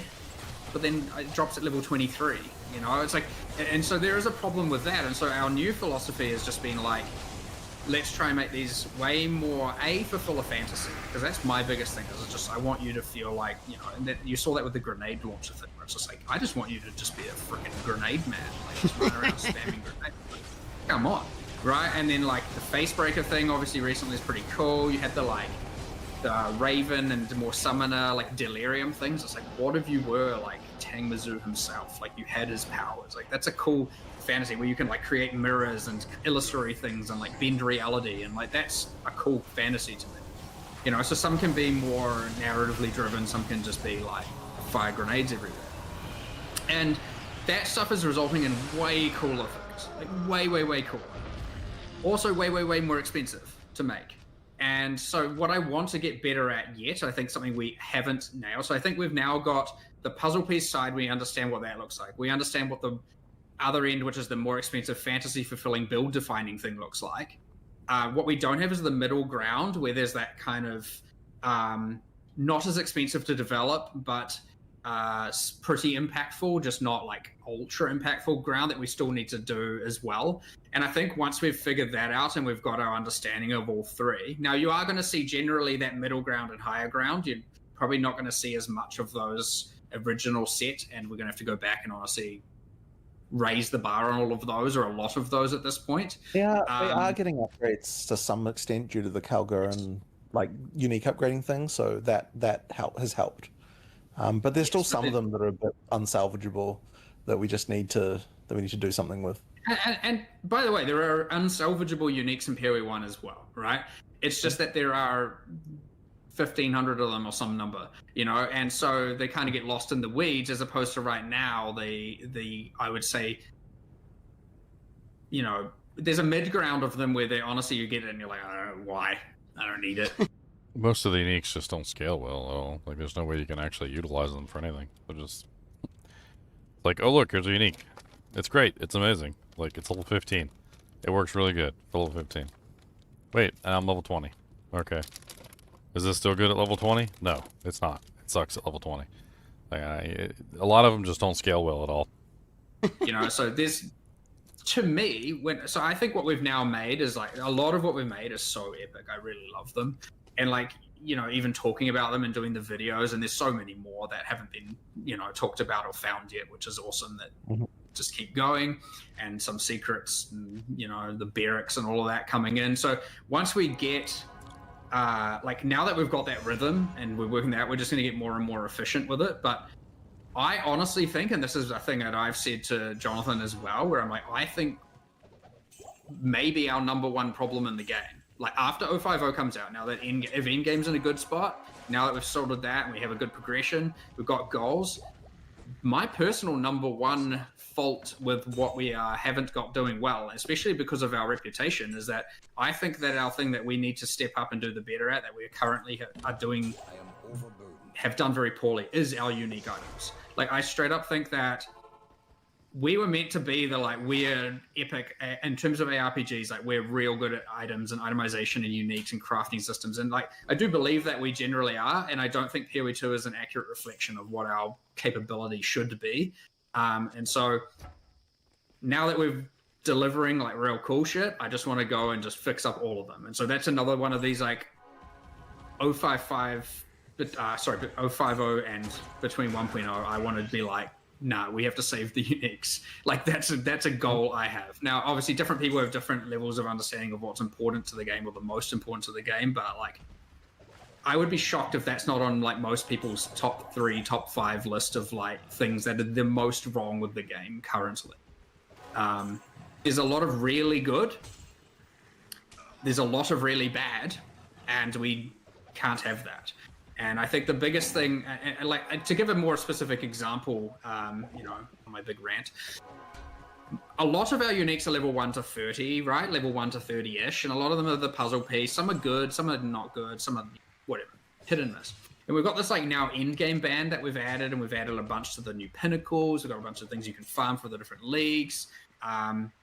What we don't have now, and I think this is a huge problem, is between level 30 and 60. There's kind of just nothing. There's kind of, honestly, it's like barely any start to drop. And I don't mean the level requirements, I mean when it can drop. The annoying thing about that as well is that often, like, when you're in that band, the things you're getting are the ones that are like level 1 to 30. Yeah. And so then what you end up feeling is like you get these and they just feel like they suck, because like if you'd put them on at level 20, they would have been fine. But you're putting them on at level 40 and it's kind of like, well, this is just garbage.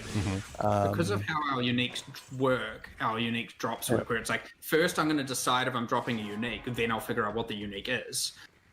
It's like, I'm going to drop a unique, and and then it's like, okay, let me go and find one, and it just so happens that every unique lower than that level is between 1 and 30. It means pretty much any unique drop between level 40 and 60 is just going to be bad. Life's expensive, but for Yeah, but the issue with that is it's not necessarily a problem with the uniques being low level, and that they're just not good. I mean, take Mage Fists, for example. You can find Mage Fists in Diablo 2 from Diablo in normal difficulty, and you can use Mage Fists all the way to Endgame on your caster character, right? Mage Fists are well-crafted, well-itemized pieces of equipment.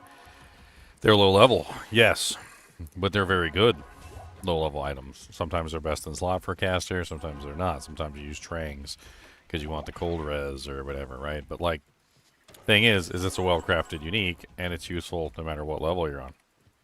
Some of these PoE2 uniques, they're not well-crafted. Like, they're basically just meh. I hate to say it, but some of the uniques need the good old scaling defense and scaling damage based on character level. Because a lot of them are, that's one of the main issues with them, is they just don't have any defense, and they don't have any, like, actual damage. So, like, as an example, take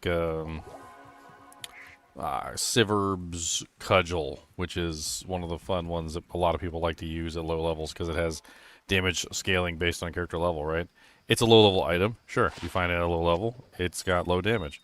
As you level, the damage goes up with you, and you get more damage out of it as you level. So it's a good thing because they're basically taking an item that's a low-level item and allowing it to scale upward. And a lot of the items are not scaling because they have bad defense or they have bad damage. And if they had scaling defense or damage based on your level, like a lot of the D2 items, they probably would be okay. Some jewelry in some cases, but like that is a big problem where pretty much every unique you find in the current mid game, and thus ones leading into endgame, you have very few ones that allow you, like, get you set up for endgame. Like, there are some, again, there is a few, but like it's nowhere near good enough. Nowhere near. Not even in the right, you know. We're like 20% of the way to good enough there. So, you know, I don't often talk about what I consider to be,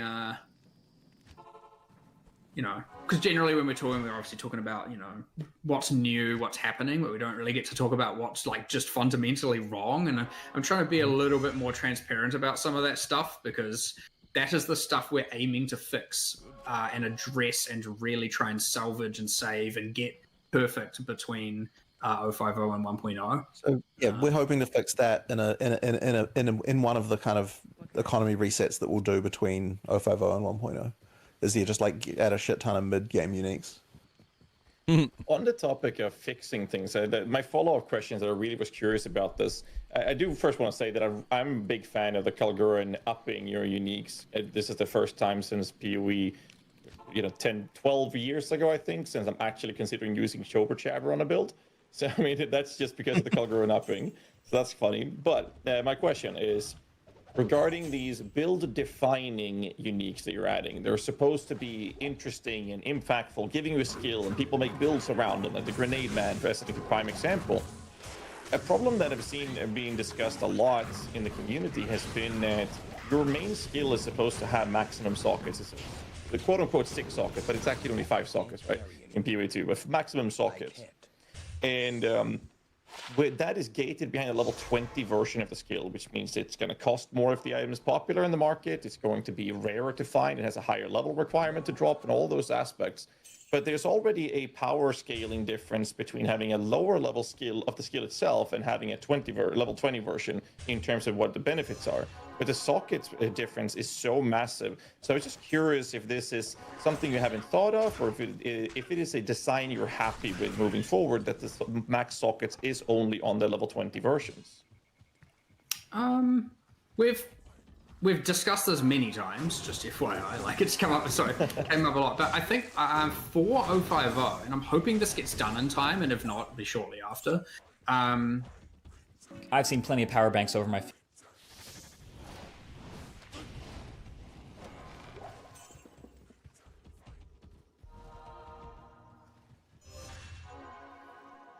I was adding, like, as a kind of, like, in an ideal world, you'd just be able to either, well, at least you'd be able to just, like, okay, why not just allow using a perfect jeweler's orb on it, for example, and then just... I was literally about to say that. Why can you not just jewel with, But for now, you can't currently, but that will be the goal. But for now... Is there a reason we can't allow that? I think just time constraints, but, I mean, feel free to look into it yourself, but... I mean, like, is it really that hard to implement that? I don't know how it works in terms of the way the storage is. But there should be exactly. I have absolutely no idea, so we can find that out. But we might be able to just do that, honestly. Like, it might just be possible. Being that, if that doesn't work, because that is the ideal solution, at the very least, I was going to get a temporary, just like recipe thing added where you can get a level 19 item, a level 20 uncut skill, and a perfect jeweler's orb, and then level 20 and 6 link the item. As a thing that we want to enable. That is so just doing the perfect jeweler thing. I feel like that would be. Surely we can make that happen. I don't know. Well, follow up on that if you want. I have either way multiple solutions. We will hopefully get one of them in time. He's like, I'm pretty sure we can just do it this one way. last question, and then we're going to cut out the patch notes related and some of the other ones here since we're kind of at the edge of the time. If you want, we can do just a couple rapid fires from chat, and then we can call it there. Sound good? Sure. Okay. So I want to follow up on something that Ziggy D asked, very selfishly of me, admittedly. I'm playing the Spearwalker. I think it's the funnest looking thing, like, in the entire review that I saw. And it was about Tame Beast. And he mentioned that Tame Beast is like a level 9 cut gem. However, you can ascend and take the node that lets you capture beasts way before you can actually get to the cut gem. And you mentioned you might have a solution to this because it's a little bit of a noob trap, right? You take a node that you literally can't even use for like 10 levels or something. So I was wondering, when I saw the patch notes, it still said the gem starts at level 9. So I'm curious, do we have a solution for this coming to 0.5? I thought we were going to just change it. I thought we were going to change it so that the uncut gem was lower level. I thought we were going to make it so that Tame Beast was just a lower level skill, but that's what the last I heard about it. Certainly, the last discussion I had was that we were going to move it down to a lower level skill tier. So it could be the patch note was wrong. It could be something caused that to not happen. But that was definitely both Jonathan and I's understanding of the last of that conversation. So, but yes, we don't want that to be a problem. We will do something about it. James just messaged me that Tame Beast min levels 7 is level 7 now. Patch notes missed it for some reason. Perfect. So he just messaged me that as we're talking. So that is the answer to that. So all good. Well, unless Ghazi got a last question for him before we start the rapid fire and wrap it up here. I was wrap just it up. wanted to Wrap it have some sort of curiosity into your minds with basically the progression of what's going to happen between 0.5 and 1.0. We don't have to go too deep into it, but I'm curious because you, Mark, mentioned something that I keep referencing, and that is the plugging the holes. And I love that. I don't know why I love that comment. But plugging the holes and getting balance fixes and changes between 0.5 and 1.0. So my question, just to keep it short, is what are the things you want to prioritize in the updates between now and end of the year during this time frame? So unique items, as Mark said, very big one. Any like a lot of skill balance, a lot of just like character balance. Adding some skills to existing classes where necessary, and or changing functionality of how they work for just like where we're going back and just making sure that everything that we already released in the in 010 is like in a better place, like just like all of that sort of stuff. Like that's big. Passive tree reworks, just like improvements there, is like another big one. And I mean, I guess that's probably the main stuff, really. Like, yeah, I think, and then that's a lot of the other chaos damage, getting that to be better, and thus acolyte. Right. Ignite builds, burn, damage over time in general. Right. Just all these things that we've been, and honestly, it's come up in a few expansions, and it's just like, well, we just haven't got there yet, and as I said, the passive tree, the base types, the, bloody hope, the general, more replayability improvements certainly would also be good if there's any new one, like, I've been really nice after people play through this and get a feel for it. So it's obviously identify the new evils, what's bad, what's annoying. Like now that people are going to be replaying through Act 4 for the third time, That's 100% a thing, right? So like, is that like Act 4, didn't get a huge amount of changes in this patch, and I suspect part of the reason for that is because we haven't had the time. Like, there hasn't been a like resurgence of people saying I hate things in Act 4 because people haven't necessarily replayed it that much. So like I'm sure there'll be things in Act 4 that after this patch people will be like, oh, this is the horrible thing in Act 4 that I don't like. So we'll see. We'll just have to see what that is at that point. I'm not sure if they'll come sooner or later, but I'd like to do sooner. I'd like to, when we have our like next economy reset between, that we have either the third Ranger or the third Druid Ascendancies come in. Like, it'd be nice for all existing classes to have all Ascendancies before the full release. What else? You know, it's just the things, because they're just missing, right? It's just clearly like, okay, they're just missing the class. So as much of that as possible would be really, really ideal.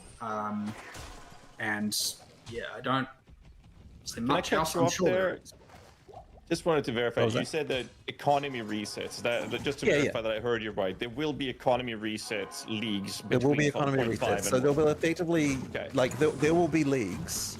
It's just that they're not going to be like they're not going to be the same as what like a proper, you know, like it's not going to be an 06 what an 060 would be. And the reason why we say that is because we don't want to set the wrong expectation, and like it's not going to be like the giant mega content release in that way. Now there will be content, right, because we're talking about adding uniques and skills and all that stuff, but it's not going to be quite the same. I think like I wouldn't expect necessarily to be like water's running smoothly. The training's slow.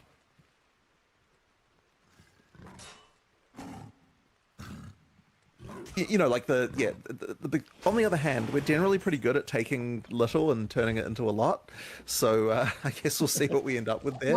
But I mean, the thing we've referenced before is like Legacy or Phyrexia type of stuff, right? Where you just take some existing stuff, you jumble it around, you like come up with a few things. Like, hell, maybe you frickin' add an Atlas Master or do the jumble and Atlas Master stuff, like Mark was saying earlier, like as a league, and you know, just little stuff like that you can do that doesn't take too long to make it sort of worth playing again. But really, the main reason we want people to be playing again is so that they can test all the new balance and changes to kind of core systems that we're changing.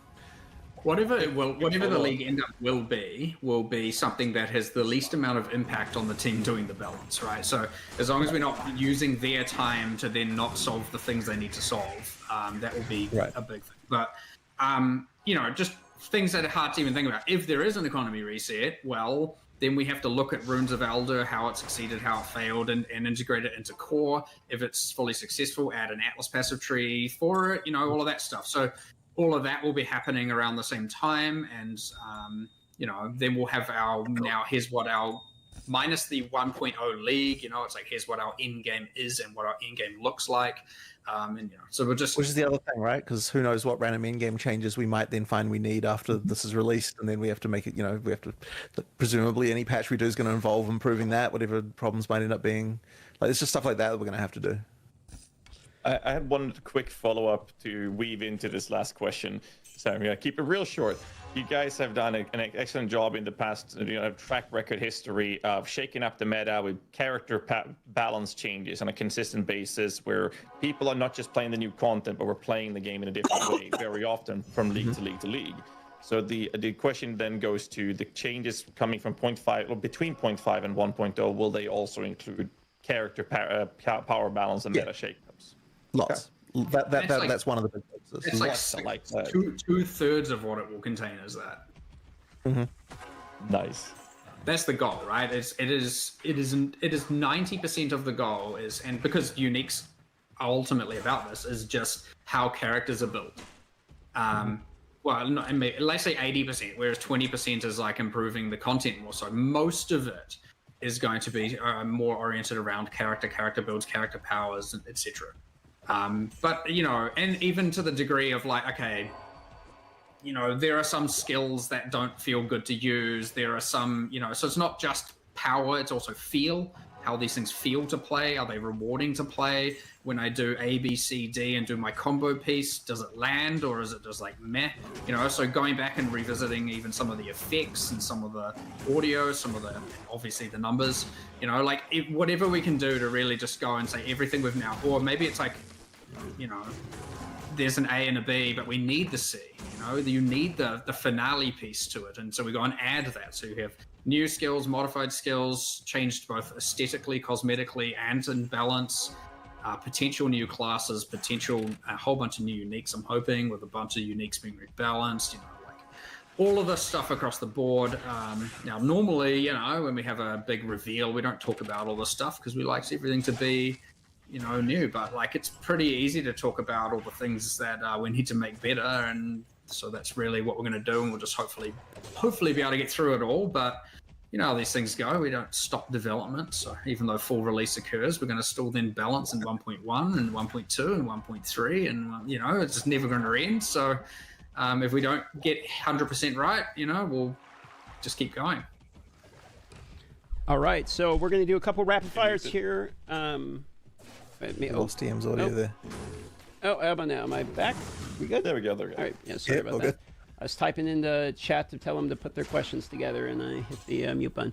Okay, so we're going to do rapid fire from the chat here, and then we're going to call it a day. So, first one here, is there anything added to the game you guys would consider to be like aspirational content? Basically, they're saying extremely difficult content coming to the game, like Ubers, etc.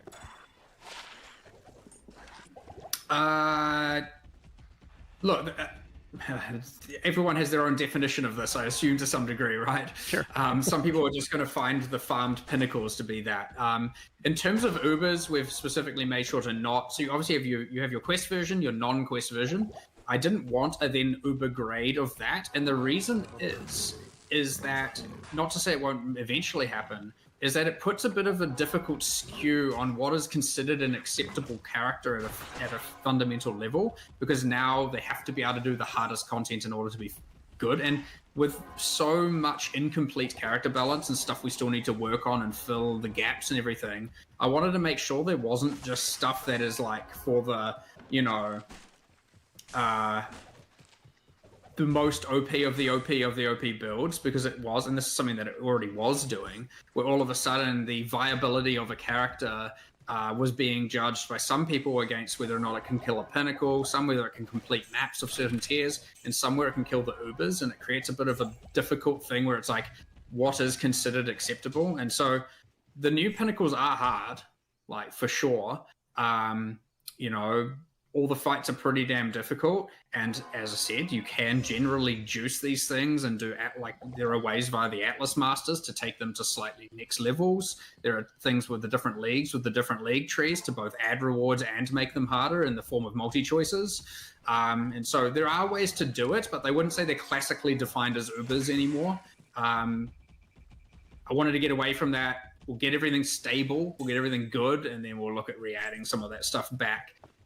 Be it either via an actual Uber fight or be it via, you know, a master or something like that. We'll see. Quick question about Recombinator was moved out of the game, so we're kind of curious about what's going on with that. Please stop using these outdated chests. The Recombinator. I actually really like the Recombinator. I was curious about that too.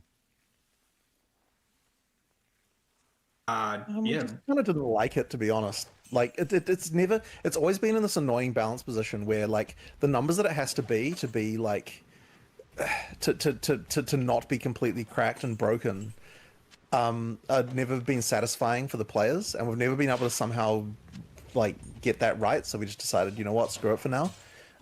We'll see. We might revisit that again later if we can find some way to change it in some way. But yeah. I think all the new runes we added, all of the runic ward, it's just so much better. It's so much more understandable, so much more broadly usable, like not insanely overcomplicated. They're just better. So we were like, look, it had recombinating, it just doesn't need it. Like, here's all the stuff that we can do that is clearly better. I mean, at first we kept it because there's like a little bit of a loss aversion thing, but it's like, okay, look, we're at like, do we really need it at this point? So, ultimately, we just decided to axe it, noting that significant upgrades IMO. Okay. I'm assuming similar logic with like the expedition shops. They're still in the game, but they're kind of like not the primary focus. They're gone. The expedition shops are dead. Gone as well. Yeah, expedition shops are dead. They were basically just taken from PoE 1, and like they never really were proper stuff, and yeah, we just... It was taken and then downgraded, and then kind of like, oh, we don't want it to be... They were just not good. So again, it was like, we're like, let's get rid of the stuff that's just clearly subpar and replace it with stuff that's just clearly better. Like, we don't have to be so attached to it. And, you know. Sure. Okay.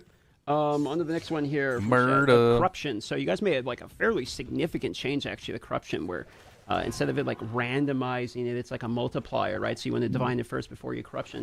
Would you like to speak to that change, though? A dull rune. Well, that is what we did. Yes. What was the goal there? I guess ultimately liked the idea that when you get I mean, I agree. I understand why some people are going to be like, no, I have to use divines now. Well, yep, that's what you got to do, right? You got to make it much more, a bit of a harder decision to decide, am I going to divine this item to be its perfect role and then do it, or am I not? And I guess, I don't know, I just prefer it more. It's a bit more hardcore. It's a bit more Val. It's a bit more, costly. And generally speaking, I'm a fan of that, as opposed to just every time I find this, I just Val it no matter what. Which,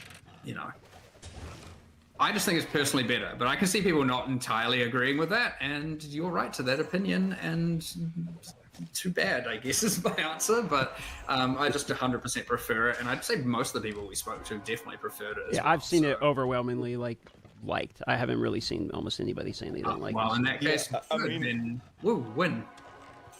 In previous interviews we've had, a conversation that's been brought up multiple times has been, inflation and wanting a divine sync. And every time the comment has been, we need more uniques. We need more interesting uniques to divine orb. And I never really felt that it really did that job enough. And I think that with this change alone and continuously adding more uniques, you might actually hit the spot where this is doing exactly what we've been screaming for the past year. Right. Speaking of divines, one thing that came up was divine orbs are now more common, which was one of the patch notes. I mean, small line, big decision. So is that there to balance out like the changes to the Atlas and Let's Quan? It's really not that more common, or what's that line mean? It's definitely more common, divine orbs. I'm almost tempted to not mention the reason why we did that. But I don't know how you feel about that, Mark.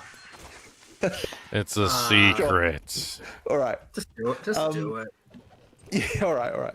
So basically, okay, so this is going to sound ultra dumb, I suspect, to some people, so we'll see how this goes, but okay. So the temple, right?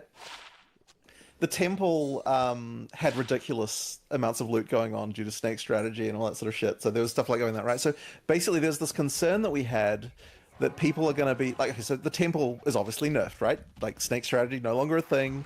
Like, it means that, like, and so then what we believed was going to happen is immediately people are going to be like, oh, previous league I got X divines per hour, and now I'm getting Y divines per hour, and, like, just annoying shit like that.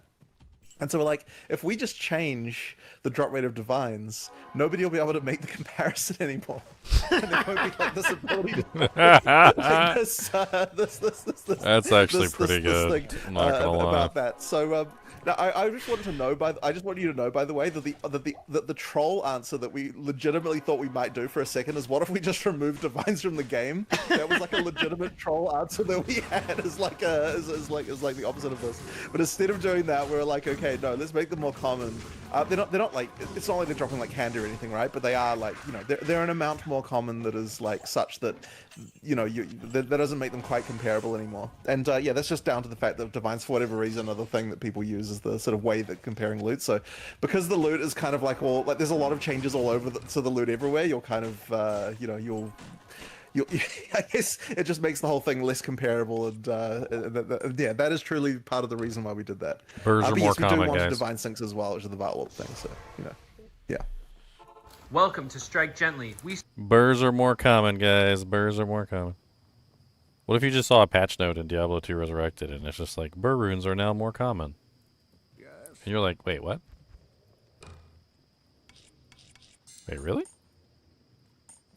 Like, how common are they? How common are they?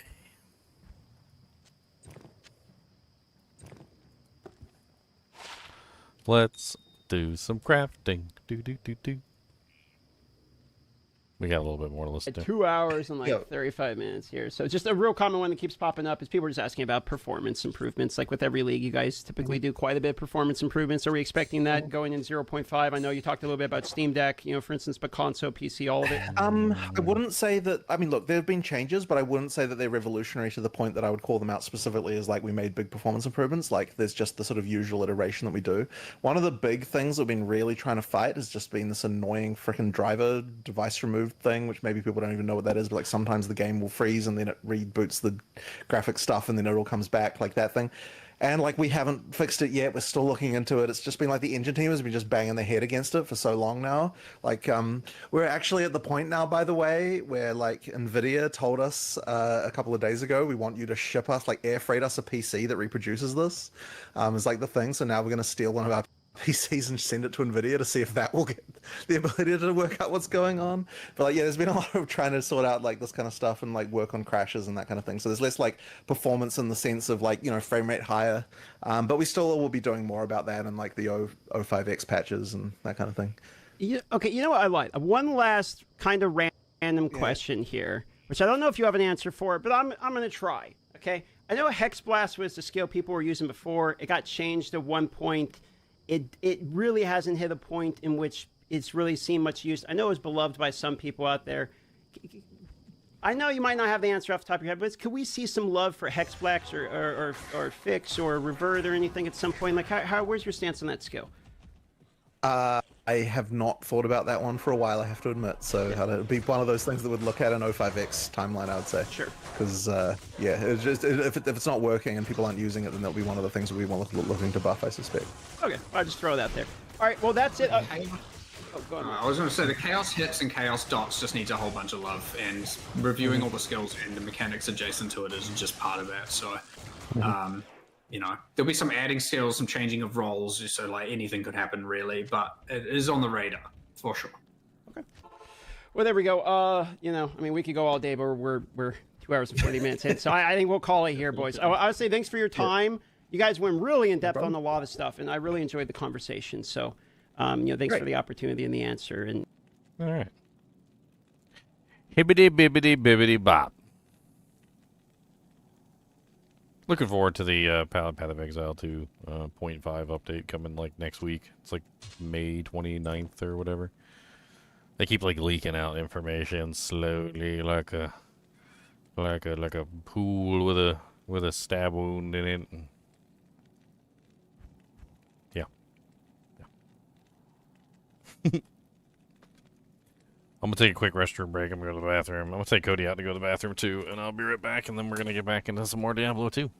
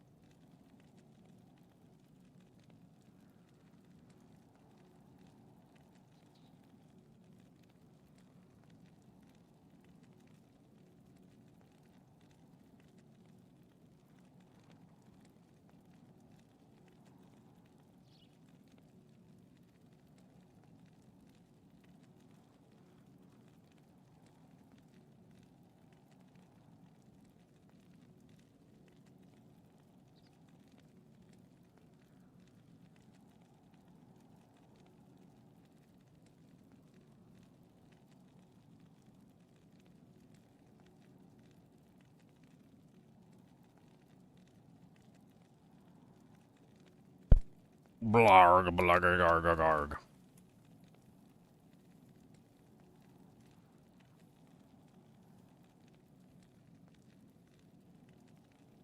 What's everybody up to today?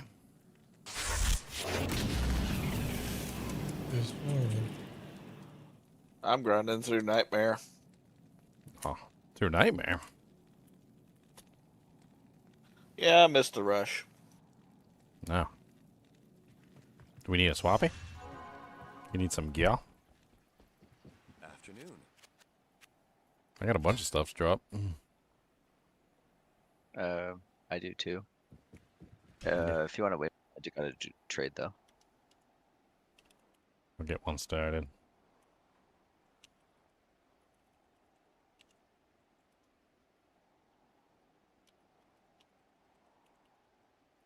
Bink, bink.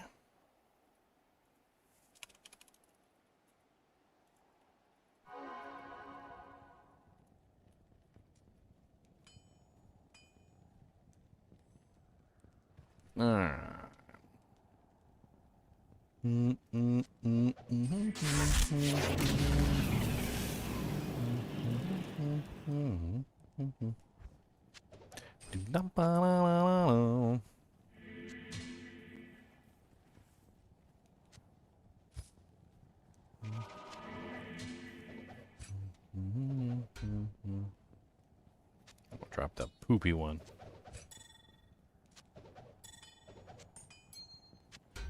I got a +3 chaos, 10 energy warlock circlet. If anybody wants chaos circlet, it's on the ground. Ethereal Hyperion spear, a decent little low-level leveling weapon, a +3 meteor war staff. If anybody wants to have fun with a crazy base, 14% enhanced superior dust shroud, 4 sockets. A 5-socket shadow bow. Also got a 33 all-res sacred targe. Some crafted items. Oh yeah, I was gonna craft this belt. I didn't have an ith rune. Does anybody have an ith rune so I can craft this caster belt?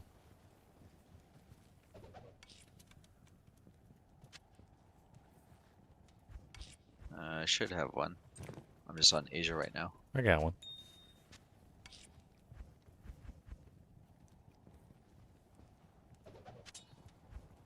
This guy accepted my offer, but he's not replying. Not the best thing in the world. It is what it is.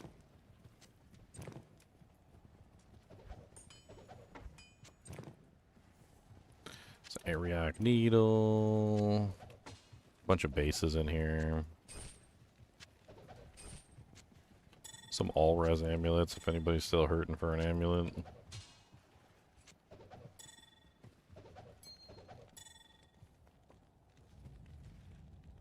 Windhammer, Ogre Maul.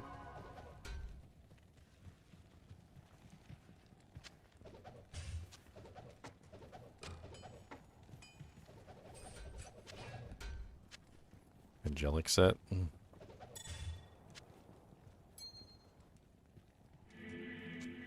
think I got a full angelic set. Yeah.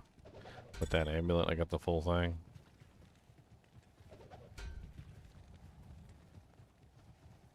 Kind of want to play with Sazabees. Lightning Res amulet. Also got a +3 demon skills warlock amulet. MDR1. I'll drop that over here by Kane.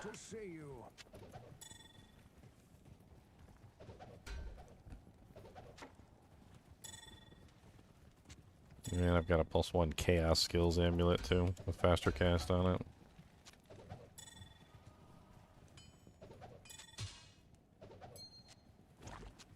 Halfway decent little necromancer head. A Lobi thing.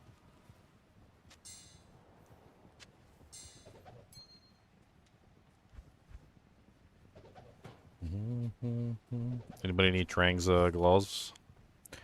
Trang-a-lang-a-ding-dongs.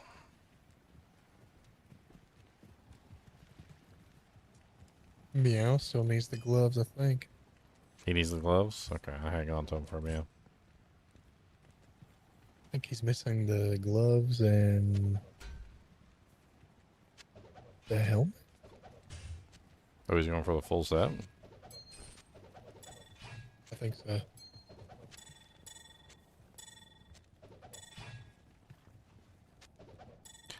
+1 fire skills, +2 eldritch skills, amulet.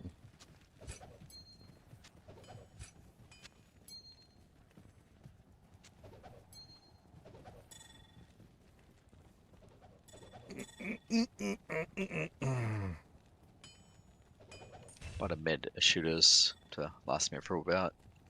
I think Sinners said he found you in a shooters. A decent, a really good one. Oh, I just paid a mile for a 15. I mean, he said it was a 320, I think, or something. Really? He said it was perfect fire. Perfect fire. That would be nice. I mean, he was in here earlier, but he's gone now, so I don't know.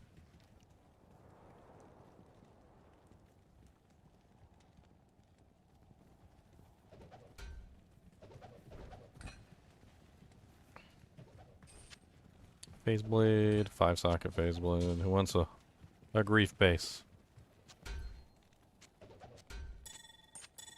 Wait, actually, what is Zinno's running? What was he running? Cold, right? Is he cold? He's a shark. Yeah, he has 2 sorks. I don't know if he's lightning or cold. I don't know what he is. His main sork is Fire. cold, and he made a fire sork. He might have just been cold until he got his first Sunder or something. I don't know. Well, if he's going fire, why would he give me the shooters? I think he made the fire one to use the shooters on. Oh.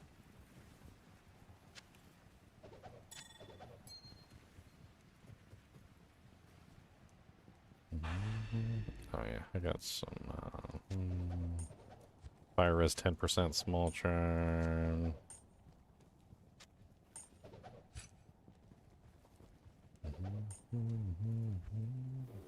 I'm awake again.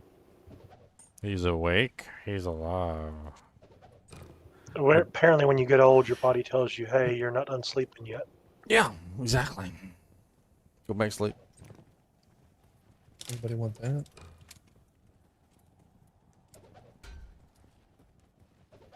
Alright, well everybody's doing the swippy swoops. I go fill up my water jug.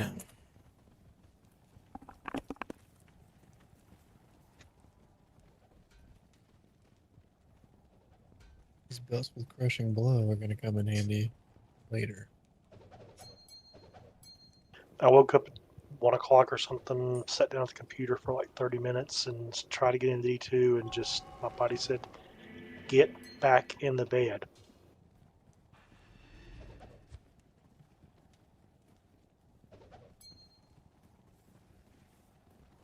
So that's what I did.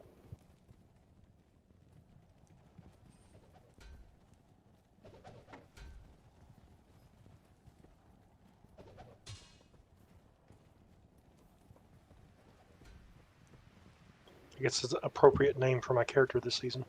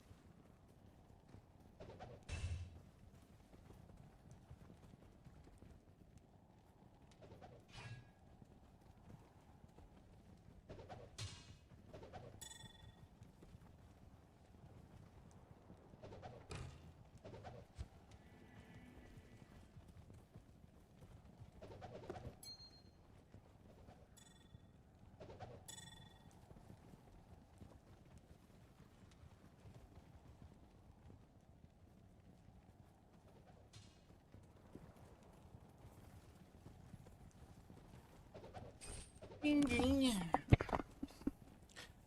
diggity biggity bop. A wisdom draw. I can't carry anymore. Yeah, that's the 35 I found. Oh wow. Freezing arrows on time.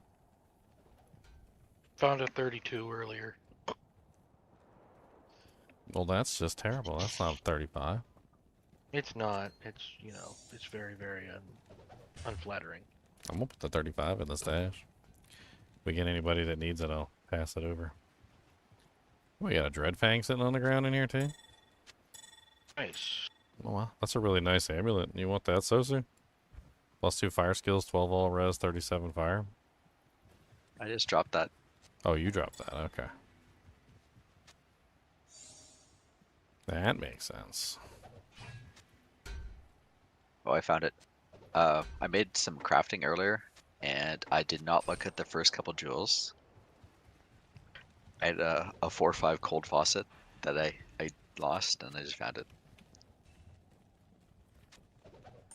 I'll put that to good use. When the shaft stop on my work, maybe I'll stop dying. It's funny, they gave us more dash tabs, and now we lose stuff in our stash. It's gone in there forever.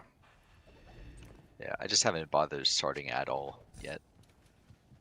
I don't normally bother sorting early on either. Like, it's a waste of time. A gut siphon.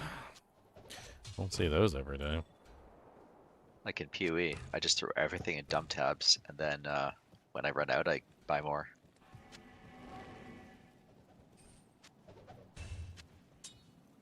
Anyone got demon books? I put a +3 demon amulet on the ground. Might be already gone. What was the secondary stat? Damage reduced by 1. I have a damage reduced by 4. Oh, you dirty whore. How dare you 3-up me?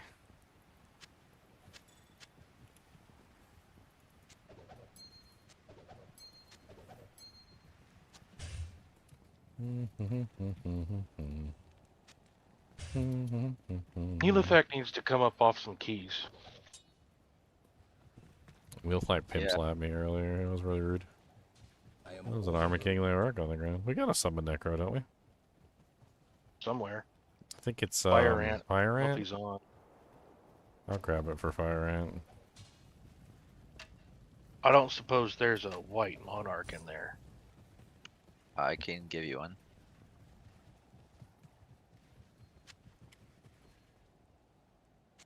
Actually, I'm gonna run a Sokka quest rush if anyone wants to join. Oh yeah, I will. I haven't even used any of mine yet. Well, I used some for bases, and now I need one for my Ashudas. Corruption Finger. The finger of corruption.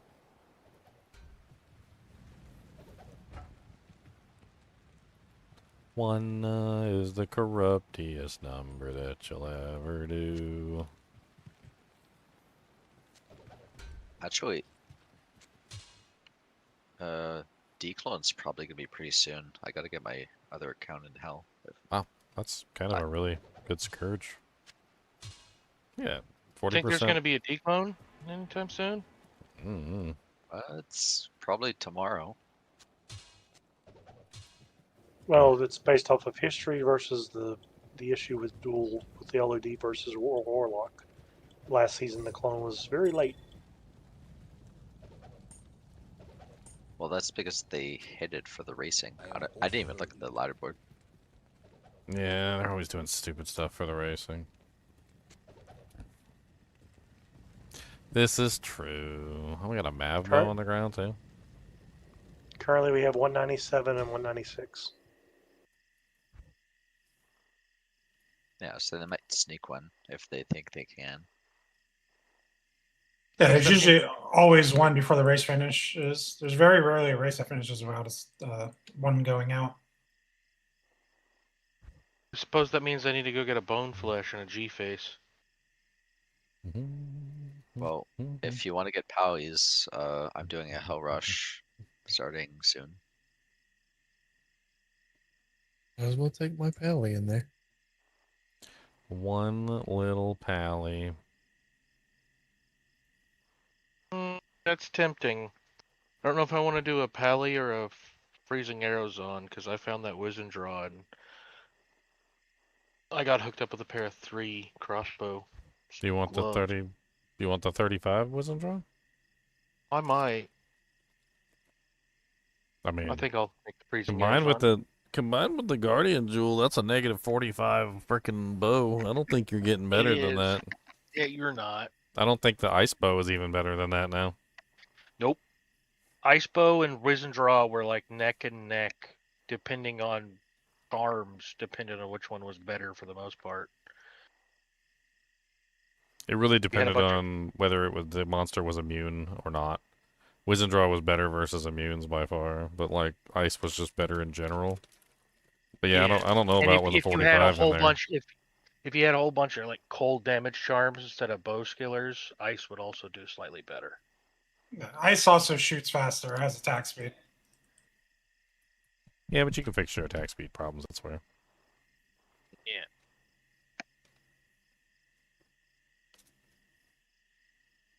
I mean, theoretically, max negative res now with the ice bow, you're talking about 45 on the bow.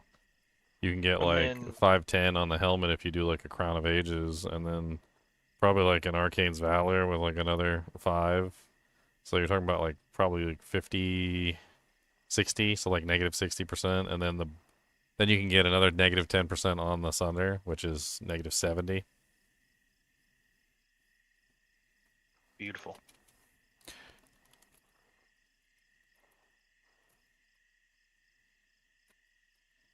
Is there any room in that swampy game?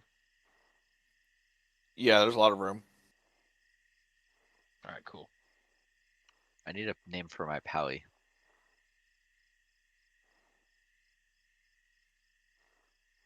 Sir Pally Pal. Sir Pally Pally says. Won't fit Sir that. Crusader. Pal World. Alright, I'm opening up the Swappy to public. If you guys want to join, it's GGM Swappy. Password is Kubus Farts.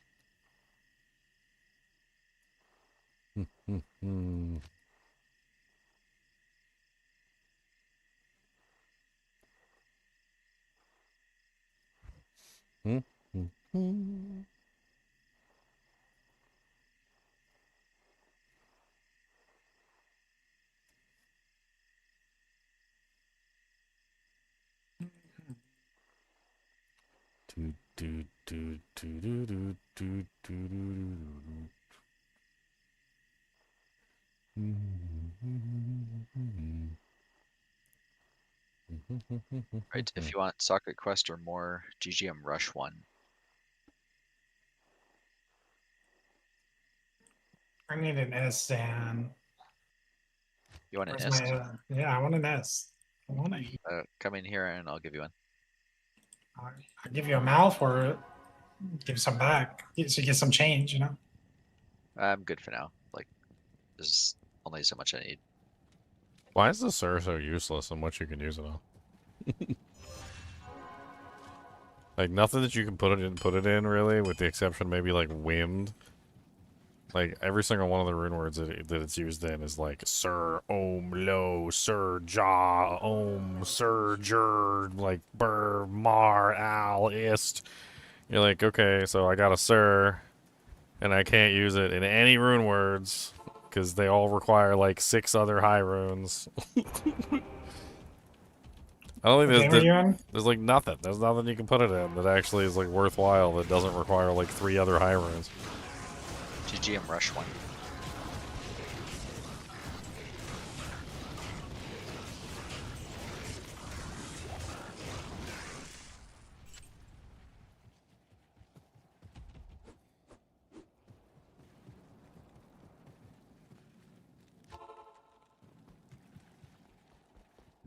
At your service. Ba, ba, ba, la, la, Messways. Time to trade. He was trading me too. I was give it to him. What? Ists for days? Thank you.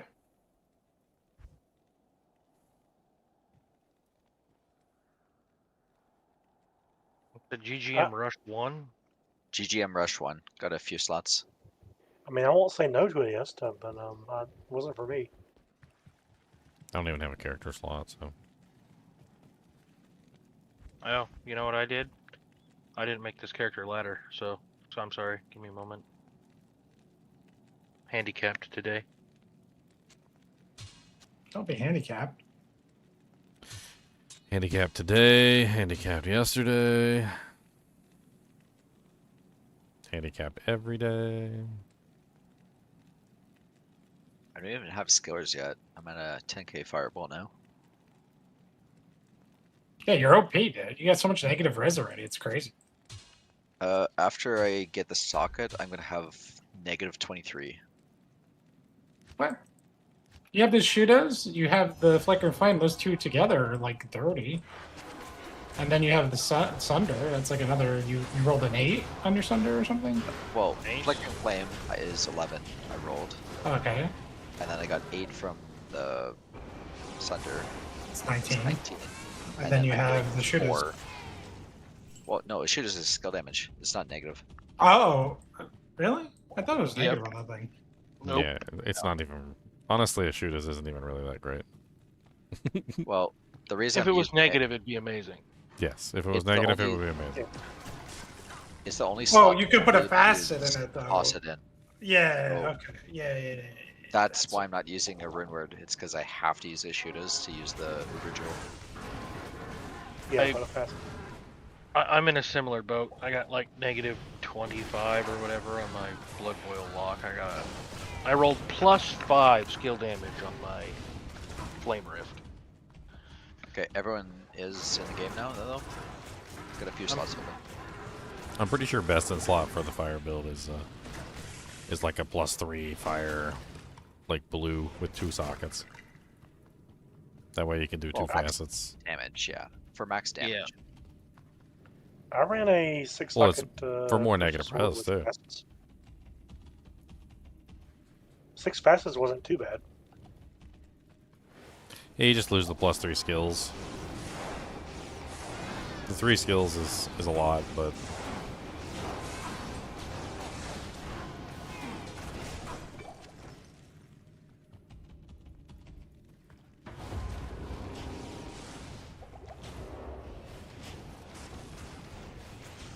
Hello. Hello. hello. How you doing, fellas? Alive. We are alive. Oh,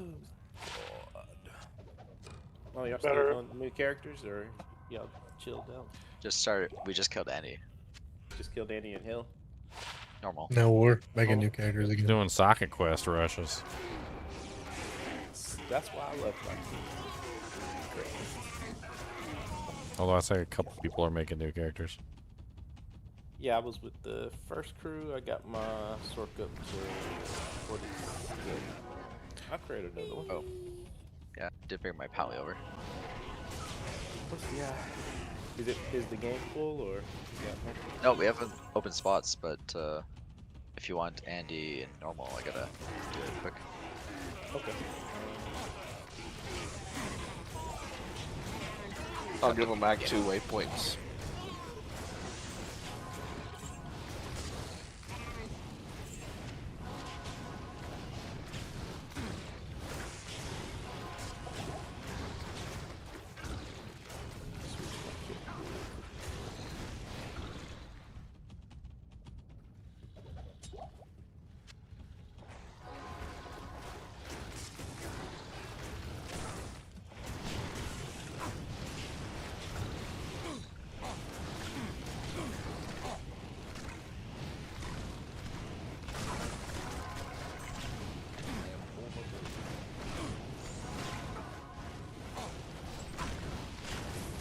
Socket ogre mole. Can you make an insight in that? I wish. No, sadly. Oh, If anyone It's like it's else, only pole arm, staff, and bow. It would make the barbarian a lot more interesting. was anyone else joining the rush? Because we'd have to get him caught up before we do the snakes. Yep, I'm waiting on this game to launch.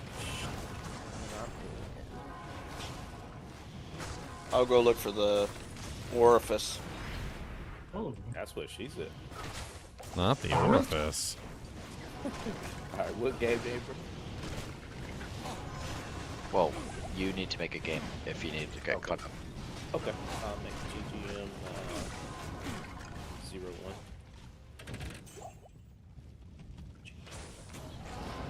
In the normal password. Did I find a way, boy? I don't remember.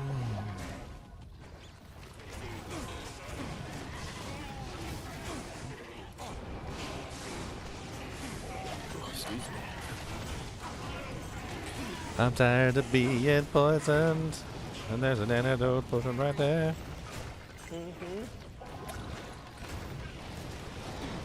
Sing it, boy. Sing it.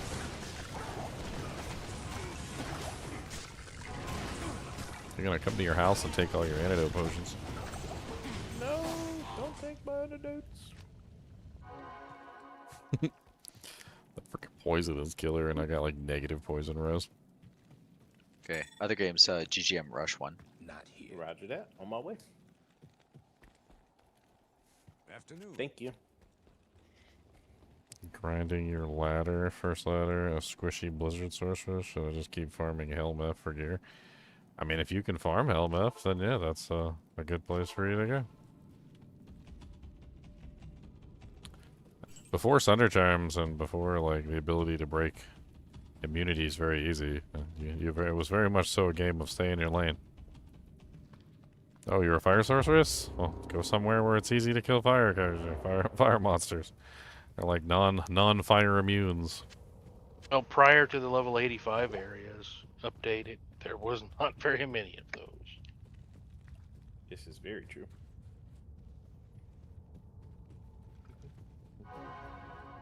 I'm about to bust. What? 6 is fine. That sounded like Bobby. That was Hank Hill. It was Hank Hill. Hank Hill. That was Hank Hill. I'm about to bust. Bobby. About to bust. Makes you feel good. Yeah, busting makes you feel good. Busting makes you feel good.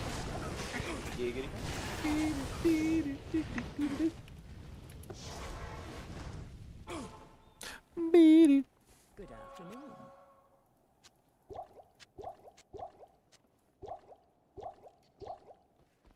Why did they add a portal cooldown? I don't know. I would wager it's probably because somebody was exploiting it in the past. So, you used to be able to go through portals almost instantly. Yeah, now you have like a 1 second cooldown. Yeah, now, yeah. You got a several second cooldown for, Interestingly enough, if you ever get yourself stuck with all your Uber portals on the same spot, because you're stupid and you like made them in the same location, or your friend is stupid and he made them in the same location, that cooldown can actually let you access the portals. Because the cooldown is apparently not for all portals, it's only for the portal that you went through or something. So like if you spam click the portal stack, the cooldown will go into effect, preventing you from being able to click on the previous portal that you went through, allowing you to go through one of the other two. so it has a small amount of utility. It has a very tiny amount of utility if somebody's stupid enough to make all 3 of their Uber portals in the same place. Afternoon.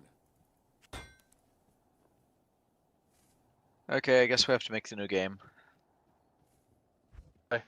We have to? One fireball went through the entire mobs and one-shot the summoner. I don't think you need to kill the summoner. No, we don't have to. Yeah, I don't think Yeah, well, so as long as somebody's there that needs the quest to kill the Duriel, don't we get through? Yes. Yes.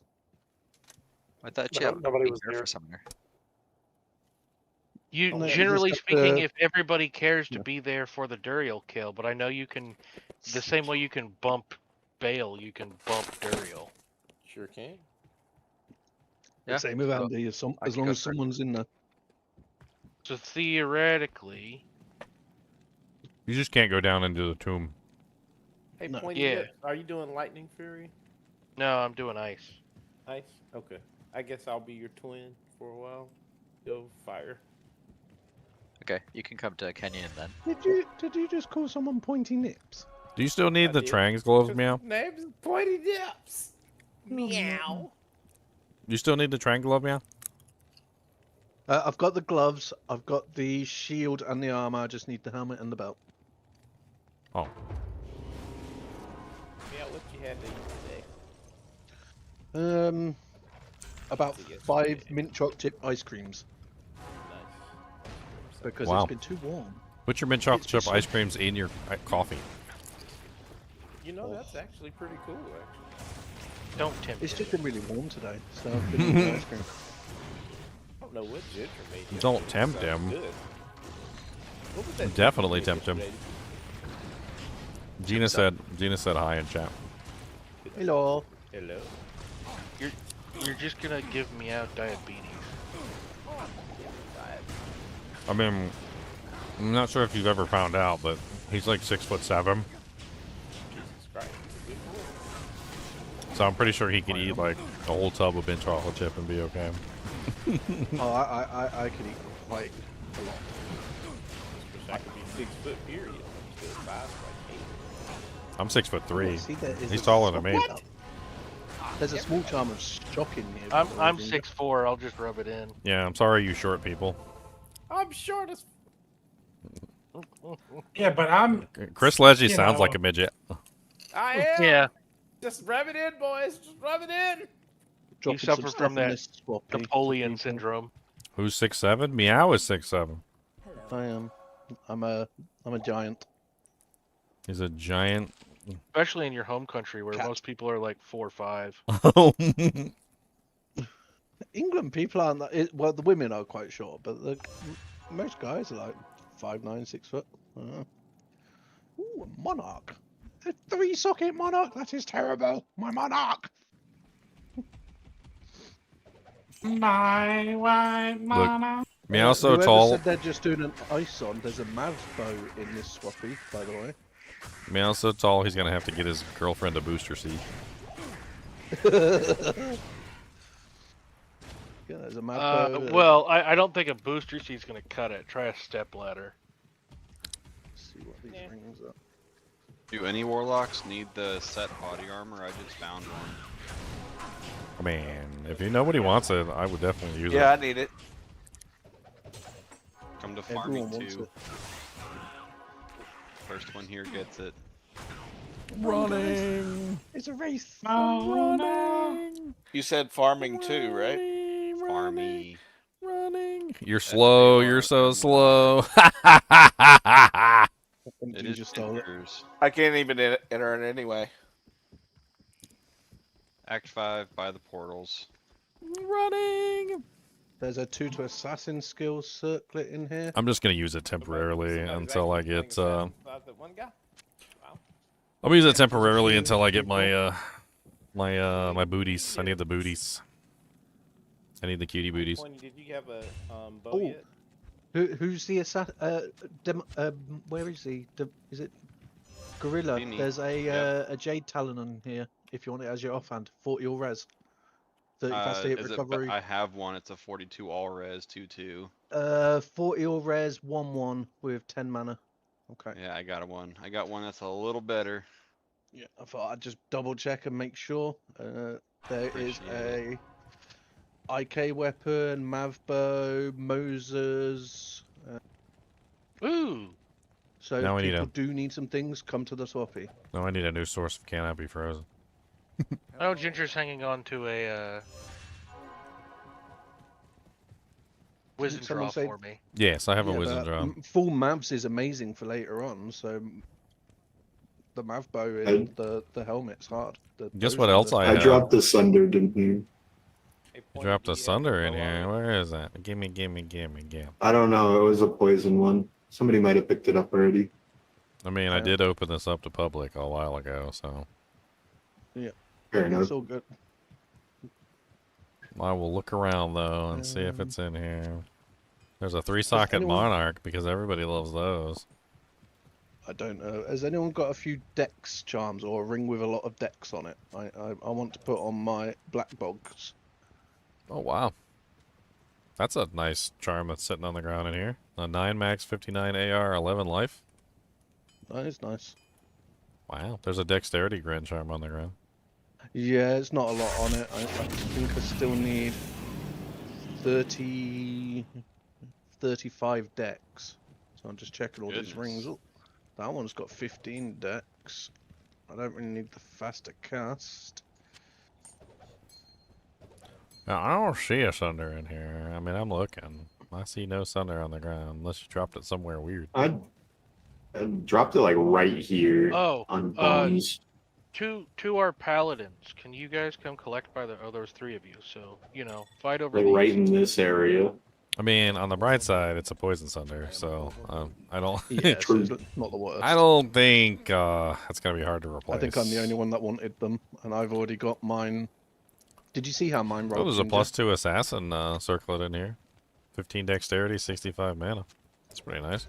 That's how mine turned out. Necro has a renewed rotting fissure.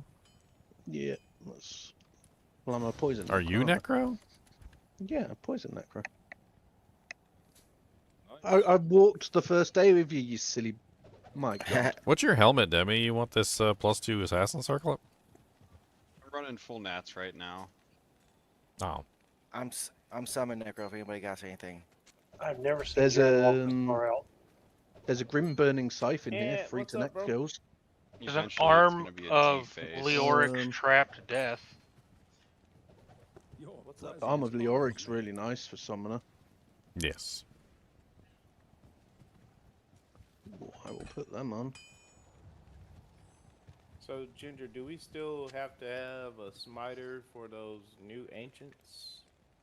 That's a nice circlet in here. You're talking about the colossals? They hit really hard now. Any Yeah, lightning they're sorts very want that mean. thing? That thing's kind of nice. +2 with all rows 20. I don't know if anybody tested them specifically geared through a max Warlock at them and did not fare well. No, it was a disaster. I mean, they should be tougher. Like Yeah, they were so that's- weak. that's- They were so weak before it was honestly laughable. Like I don't even know what was going on. I did some That's tests definitely- before the season started. That's definitely one of those What's things your where you chest? want to spawn it on P1 and do it with at least 3 people so you can 1v1 them. Oh, thank you. Yeah, you kind of want to split them up, and for Corlic that's a bit of an especially, upgrade. you want max. That is a bit of an and upgrade. That's really observe. nice. Thank you. I appreciate that. Happy to help. Strong chain boots of fortune. Do you want your cube back? There was a Mav bow there. I'm gonna grab that because my next character is gonna be a boson. Oh, we got another boson. Bow. I'm gonna be a cold zone. Bow. Navi, take this. There's a nice thingy thing there. Oh, Hellmouth. Bartux. Here you go, Assassin. Bartux. They're ethereal. Ethereal Bartux. I really don't need Bartux. Sorry. Nadges. I guess I really need a Ravenfrost now. Ooh. Anyone doing anything that needs a lot of cold absorb? Someone just dropped one of these black cloak shields with the cold absorb on level. And a Ravenclaw for all you new character people. Ginger, are you still doing the Pally, the Ellie Zeal? Ellie Zeal? Yeah, I am. Are you in here?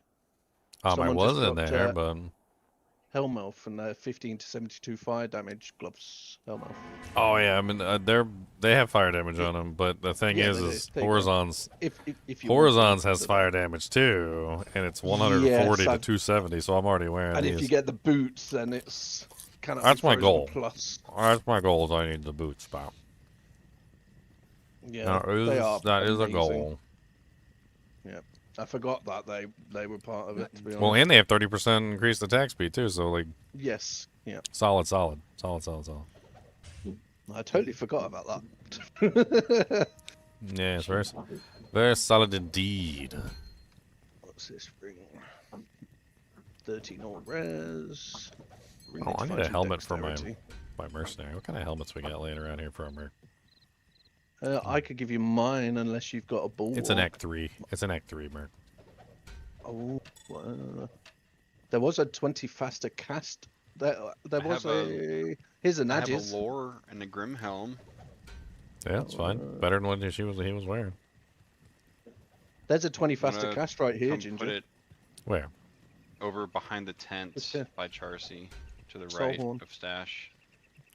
Demon Not much else on it, but if you need the faster cast to hit a breakpoint. I mean, yeah. Oh, there's FCR be nice. guys. There's Tail's helmet Or I and could Tail's run weapon in here. Yo, Ginger. There's I the can lore. run the lore. Any Sork need Tails? I'll run the lore. Plus one skills is always nice. What towels? Weapon and helmet. Here, Ginger. What Is armor there you another wearing? Wizendraw on the ground? No, I here? have this. We got like 3 Wizendraws. What game? Check this armor. This Ginger. one is. This one's a negative 34 Wizendraw. Fire damage on this. That's armor, pretty darn Ginger. good. I'm gonna drop it over here by the waypoint. Somebody said they were gonna be a gold Zon. Already grabbed a Oh, that's literally my armor from earlier. That is literally my armor from earlier. I was using that. That was what I leveled with. The Tails is a 222 weapon. See this one, Ginger? Which one? Whoever wants it, it is 2 in offensive here. auras, life leech, strength, all res. Wow, that's actually really good. Yeah, I could probably use that right now. It's on the bottom side of the fire. There's Bottom a side of the suicide branch fire. as well. Yeah. Some res. That's nice. You know, I could take my Sotheby's. I can put that on my merc. Actually, you know Oh, what? Ginger, what Lore shield has are you using? DR7 on it. I think DR7's better. I can Have drop you my got your proper Sotheby's. shield yet? Actually, I got my shield that I want to use for this build. Oh, you've actually, because there was that little But I storm need- thingy 160. But I need a better one. I need one that's actually got like capped res. Ah, yeah. I need to find a 35. I'm sure that most people just throw the Tiamats away, which is usually That's what the I do problem. too. Yeah, that's the problem. If It's not anybody a very- finds a 35 all res Tiamats, I would really like to put that on my arm. If anyone needs Moses, there's a 2 perfect diamond Moses there if you're struggling for res. Nice. Somebody got some This is the one 49 war earlier. traps, nice. That was And there's wanting a- that hell. This Scourge has some crazy damage on it. I don't know if Another anybody's Moses. melee. That thing's kind of nuts, actually. So there's 2 Moses. Did we have a Sork that needed Tau weapon? I'll just drop it otherwise. Go get your cubes, guys. Alright, come in. Oh, I left the game for it. Oh, I'll just get it later. Sure, that's what I needed. I'll have a look for some of the leveling stuff because eventually I'll make a new character. I just don't know what I want to make. Is there a razor tail in that swap meet? I haven't seen one. So that's kind of weird. No, we. See if I can pick myself up a Raven. I don't have any cannot be frozen anymore.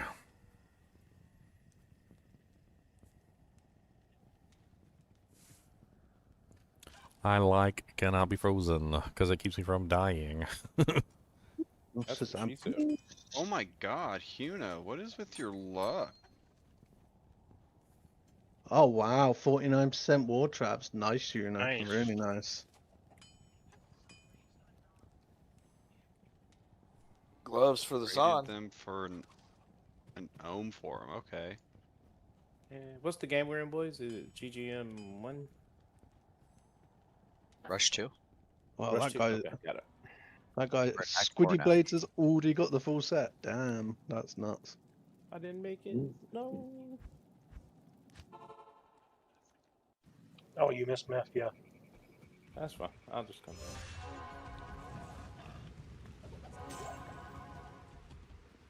I didn't know you left.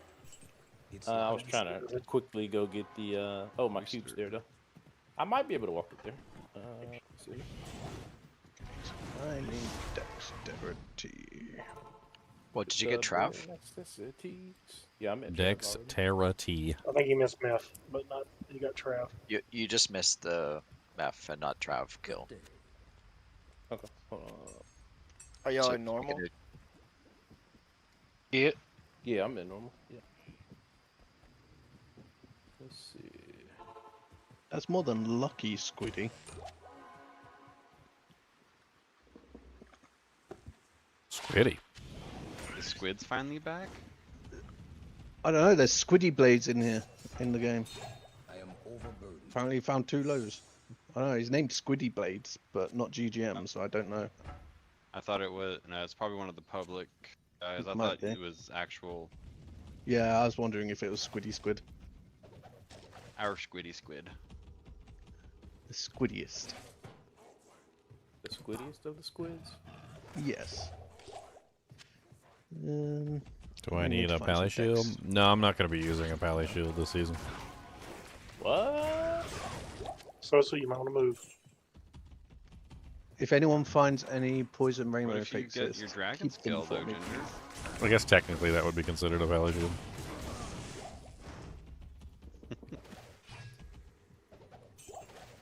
City of Damn Waypoint is warm. Hey, you want to make a game for Meth quick? Yeah. What do you want to make me call that? Quick Meth. Whatever you want. I'll just do Rush 0? Maybe? GGM Rush 0? GGM Rush 0. Alright, and password is on. Game is made. I got the cube. He's got the cube. Sure do. He's got the cube. Yeah, he's got the cube. The cube And I missed it because it won't let me. You want to create the game and then I'll just run it. Well, no, if we just have to kill Trav, just go back. Okay. Yep, it just says kill Mephisto.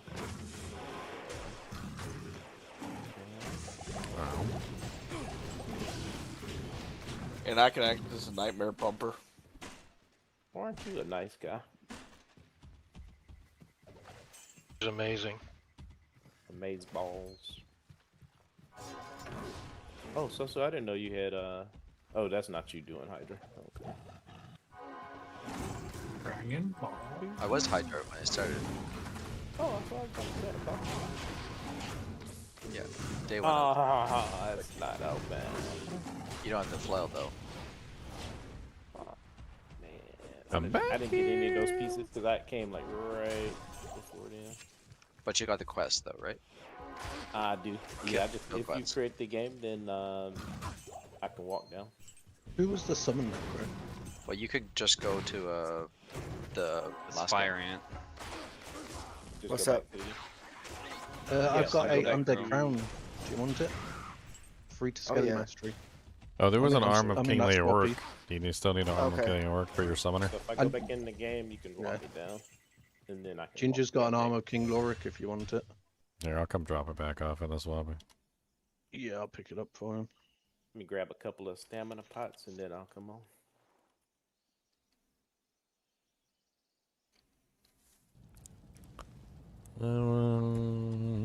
That's the wrong spider Autograph. web. Look. You should be able to take this quest, this portal. Okay. Let me make sure. Oh, I ain't got no stamina pots. I forgot that Joker don't have it. 2 I can't take. 3 I can't take. Trav I can take. I am endurance 1. So you missed the smash then. I just gotta walk through. You Alright, missed so the I'm in- smash. You I'm didn't get it in. Deluxe 1. Whoa. And Enjoy. yeah, You are if you very can walk welcome. me down, I can walk through it. Missed the smash. Alright, you got it in the wrong hole. Depending on how attractive she was, maybe you didn't miss much.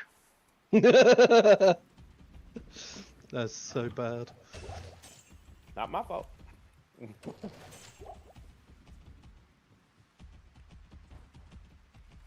A respectable lady. I am overburdened. Where's she at?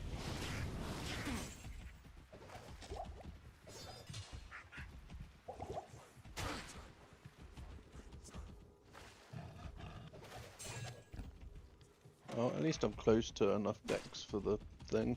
Just need like 10 more, so. You never made a Holy Thunder Scepter left for leveling. A lot of holes going on. What armor did you drop, Ginger? The what? For the Necro? I dropped an arm of King No, it was the Leoric for wand. you. Yeah, that's what I gave you, the one. Oh. I gave you the helmet and he gave you the one. Alright, thank you guys. The arm of King Leoric is the best summoning one. It also gets you killed occasionally. Yep. So what's the... Report you randomly too. No, it it's randomly the bone envelops prison. you in bone prison. So no, it doesn't. No. It doesn't envelop you in bone prison. It envelops the whatever monster hits in you. bone prison. And Which most is of the usually a time, melee monster. that's a ranged monster, and so it's not that bad. It's only when the melee monster comes in range Yeah, and they smacks screw you, that's when you get screwed. Basically, death lords Yeah. Don't get hit by melee monsters. How about that? or souls. Souls can also don't get trigger hit. it. How about you just don't get I hit? also found a 1 to 44 lightning damage large charm that I can hold for you, Ginger. Oh yeah. Being picky already. I mean, I'll take them all, and then I'll be picky with them. I'll be right back. I'm gonna try to walk. 1 to 44 sounds better than some of the ones I'm running. Well, that still didn't work. Yeah, it won't let me actually go in the portal. But I got the waypoint, so I can just find it real quick. It's hard left when you go from the waypoint, if I remember right. Well, you still have to kill him. You Yeah, I'm didn't about get to to kill go. him. Yeah. So just tell me your game. GGM0, normal password, and I'm right next to the exit, so that should be easy. Are you doubting the power of a level 1 paladin? They can't kill Mephisto? Yeah, look, technically I he's can. got he's got all that gear. I mean, Don't get it twisted out. he's got 1 point in smite. He's got this covered. I heard it's all you one gotta point. do is just say the magic words. You just say the power of Christ compels you, and then Mephisto just like falls down. Why is my fire golem such a wuss? Yeah, you really need to get him maxed out to get the best out of him, unfortunately. Like, he just gets hurt so easily. He skipped leg day. So Think he skipped every day. somebody made that fire golem, it was the weirdest thing. They're like, let's make a golem that's immune to fire, and then let's give him absorption, But he's not. because then he'll heal not from even fire immune. damage. But he doesn't take any fire damage, so he doesn't heal from fire damage because he's immune to fire damage. Yeah. So he has absorption for an element that literally he cannot absorb. It's like literally just a wasted stat. You know, he'd probably be better if on death he blew up for a decent amount of fire damage. He does. He does. He does blow up when he does. It actually had to get nerfed a long time ago. Yeah. 'Cause people would just sit there and use him as their skill. Yeah, Well, not that even sounds like a that. good plan to me. You could PK people from inside town with it. Yeah. So you could stand outside of town and then spam cast your fire golem. And since it'll the kill fire them in golem town. would explode on summoning and then it would explode on death, you could literally just kill people from town with it. It was great. Okay, did that work? Yes, that did. I may have been the reason why that was nerfed. Come on. I'm gonna have to bio break. I may or may not have been Y'all can involved. keep progressing. 'Cause I mean, that was a hard in one. my defense, there was a lot of PvP sorceresses around that time, and they were max lightning storm, and they were standing outside of the door, and you couldn't leave you couldn't leave. So I was trying to find a way to deal with these stupid lightning sorceresses that were just blocking the doorway, so nobody could PvP. And I managed to come across, a fire golem exploit. No big deal. I think the worst one was people that would use auto aim and far cast and like the Firecast hack. Oh, horrible days.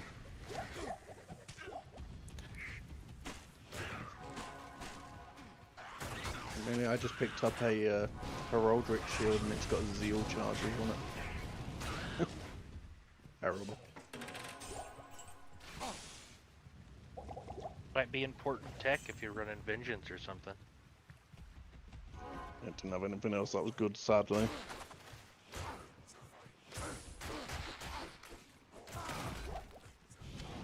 anybody farming or running terror zones or anything? Just doing whatever. I got lucky, found a Sir Rune in Lower Kuros. What game are you in? Did you really? Nice. You sure did.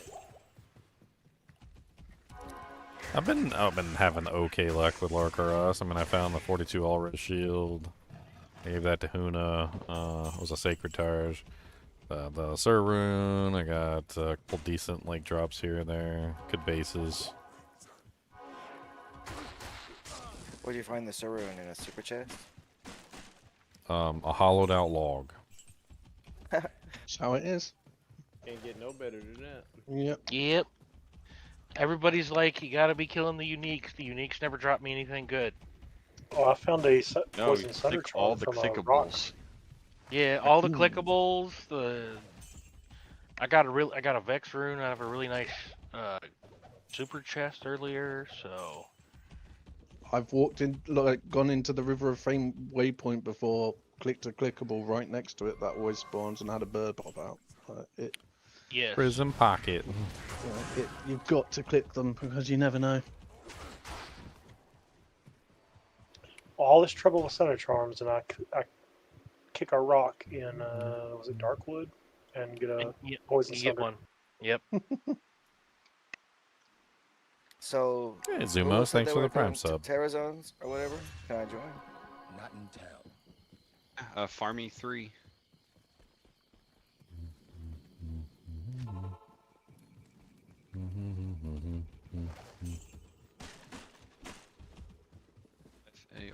FARMY number 3. Oh, hey, Fire Ant again.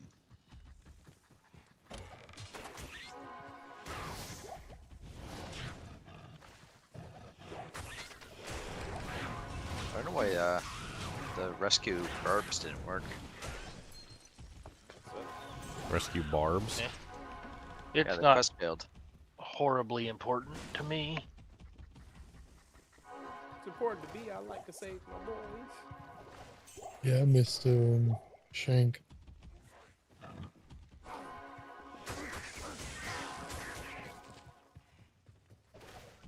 I'm telling you, I was telling you guys about this one day before. Like, there's something about the rescue barbs where you have to be there. Well, It's not even just there in the area. You have to be like Which is there. weird because mine all worked earlier. When you guys did it in the rush and I just sat in town, I got the quest. Well, one person has to be there that needs the quest. Yeah. Yeah, one person that needs the quest has to be there, yeah. But you can't have someone just do it for you. I'll do it to you.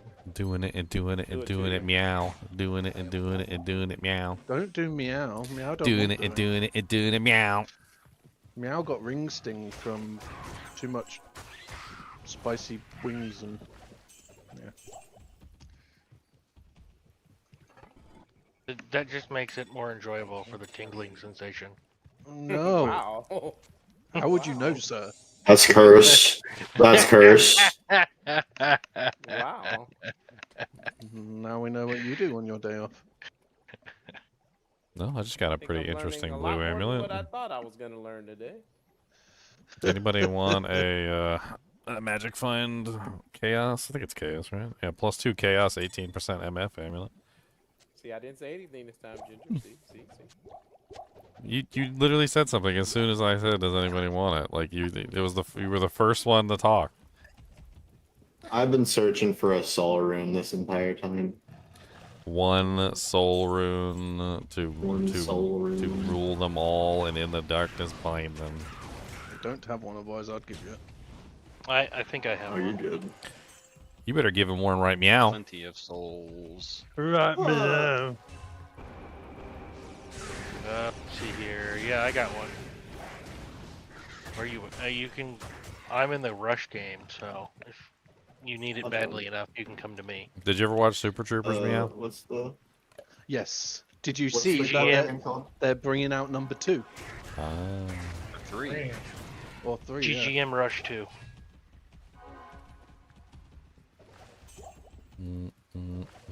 What's in Glacial Trail?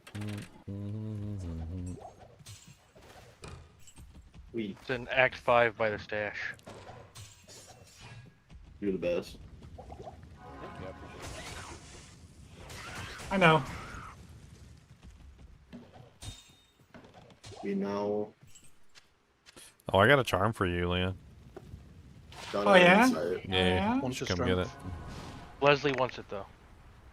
I didn't say anything.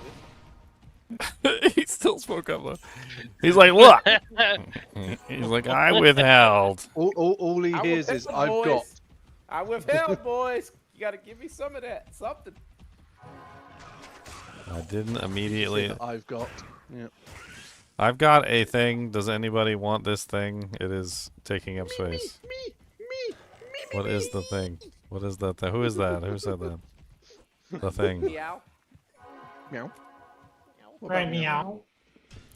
Right. Meow. Are you meowing with me right now? Meow meow. Alright, I'll be in GGM. Do I even 20. want to be here for this? GGM or- 20 for your magic charm that I got for you. All right. You don't want it. I mean, I could just give it away to somebody else. I mean, it's not that I don't want it. I already got a couple here. You don't even know what it is. I'm coming. Number 20? That's all it takes is number 20? Yeah. I bet it's like 1 to strength or something. Game and password don't match. What? Oh, there's there's no password on it. There's no password for some reason. It's a pubby. Nah. It's a pubby game. Uh-oh. What's in here, dude? This is like new territory for me. It's a pubby game. That's scary. Pubby, pubby, pub. Captain Pubby. Captain Pubby, he's Captain your hero. QB. Gonna take pollution down to 0. He's got powers. Magnified. Is he messing with you, Leon? He tried, and then I hacked it. Hacked the system. It's pretty decent. Why you It's gotta not, install rats it's on not all of god your friends' tier, but it's pretty computers? good. Ginger's such a rat. Oh, no bumper. Okay. Well, unless I'm aware of something else. Too bad. Yeah, I'm One a of us nightmare has to be bumper. So sad. Who had that white monarch? Well, my one on it. do. My monarch. No, it's not Never gonna your. get old. My monarch. I wonder if that guy still plays and still whinges about monarchs. I wonder if that 5,000 gold bounty is still up Beautiful. on the person. 5,000 gold, I remember that. Alright, boys, which rush game again? I'm done with that. No, But I we don't wonder- have a bumper, so everybody's got to go EXP, so I'm going to put this on hold. Okay. Go back to doing what I was And then I'll doing. go back to- Farming keys. Key We farmer, need you. torches. You stole my monarch, and I I'm cannot gonna try to get to level lie. 20 real quick. Oh, you are? What level are you? Level 8. 8. There in 5 seconds. By real quick, I mean real slow. Do you have that Ravenclaw? I need a Ravencross. If I you do have a not know. Ravenclaw, I can enchant a little bit. I'm gonna create Yep. GGM0. There was one in the swapping. One Ravenclaw. and start There was a Ravenfrost in the swapping? No, there was a Ravenclaw in the swapping, but I don't know if the swap is even open still. Yeah, there was a Ravenclaw in there. I saw it. And also Ravenclaw was level 15. Yeah, It's but it's just still amazing. I'm there. gonna create GGM01 just to start going back to normal and level up. Back to basics. I Back to the basics. I guess I'm gonna have to add a Countess too, because I need a bunch of like the Yeah, I've just started doing weird Countess. elk, So. bow, and foul. So I'm currently doing just walking Countess slow with poison neck for the time. You got a teleport stuff yet? What? I don't risk it. Mine poison neck dies to stupid stuff. He's so weak. It is They are weird. very squishy characters. Biscuit for the biscuit. Like I've got nearly 337 in vitality, and I'm not even at 1k life. Oh, okay. That's what's Yes. up, man. Yeah. How does it feel to be frail bones? Yeah, I don't know. I think I need a tan or something. It's terrible. That's all. That's all, bro. You're supposed to hide behind your. You're supposed to hide behind your army there, sir. What, my squishy fire golem that does nothing? You get 1 point skeleton and He's skeleton level master. 19. You get 1 point I skeleton might skeleton have master. I might have to because the fire golem dies constantly. It's horrible. Well, to make the fire golem live, you need to max out golem mastery. mastery. Golem mastery Yeah. is what you gotta max out. That's what I'm gonna do after I finish leveling him. He's close. Flickering Yeah. flame. In a Corona? What the? Why would you go for a Corona, brother? My That's a strength requirement. Because people are cool. And Coronas are cool. They taste good because family. Zan makes his spirits and ward shields and Aegiuses. He don't care. He don't Hey, y'all still care. have that swap game up? I don't know. You have to Check check. and see. Let me check. Let me do that. There was a lot of stuff left in there, but I just it would need have been a shared. weapon for the. Check. Check 1, 2. Come on down and poo. Why are you pooing? I don't need to right now. Rain check. Mine came out of me like lava. Let's Taco Bell for you. I haven't had Taco. I've never had Taco Bell. Are you serious? Yeah. I It's think not that's as in the UK. Yeah, it does. I think Nottingham has a Taco Bell, but I'm not traveling like 2 hours for a Taco Bell. I don't see the point. Yeah, well, I mean, I don't blame you. Wait until you hit a crunch wrap supreme, sir, and then come back and tell me. I don't Just even think make they my have own. the same menu. Probably not. No. No, because of Europe regulations and other countries' Yeah. regulations. No, I haven't. But then I guess also Mexican food is not as big here because we don't really have a lot of Mexicans. Like we have more Indians, Polish. You know, we don't have a lot of Mexicans You because have it's so actual far away. Spaniards there. You have real Spanish food. Taco Bell is not Mexican. Like It's American food. Oh no, but you know what Pretty I much. mean. It's Tex-Mex. Spain yards. Yeah. Pretty much. All right, this holy But I- fire paladin is about to kick everybody's ass. I did buy 60 eggs though. So They're that on was sale. like $70 in your country? No, 60 eggs cost me about $15. That's not bad. I used They were a really good price, and I thought, okay, I'll get that, and I'm just gonna have like sausage and egg wraps and stuff for breakfast and scrambled eggs and why not? Egg salad. Egg salad's good. Make some egg salad. We'll look up a recipe. And I love a fried egg in my ramen. Oh. Yeah, well, you Soft gotta get boiled- no, soft see, boiled yeah, soy eggs. Yeah, you gotta get that soft boiled. Come on now. Yeah, soft boiled works too. Yeah, that is true. But I normally do like a Yes, fried egg, and it's. I usually do makes it hard yummy. boiled in my ramen. Got it. Well, yeah, but soft boiled gives you that jammy, rich center that's just amazing. Or you could just take your boiling water and drop an egg yolk in it, or Yeah, your noodles. I've done that before. Just fresh, yeah. I've done that before. Egg Makes drop it really soup. creamy. Yeah, But, rich. they were on offer, and I thought, well, eggs are normally really pricey. I'm going for it. And they've got over a month That on was a creature the. as you call them. Chickens. They've got Alright, over a month so- on the use by date, so. What is the price of eggs normally for a dozen? Dude, here in Virginia, they're literally I like don't know. they're literally $2 $6. a dozen. Yeah, they're like $2.50 here too. So Yeah, like $5, something like that, $4 or $5. And that's why I bought these. pounds or is that No, bucks. US? Dollars. Yeah, Okay, converted. converted in my head.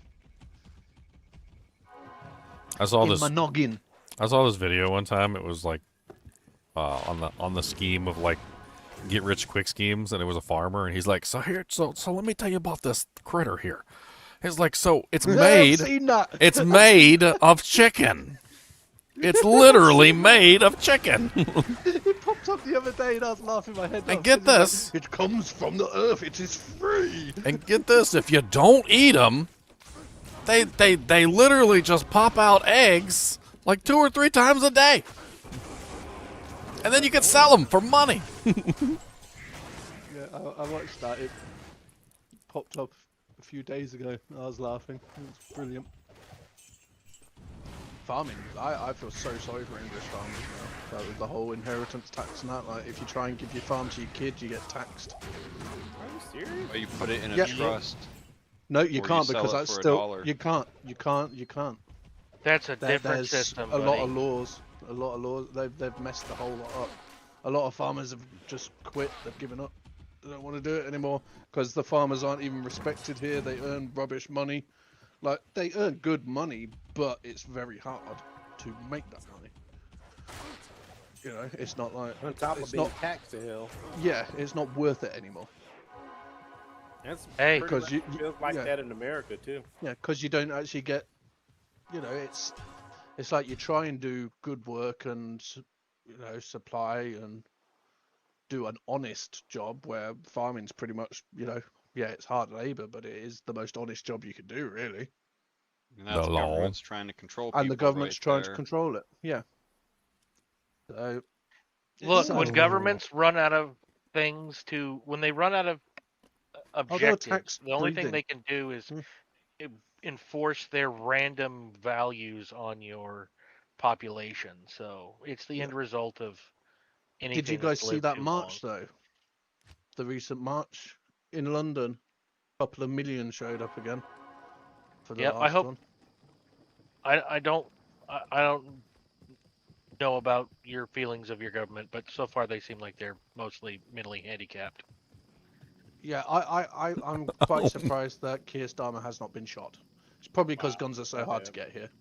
Yep. Like I'm really like I've seen him go for a walk and he is like shoulder to shoulder. Looks like, you know, like when you're in school and you try to all get through the same door. Looks like that with police around him because he's that afraid of everyone. Like he is the most hated person in England. I'm shocked he has not been killed. And yet your parliament won't vote him out as prime minister. Yeah, because they're idiots. Yeah. I hope Because things they're all get better for your country. because he's probably bribing the hell out of them. He is most likely giving them extra this and that and under the table because he's got a lot of money. All our parliament people do because they're like we literally call them silver spoon fed people because they don't know what it is like to worry about your next meal or worry if you can pay your next bill. They are I mean, all our people guys are the with, same way. yeah, they're all people with a lot of money and they don't know how the average person actually lives, and that's why they do such a crap job. Because they don't know what the average everyday person needs. Well, clearly you need more diversity and Muslims that don't yeah. like your country. No, please, no. And for us, like 90% of our lawmakers have been in office since the 70s and 80s, so they don't even know. They don't know the changes or anything because they ignore it because they're in their own little cocoon. It doesn't affect them. Yeah. Like they don't know that like most people can't even afford to feed their kid. Like we had a problem when nurses were having to go to food banks because they weren't getting paid enough. Nurses that were working full time, like 50, 60 hours a week, a week, could not feed their kids and had to go to a food bank. That's disgusting. Like we have so many problems in this country now, and it's because of our politicians. They don't know what people need anymore, or they just don't care. Money is don't care. Yeah. Well, it's a combination of they don't both. care and they have other goals, and your Yeah, they needs want to fill stand in their the way own of their pocket. goals. Yeah, they want their own pockets filled before anything else, and then they want their own, you know, their own party to get further instead of others. So that overrides other agendas, and yeah. Then you stack on top of that geopolitical goals Yep. and other things, and you're just at the bottom of the list because you're basically captive slaves. Yeah, which is nothing. But the sad thing is, they don't realise that if everyone did stop, it's the average people that have the power. Like, if all your police stopped going to work, if all your ambulance drivers stopped, your sewage people stopped, your electricians, if everyone just stopped and said, we've had enough, the country would collapse so fast. Fortunately, that will never happen because. But it won't happen because people are too scared. Yeah, people are too scared for the backlash. And that's why I've been happy to see these big marches and people finally saying we've had enough. Like, Forgotten Tower. did you see that Keir Starmer's getting sued? I did not. What do you mean? Sued over? He banned a massive someone. I forget his name. The one that did the march from Luton. He banned his old boss, who's like a multi-millionaire, from coming to England because he didn't want him to help him. Yeah. So it was they banned entry because he banned a lot of people, denied their visas to come for the march to try and lower his opposition, so it didn't look like such a big march. There was millions there for one, and two, now he's being sued by millionaires because he's peed them off. So basically, tell me you're petty without telling me you're petty. Yes. Yeah. I can't remember who it was. I mean, our government's been committing fraud non-stop, consistently, so... I mean, a representative is supposed to come from the district in which they live. They're supposed to represent that district. Most of the people who are House of Representatives have been in there for like decades. Half of them don't even live in the district that they're supposed to be representing anymore. Because they rezone them too much. Well, not even just that. Like, they have like apartment buildings or things like near Washington D.C. So they're basically just living near Washington D.C. instead. They're required to have a certain amount of residents in the place they're in, yeah. And then they'll have like a mansion in the middle of like a poor district.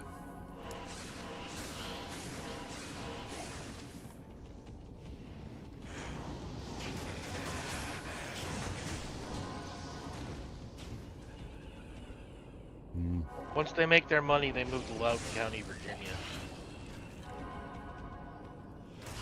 What's going on there? Tax haven? Nah, it's just where all the rich people, it's close enough to DC that you can dump all your, it's a good place to hide your money, basically, or, you know, vacation when you're not in Congress. It's also where all the lobbyists are, so, you know, it's a good deal for everybody.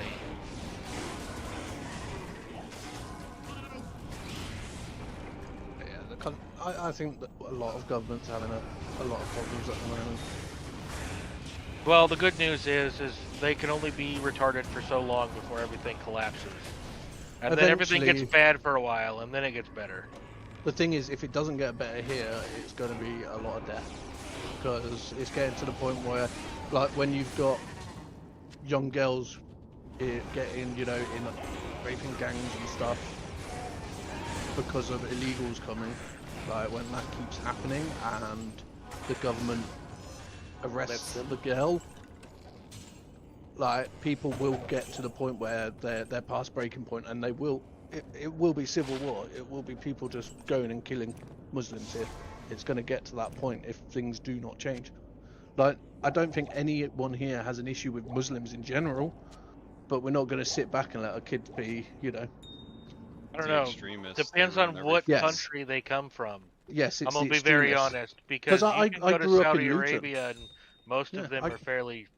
Yeah, I grew up in Luton. One of my best to mates was Muslim. He was lovely. You go lovely to the guy. majorly inbred countries, and it's not. Yes, it's a different it's story. the extremist ones that believe that anyone that isn't Muslim should die. Which is about 90% of Muslim countries, with the exception of like 6. Yeah. Yeah. Yeah. It's sad. It's what's really sad is that you have places like Egypt. Egypt was asked if they would take in some of these refugees.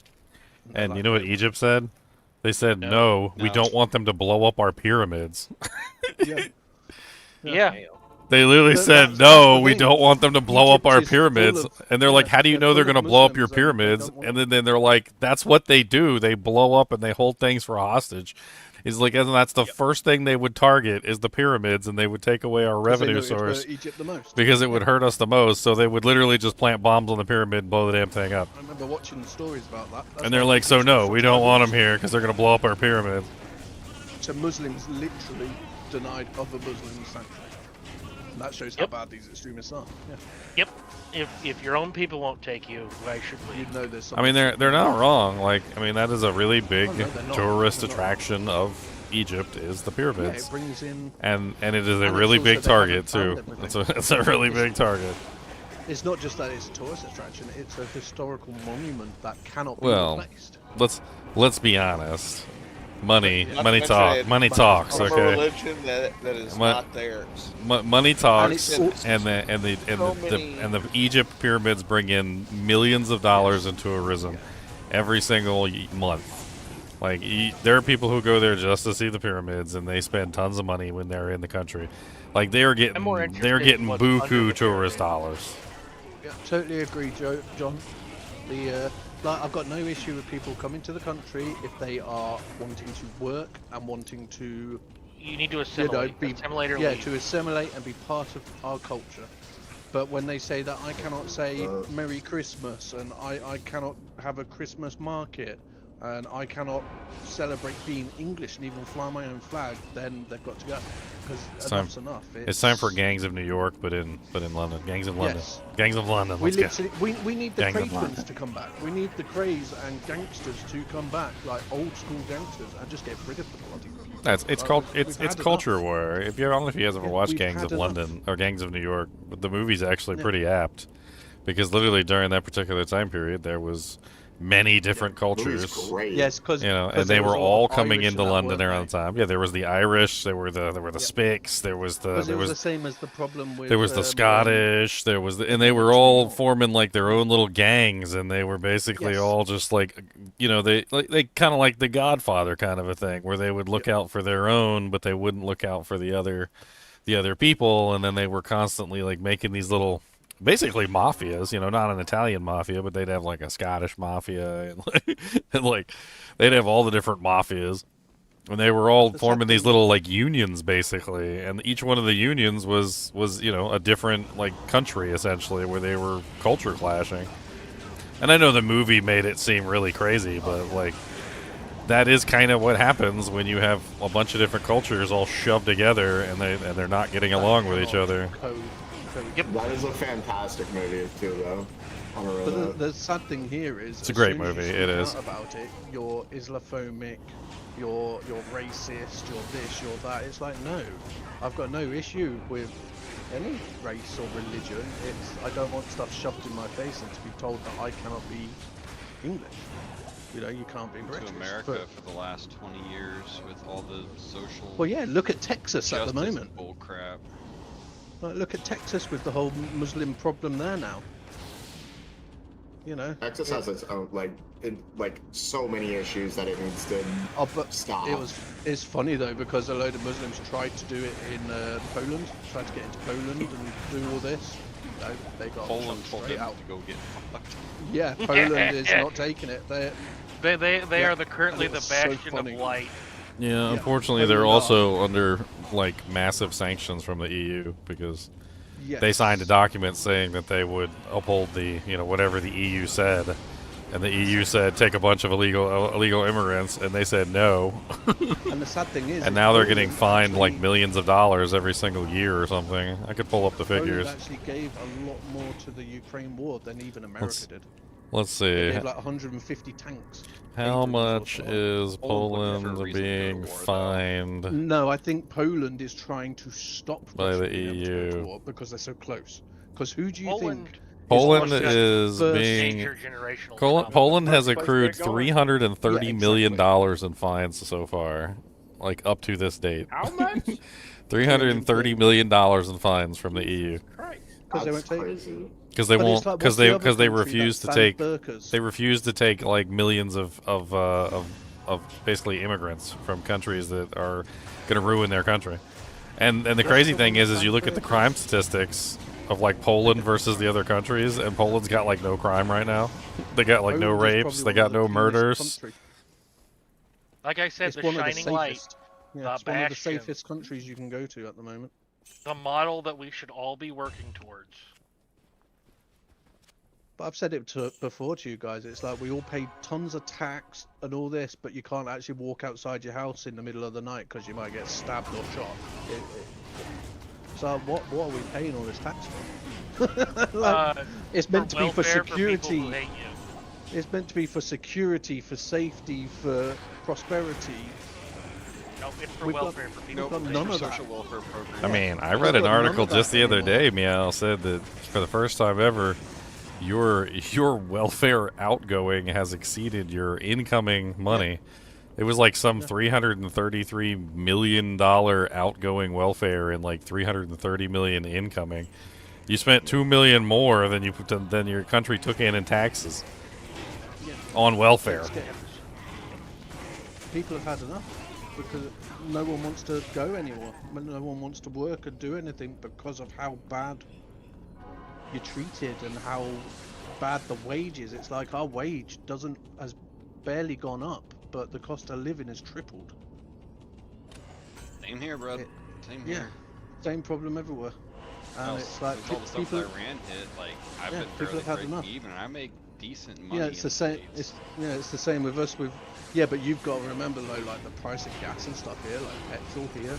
America thinks they have it bad. on it, and you don't Yeah, have. well, like I was looking it's into it. like, no, it's like $30 a gallon here. So that came up because of all the whole like there's all the stuff going on in the Middle East, and I'm looking at the prices and I don't think like one of Joy who's over in like the Netherlands or whatever. He's like it's like $20 a gallon here, and I'm like $20 a gallon. It's $4.30 here. Like where's the money coming from? And I looked it up, and sure enough, it's like it literally says that the Polish government does not want its citizens to use vehicles that burn fossil fuels. So they have made absorbent taxes on the gasoline to prevent them from driving cars and want them to ride bicycles instead.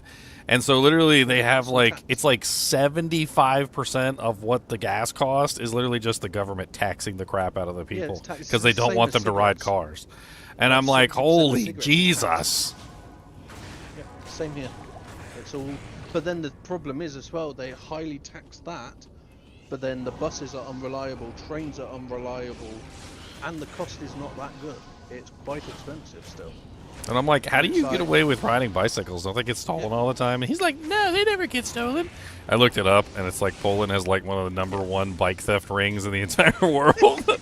And I'm like, oh, okay, so they're not getting stolen at all. No, that's fine. Rush just said greetings from Poland. He's like, well, I never have problems getting a bicycle. And I'm like, so they solved the problem by just making millions of bicycles. It's not that the bicycles aren't getting stolen. They just made like a billion bicycles so that there's a bicycle on every corner. But Poland is the safest country currently. Nowadays, the bicycle thieves are looking for the Lambo bicycle. Oh, they're looking for the good ones, the electric bicycles. Yeah, the nice ones. They're looking for the nice ones. Yeah. The ones that ride themselves. Get yourself one of them rusty bikes and you'll be fine. The ones that run on fossil fuels. But it's as funny as what's his name?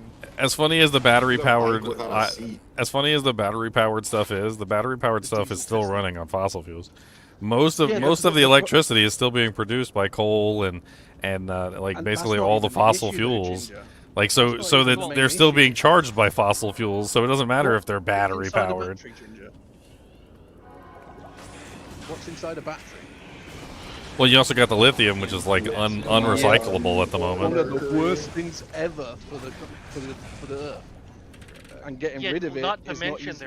there isn't enough of that crap on Earth to actually supply the major countries with EV.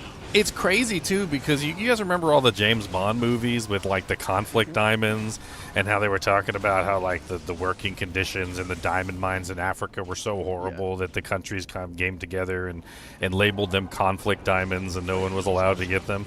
Dude, that's literally lithium. Like, all that happened was it changed. Lithium is the same exact thing. It's mined almost primarily down in Africa, and they send the little kids down into the lithium mine to get the lithium, just like they send the little kids down into the diamond mines to get the diamonds. There should be conflict lithium at this point. But it's ridiculous though, because like even trying to get rid of the old batteries, it's Well, they can't recycle it because it explodes when it comes in contact with oxygen. Like there's problems recycling lithium, and the crazy thing is the other battery that everybody uses in their cars, the lead acid batteries. Those are ridiculously recyclable. Yep. Those are very recyclable. People recycle those all the time. The lead acid batteries are like common recycled. It's the lithium ones that like are almost impossible to Mercury recycle. batteries are able to be recycled as well. Does anybody Sulfur remember batteries are also able to be recycled. sulfur diesel?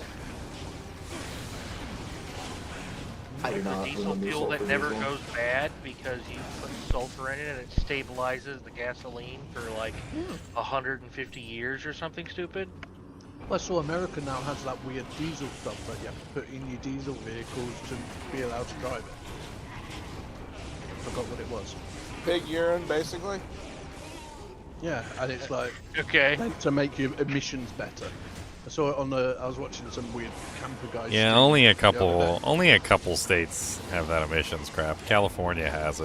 Like, No, I couldn't believe it. most states we have a real inspection. It's called a state inspection, and they actually check your brakes and your headlights and your windshields and like everything and make sure your car actually works.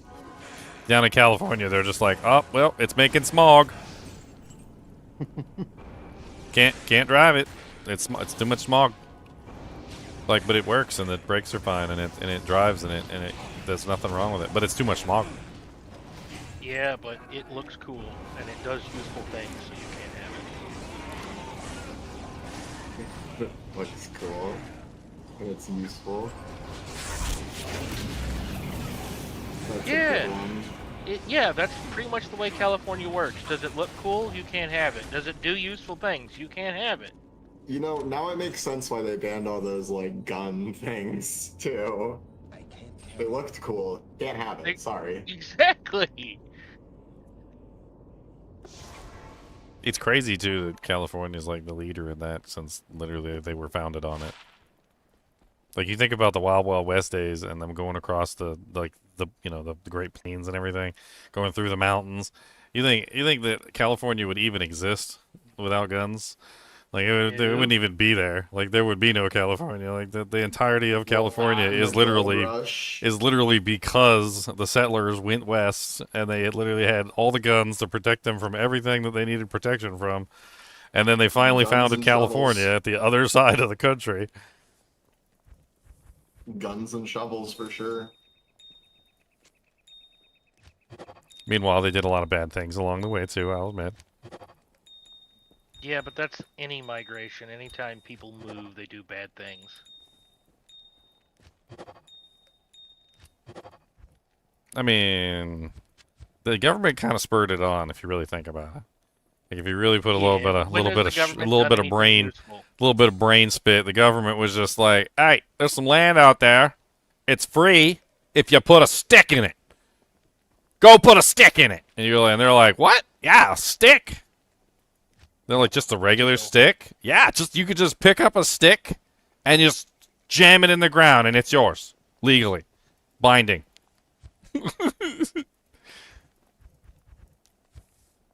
You know what? It sounds like a good deal to me.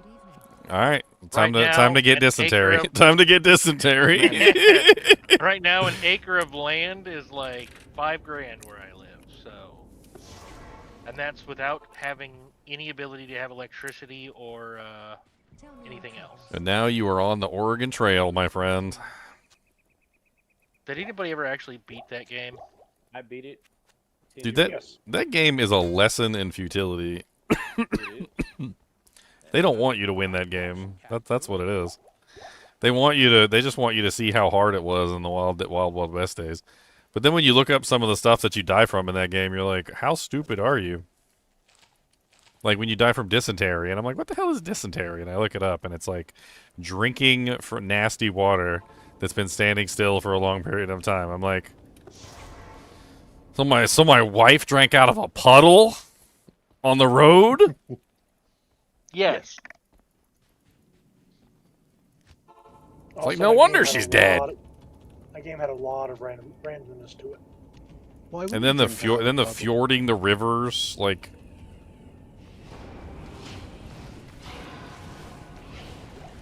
I'm surprised they didn't have you dying by Indians in that too. They probably should have had some good old-fashioned scalpings. Your wife and children have been scalped. Would you like to continue?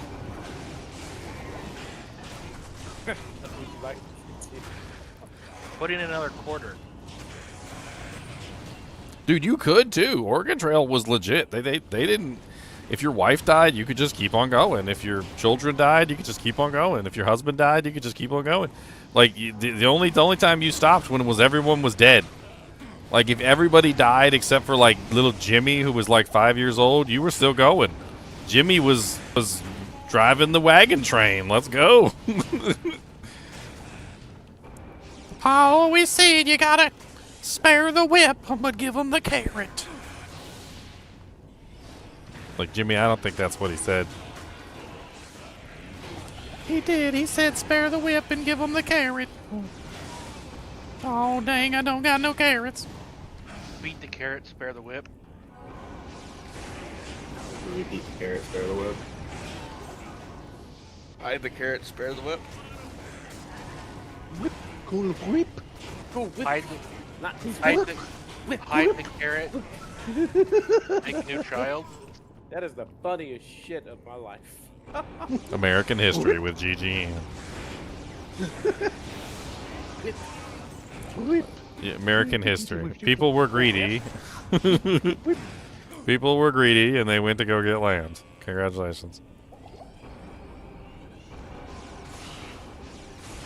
Like you should have put a stake in it. Should have been a whip in it. I already put my carrot in it, but you didn't notice. That's how a cop charge. I still remember this one joke. It's a really old joke. It's Christopher Columbus. He arrives in the New World. he meets the Native Americans for the first time, and they're like, "This is our land," and he's like, "But do you have a flag?" And they're like, "Well, no, we don't have a flag, but this is our land." And he plants a flag, and he goes, "I claim this land in the name of the king, queen."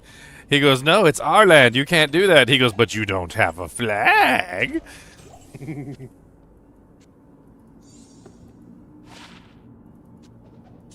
Yeah, flags are embodiments of power.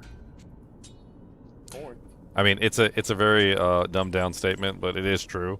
If the Native Americans had a more like cohesive government and they were able to, like say this land is ours, this land is not, like have borders, defend their borders, like they probably would have been in a lot better bargaining position than just like, Simba, all you see from where the sun touches, it's yours. You're like, it's not really a system of measurement. And then they were constantly killing each other and taking each other's land, so like it wasn't really a cohesive government. I mean, they were just constantly killing each other. If you look through the history, it was like the Pawnees killed the Sinals, the Sinals killed the Chippewas, the Chippewas killed, like they were constantly just killing each other, taking each other as slaves, stealing each other's land. So it's not like it was one big. It kind of reminds me of I remember like in medieval Europe, a lot of the thing that they did for thousands of years. Well, in medieval Europe, a lot of the towns and the cities were basically like independent city-states. They called them like city-states. Yeah. They were kind of more like that. Like each individual tribe probably represented a city, but none of them were cohesive in a way that really worked, and so they were like city-states all warring with each other.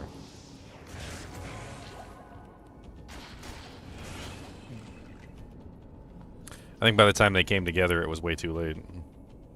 That was when they got Colonel Custard. They got him at the last stand.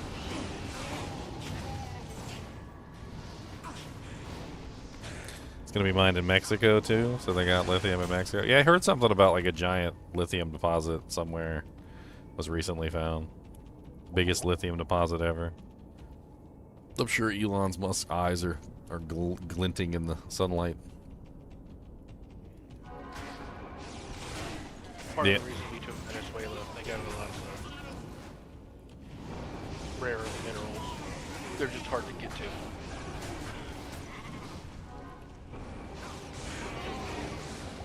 By the way, since you mentioned Lion King, you have to watch this. Lion King. It's what the lyrics for the song actually translate to. Oh my god, I've seen that, that's lion. hilarious. Oh my god, it's a lion. Oh my god, another lion. A lion. A lion. So many lions. At least they use the real language. Apparently they got pretty mad about that. I was watching something where they went to like Africa and they actually talked to them about like the Kuna Matata and like a bunch of other stuff, and they just like took everything and put it in the movie. And afterwards, apparently they got kind of mad. They were like, "You can't just take our heritage and turn it into a Disney movie." Too late. Who said so? Of course they can. They put a flag on it. Yeah. Look, Timon and Pumbaa were cute. Okay. They also stole the whole movie. You know, I always find that super interesting that people get really mad about other people sharing their culture. It's kind of like the entire point of I think they shared it wrong. I think that's what the problem was, if I remember correctly. I see. Which is an Yeah. issue. It's That'd be like if I rainbow told you that biscuits we and worship the gravy. sun because the sun is the giver of life and helps the plants, live. And then you go back and you're like, yeah, they worship the sun. They said the sun likes to dry their booty holes out and they sacrifice their women to it. And you're like, what? We didn't say that. Yeah. It's like British people and biscuits and gravy. What? And tea. I don't know what this biscuits and gravy is. Sorry. Because you're a coffee drinker, bro. It's not that and tea, it's British people and anthropology. They steal everyone's museum stuff. No, Scott, see, what British plants when you tell British people that biscuits and gravy, they go, "Why are you putting brown stuff on cookies?" Apparently they also didn't pay the guy who wrote that song, "The Lion Sleeps Tonight." So apparently there was a guy, Solomon Linda in 1939, who originally wrote that song, "The Lion Sleeps Tonight," and they paid him like pennies. Damn. Sounds like old school thievery to me. And then apparently there was a $27 million Zimbabwean lawsuit against it, and he has a bunch of stuff. That's fun. Yeah, but the Disney movie was actually stolen from a Japanese movie too. Like some of the shots are exactly the same. Oh, you mean like Clint Eastwood stole all his movies too? You guys ever seen like what is it? Is it For a theft few or dollars, homage? for a few dollars more. There was a whole bunch of them. He made like Fistful of Dollars? Fistful of Dollars, like For a Few Dollars More, The Good, the Bad, and the Ugly. Those are literally all ripoffs of a famous Japanese movie artist. And I watched the originals, the black and white Japanese movies, and dude, it literally is verbatim the exact movie, like down but to aren't the even the Japanese dialogue.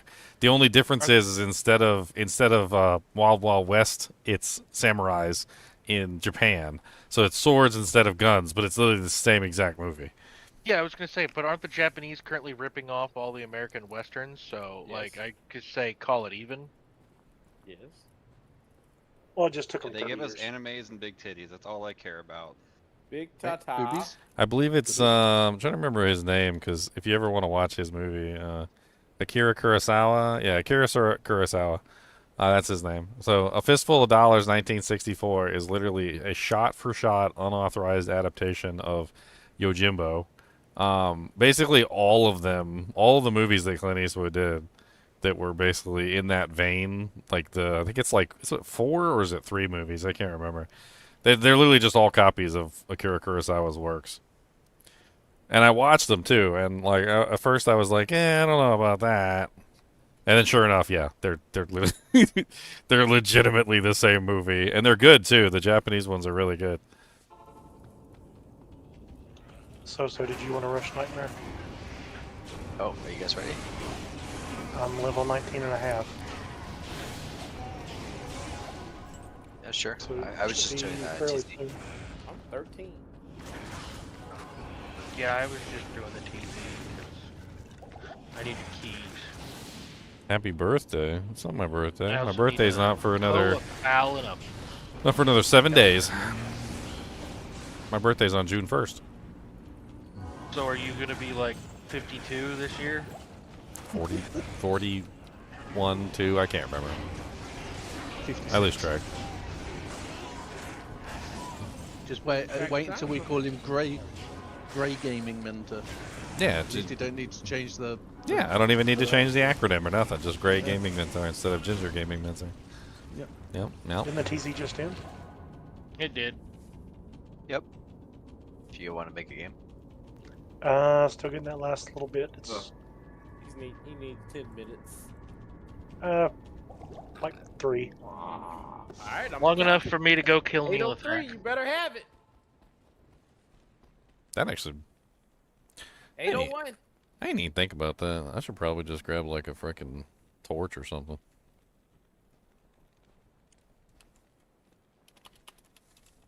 How much are torches? I mean, right now they're probably expensive, but I got that server in that I found. I could pick up a good pally torch. Well, that's true. True. I mean, that's a pretty good spend for your first like servering. Get yourself a nice torch. So, yeah. If there even is one up here. Yeah. I wonder how much Pally torches will be if Warlock surf now. This guy's got a 1920 up here, and he wants the world for it. I'm not gonna offer him. Yeah, he's got like everything on the list. I'm gonna offer him a sir, and he's gonna turn it down. Oh dang it, that's not the one. I forgot to put the paladin in there. That was a sorceress one. Never mind. No wonder he wants Jobber for it.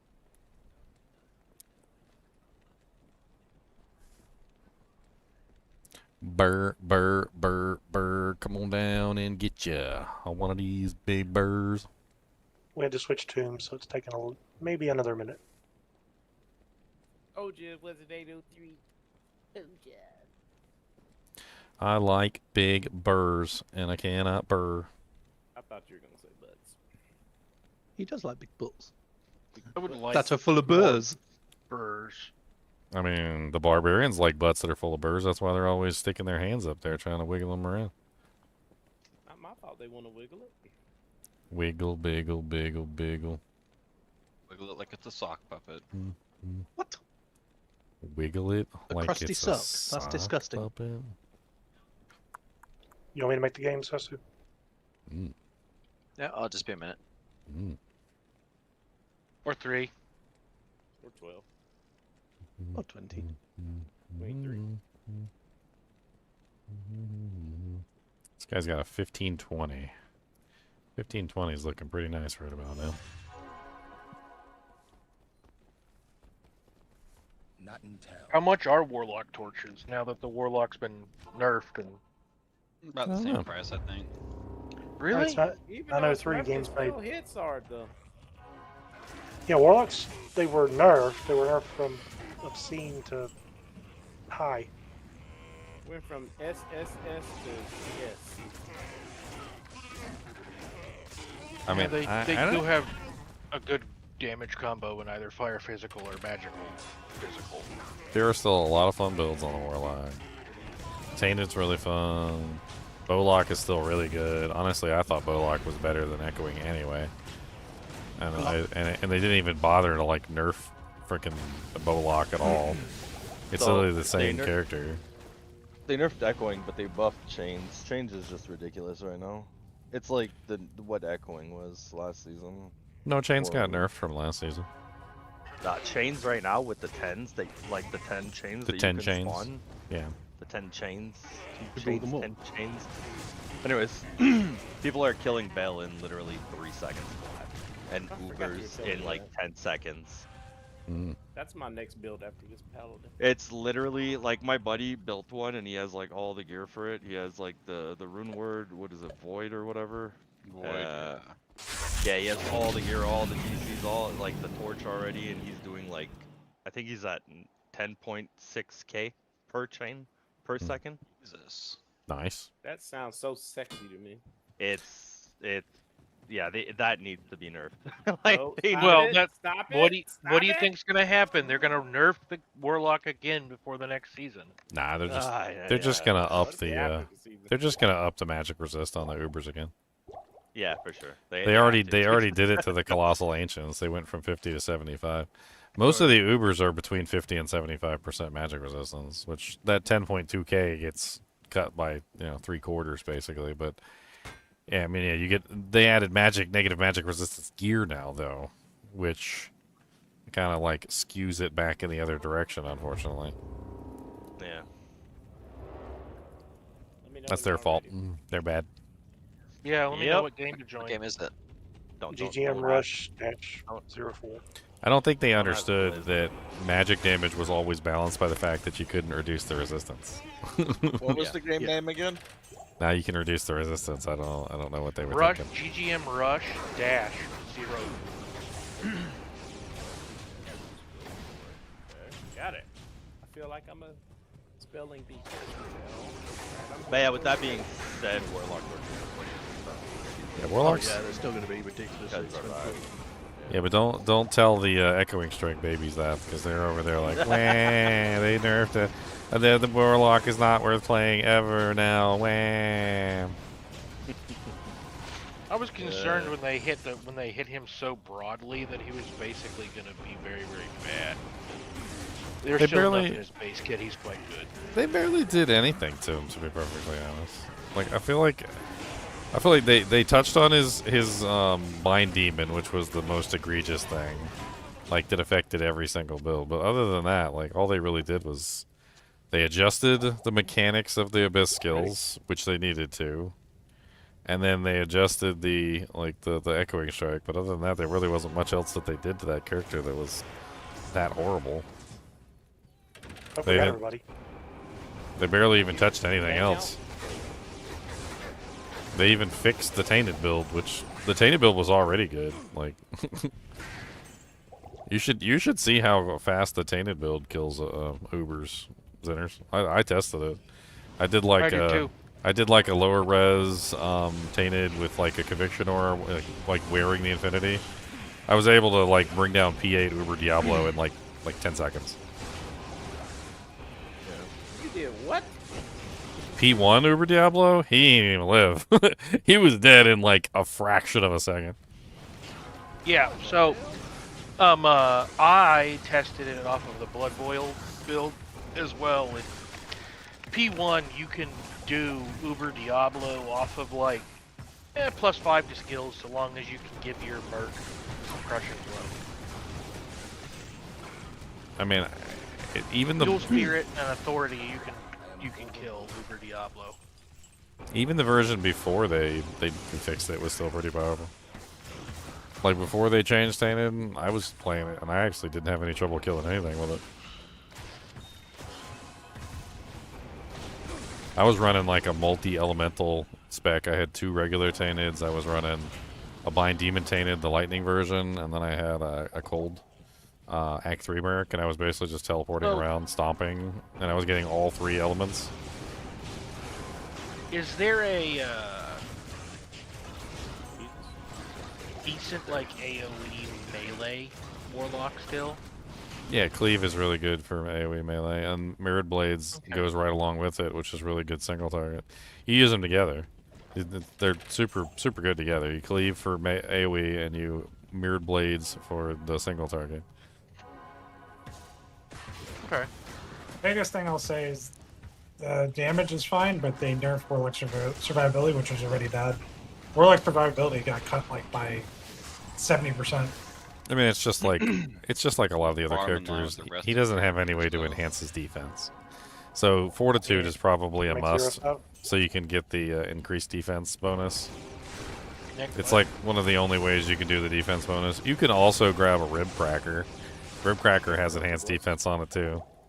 Like you could run Rib Cracker and Fortitude together, and 0805. you'd have pretty decent defense.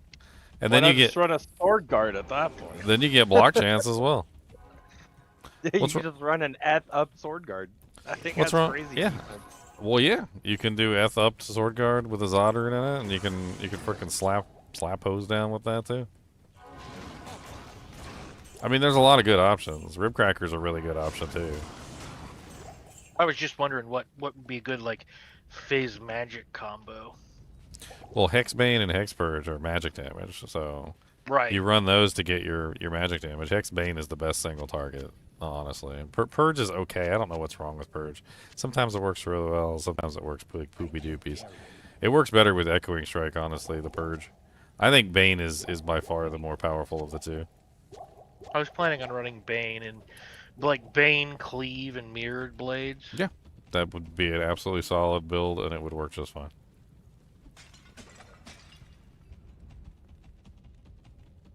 I would avoid swords and spears. They have bad breakpoints on the Warlock. Okay. Pole arms. I'm trying to remember the Axes. pole arm, axes, and maces are okay. What about two-handed? Yeah, two-handed. Yeah, that's what he's talking about. I'm specifically talking about two-handed. Yeah, one-hand sword is 10 frames. It's fast. Yeah, but I mean, you definitely wouldn't do one-handed sword on a. That's like your whole benefit on the Warlock is being able to two-hand in a book. Yep. Well, I'm just wondering, like, can I make that like what is it, a Death Thunder Maul? Can you make death? Yeah, well, You the can- Death Axe. You can do a Death yeah. Axe. Yeah. Okay. Glorious Axe Death is pretty good. It's probably the best weapon from all my testing. Decapitator. Or... Glorious or Glorious Axe is Decapitator. better. But yeah, we worked them out, and they're really close. But I think the Glorious Axe wins. The Glorious Axe essentially has the Hello, Shadow. range, and Decapitator does not. It has less min, so it's like whatever. But the Decapitator is easier to get a superior version since it's guaranteed 5 sockets, where the Glorious Axe is harder to get a superior version. Yeah, because it's guaranteed 6 sockets. I found a Decapitator boner. is the lazy way to go. Yeah, Decapitator is lazy man strategy. 15 ED at Decap. Glorious Axe is cool factor and range adder. Dude, the Glorious Axe looks so cool in your hands, though. When you're levitating the Glorious Axe in front of you, it's like 10,000. Just like levitating a pickle. 10,000 cool points. And not those crappy cool points. Now the 7-Up cool points from like the 90s. I don't like 7-Up. Man. Did you ever play the game?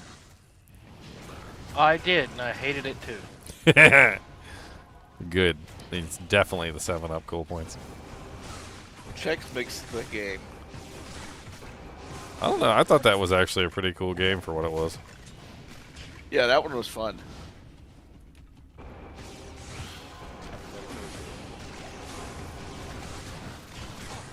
They used to come, like they used to send out CDs and like the Chex Mix cereal. Dude, I missed the demo CDs. The demo CDs were fun. Ginger, did you ever read, what is it, Maximum PC magazine?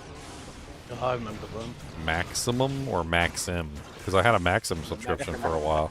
You're talking about something I had a Maxim subscription for a little while, you know what I'm saying? You know what I'm saying? No, Maxim was never all that. It wasn't Playboy. I mean, I just watched it. I mean, I had that so I could get the free games in the magazine. I mean, I was still at the house with my parents at the time. It's not like I could have a Playboy subscription. Come on. I mean, come on. But you could have just stole your dad's. And besides, there was some really good Maxim episodes, by the way, or issues. For your information, there was the Topanga volume. Do you guys remember the Topanga volume? Yeah, Topanga was in there. Topanga Who's was in Topanga? there. From Boy Meets World, she was the hot girl from Boy Meets World. You don't know who that is, you're too young. What's How up, old Karma are you? Joel? I got a check mark, Karma. Check out my check. Check it. Check it, boy. Look at my checky 33. checks. just I got a didn't grow check up too with now. TV. I got a check. Please, snobby check. I got a check. Yeah, apparently you don't get like verified as a YouTuber until you get like 100,000 subscribers. So I got my check now. Oh. I got my little Raft. checky check. I just had a demon limb drop. Nice. Nice. Those are good. You've got a limb of a demon. Yeah. Give it I a have little a jerk. chance. See what happens. Whoa. Whoa. Damage, that much more. How dare you not give me a key, Neil Thick? Oh, he did give me a key. He gave me a regular white key. He's cute. He's being a bum today. I mean, he did give you a key. You weren't being specific. I didn't know. I needed to be specific. Yeah, it's like your wishes with genies. Because I got a wish on a genie. We don't talk about those. I looked it up. Rub him the right way. I looked up the silver play button thing. Apparently it takes like 10 days for them to verify or something. I don't know. So apparently I'm not going to hear anything from them until they do their due janks. Probably have to hold on to 100K for 10 days too. So it's not like someone just created a bot account or something. And just Everybody unsubscribed from Ginger. No. Dude, when I was waiting on the 100K, it was like 99, 98. Oh, they're almost there. Only 2 more. 95, 93. People were just unsubbing and resubbing just to troll me. Rude. Good job. Oh yeah, does that mean you get a silver play button? I do get a silver play button. I'm going to put it on my freaking green screen behind me, too. It's going to be on the green screen. Watch out there. Hello. Hello, my beautiful fluffy pussy. Hello. Oh, what's that? Cuddle. Young cuddle. Is it gonna be a genie in a bottle? Yeah, you lot are all jealous because I'm rubbing my pussy. Meow. Heyo.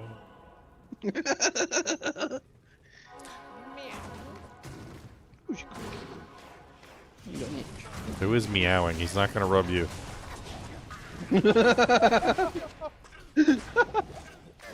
Not with that attitude. That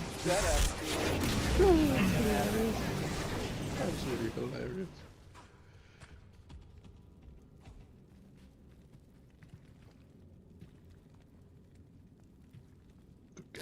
I just want to not be frozen, and I would like to not be poisoned, and that would be great now. Yo. Yo.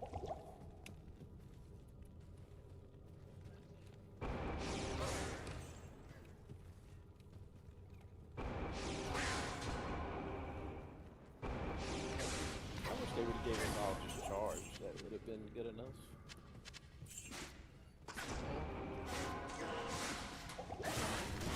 You get 200% faster unlocking. You get 200% faster unlocking.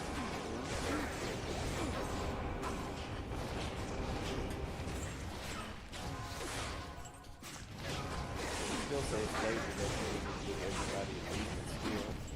And teleport. Does Teleport. anybody want a 4-socket blade bow? Or insight merc? Say anything.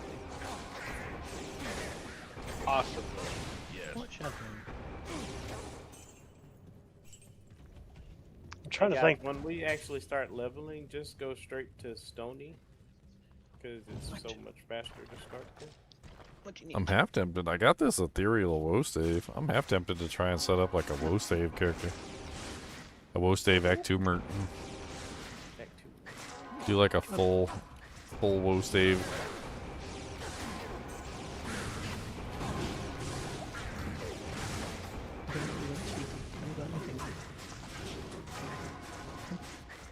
Well, the only characters they didn't give movement speed abilities was Amazon, Necro, and technically Druid. Sorceress until Teleport. Druid doesn't really have one. Feral. Yeah, he does. Yeah, but not everyone plays Wolf, so any True. Druid. Yeah, so it's a bit of a weird one. That's what we say about you, Meow, but we still love you. I know. Do we? I don't love you. You're meant to but pretend. I'm fine. I don't know him. Oh, Meow. Oh. So I worked out a new Path of Exile 2 build for next season. Uh-oh. So I'm gonna be doing a parry build that applies the parry debuff to the monster, but I figured out a way to apply the parry debuff to the basically the bone wall. It's a shield wall, and each one of the segment of the shield wall gets the parry debuff, and then when I attack, I pull the parry debuff off the shield wall, and then cause like massive numbers of explosions.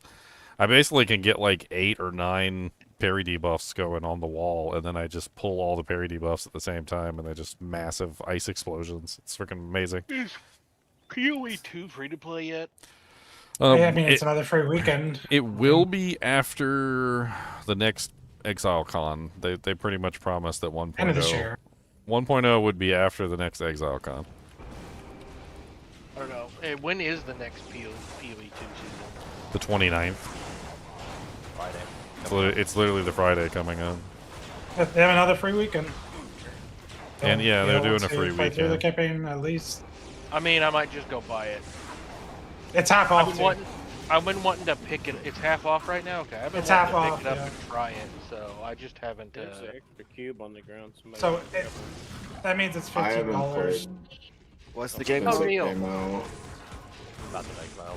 I mean, I'd love to get everybody on there playing together. There's an epic kinship stash, like guild stash, where basically we just like shove all the stuff in. So instead of doing swappies, I mean, we still have swappies, but what we do instead is we just put everything in the guild stash, and then you can literally just go through the guild stash. It's a permanent swapping. We try and keep it like organized, and those of you who are more trim all the fastidious, crap out of it. yeah, than others, you know, Path you of can Exile go 2 through there costs and. $50. Meow likes to sit in town and just organize the stash for hours. I did. It was horrible. I've been wanting to pick it up. I just didn't know if it was. I think it's a good season to get into it because they've done a lot of overhauls for newer players that are just getting in.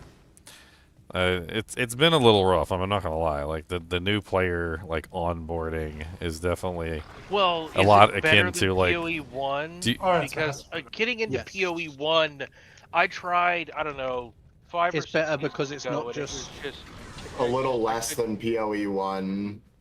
Yeah, it's not so spammy like PoE 1 where you just spam one skill and that's it. PoE 2 you actually have to do different things. Okay, but is it the same level of like here's 70 different in-game mechanics, Yes. all of their systems, and here's Yeah, a but it's easy to get spreadsheet into. and good luck? Yes, but it's a lot less. Yeah, it's a lot easier to get into because they explain a lot. Well, I mean, The whole, I love how- season they have a quest line now. Like, they literally have a quest line introducing you to every mechanic in the game. You just do quests. Like, yeah, that's all these what I'm quests. trying to say. Like this season thing is the that best drove season me to away get back in. The thing that drove me away from PoE 1 was I go, oh, okay, this is a cool in-game mechanic. Now, how can I maximally exploit this? Here's an hour-and-a-half video and all the different prime crap you can do with this mechanic. Nope, I'm done. I walked away at that point. Yeah, so eventually PoE 2 will somewhat become into what PoE 1 was, but it is still fundamentally a little different. I mean, in my opinion, PoE 2 is way better than PoE 1. Like Yeah. I tried to get into 1 and I just couldn't. I used to play one a long time ago. I used to play it. I feel like they I fixed a lot of stuff in PoE 2. Like they fixed a lot of the mechanics as far as like the combat is concerned. I like the way that they did the skill gems better. Like the skill gems not being in the gear is huge. Like the end game is starting to look way better too. Like now that they've so what they did, one of the things that they didn't do in the beginning that they should have done was the end game didn't have any kind of like structure to it. Now the end game actually has a like set design to it, so everybody will have essentially the same end game to start with before it goes into its like you know, infinitotums. But like now, like if I tell you that, you know, there's like a breach over to your right, like there will be a breach over to your right. Like you can just look over to your right. We are on the same map basically. So, like, yeah. Where is PoE 2 on sale at? Is it on their website? Probably Steam as well. No, it's not on sale on Steam. Oh, I don't know. I thought Path of I didn't even know there was a free. body there. Path of the Exile second 1 one is isn't. free. The second two. one costs $30. I'm pretty sure I bought it was for free you. for man. me. It's well, it's free for you because you own PoE 1. Yeah, so there was It's a thing. There Oh, was yeah, a it's thing with 'cause I Path of spent it on Exile. P1, wasn't yeah, it? yeah. Yeah. So they gave it away to spent anybody more who than- spent more than a certain amount of money on Path of Yeah, it's Exile. 1. I think it was 400. So in other words, they totally called you out for being a MTX whore. But the thing is, I played so much Po 1. Like I've got something like 30 or 40,000 hours on Po 1 or more. So it's like I got my money's worth for the years I played it. Bum, bum, bum, bum, bum, bum, bum, bum. Somebody come to Yeah, I've GGM got 25 like and give me a hand with Neil attack. He got me. He got me.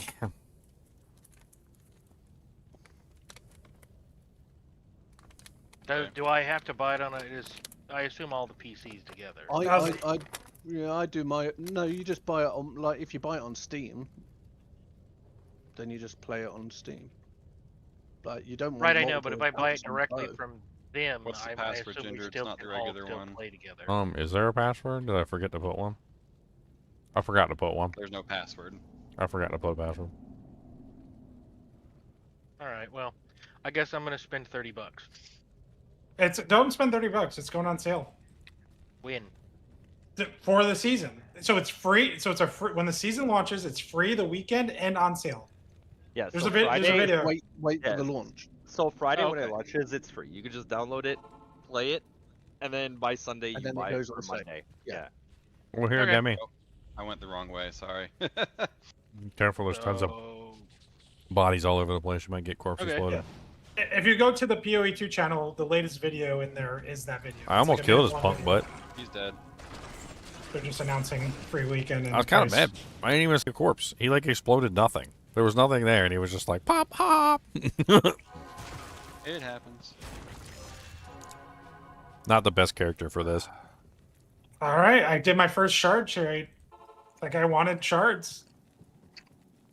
I guess If I you- need to start looking at So here's the question, though: if you get it on sale, does that lower the amount of money they give you in the shop to spend on tabs? They didn't say in the video.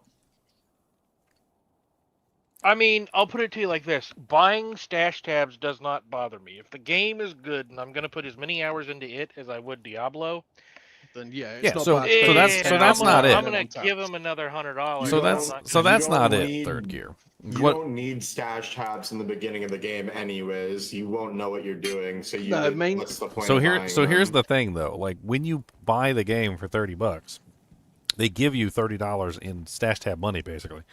So you can go on the store and you can go get stash tabs with the $30 that you use to buy the game. Like, So they like so you Enterprise, basically get a map $60 tab, value. unique tab. You know, Yeah. you want the miscellaneous tab. You get a $60 Well, value for absolutely. buying the game. I was just wondering if you get it on sale, do you still get the stash tab money? I have no idea. This is just a question. Like, if you don't get the stash tab money, then that's not even really a deal, in my opinion. Because you're probably going to spend $30 on the stash tabs anyway, and they basically just give it to you to spend on the stash tabs, which is nice. Yeah, and you want like the map tab and certain tabs like the unique tabs and stuff. We for, have you know, hoarding. we have been spending money on the guild tab too. So we got like a bunch of guild tabs, and we put a whole lot of stuff in the guild tabs for you everybody. contribute that way? Yeah, so you can put your extra money into the guild bank, and then I can spend it on guild tabs. We probably need to get a couple guild tabs for this season, so if anybody wants to donate. Right. It's real. The guild stash is really good. The only thing I don't really like about PoE 2 is that the grouping is still a little rough. Like I really wish they'd do something about the grouping. It's not as easy to Very group up hard with to play people. The game gets very hard. It's like the monster's HP gets like multiplied by like 3 or something. Depending on the builds too, you have crash builds, you know, that are famous. Let's just put it this way. If you take 2 characters or 3 characters or 6 characters and you put them in a group together and they have no synergy and you try and kill stuff, you will have a very hard time. But if you take like 6 people and they have synergistic builds where they like complement each other, like maybe one's lowering the resistances and one of them is like doing, you know, elemental damage and like you're stunning the targets and whatnot and like adding debuffs and things like that, it's not as bad. It's almost like they want you to play like an S tier player in groups. Like you have to use every thing to your advantage. Like me and Leon did a run together and it was the easiest run we ever did. I was playing the volcanoes. I was doing a volcano build. Well, every time you slam, the volcanoes erupt. And he was doing a bear build that was designed around slams. So I'm sitting here spamming all the volcanoes, and every time he slams, my volcanoes are erupting. And we were just, like, wiping bosses from the game. By the way, the volcanoes look exactly like the D2 Druid volcanoes. Nice. I ain't never seen something that looked like it was lifted exactly from D2. And the Druid hit me with the classes. The Druid shapeshift is 1,000% better looking than the D4 one. Oh yeah, Druid Werewolf is really good. It's very good. I'm not so sure about the bear, but the Druid Werewolf in Path of Exile 2 is very, very good. I like it. What are the classes? And what are their specialties? It's really more like weapons. So to put it more succinctly, like there's weapons, and then you choose your class is really chosen by your weapon, because the weapon determines all the skills. So, well, he said the druid. So, is there a thing where like I can play whatever class and still use druid skills? Or Exactly. is it, like, yes. straight You out can of be a PoE werewolf. You can be a 1? werewolf on any character you want. Okay. I beat you. So where all the class determines is where you start in the skill tree. So they added ascendancies, and the ascendancies are special abilities that class gets access to. So generally, what you do is you choose your weapon first, and then you choose your ascendancy to go with that weapon. So, like, if I'm choosing an ascendancy or a weapon like a bow, there's a lot of good ascendancies that have to do with bows. Some of them give extra arrows. Some of them give you, like tailwind and some various other things. There's some good things that you can get in combination with the bows. Or you can just go generic. There's one, it's called the Gemling Legionnaire. I'm actually really excited about it this season because they added a... I'm trying to think here how to explain it. So on every single skill, there's like a special effect for quality, and you can get quality in a bunch of different ways. But the Gemling Legionnaire has more quality than others. But he has now a special quality bonus that apparently is going to be added to every single skill just for him. So like, you can take a look at every single skill and see what the quality bonuses do, and you might pick the Gemling Legionnaire, which is more of like a generic jack of all trades sort of an ascendancy. And then there's some that are highly specific. Like there's the Lich, which is entirely designed around like summoning stuff. Blood Mage, entirely designed around... what is it? Is it Blood Mage? There's a blood tree in... Yeah, Blood Mage. One of them. I mean, I've got favorites at this point. Like I've been playing for a while, and I've been messing around with all the skills. The spear skills are really good melee. Like, I really like the spear skills. Then hit me with the ascendancies. I'm a big fan of summoners. Is there a summoner? There's a couple different. There's a couple different ones this season. Okay. You can capture a beast boss in the game, and have the boss as your summon. Amazon, yeah, that's probably one of the coolest things I've seen so far, because like in Diablo 2, we've always been like, hey, what if you could revive Diablo? Right. They're basically going to make it so you can get one of the bosses as an actual pet. There's also a whole summon build around the companions. They added a new unique item that gives like a special wolf companion, and then allows you to summon multiple companions, and you can get like up to 6 or 7 companions at the same time. That also looks absolutely ridiculous. What's up? I'm a big fan of like a massive horde, so. I mean, that summon one looks... The companion one looks nutty. To put it into perspective, the companions are basically monsters. So they're monsters that already exist in the game. And each companion can have an aura. So you could potentially have like 5 auras at the same time. And you could have the wolf, and then the wolf also summons his own little wolves like ghost wolves that come and attack things. It looks like a pretty crazy build. So the auras, think of paladin. Just put every paladin aura on your paladin, and that's what you have with like. That one looks nuts. The boss one looks nuts. There's tons of different summon builds you could do. I did a whole summon build around the wolves, like a druid wolf summon build, and I thought it was really actually pretty good. Do more damage the more pets you have. Yeah. I didn't like some of the bosses were kind of annoying because they would like wipe out your wolves and then you had to wait for them to respawn or resummon them basically. They were a little annoying. Does that one ice meteor infinite still exist? There's always a new version of that. There probably will be a new version of that this season. Yep. Always a new version. We got Worldstone. We gotta make a Worldstone run. GGM Bell 1. We're already there. Right in there. Ooh, Demon Head. 1 socket. Sad day. What are we doing? GGM Bale 1. Bale runs. Oh, what is the rush dead? Well, it's TZ Bale, so. It's half hour halfway TZ. through the wave. I'm sitting in the game holding it basically right now. What game am I That'll talking? That'll give me some time to look over some stuff on PoE or PoE 2. We're talking about PoE 2 is what we're talking about. Path of Exile 2. Honestly, I'd like to get the whole kinship in this season. It'd be great. We can do a whole nother start 1 week later.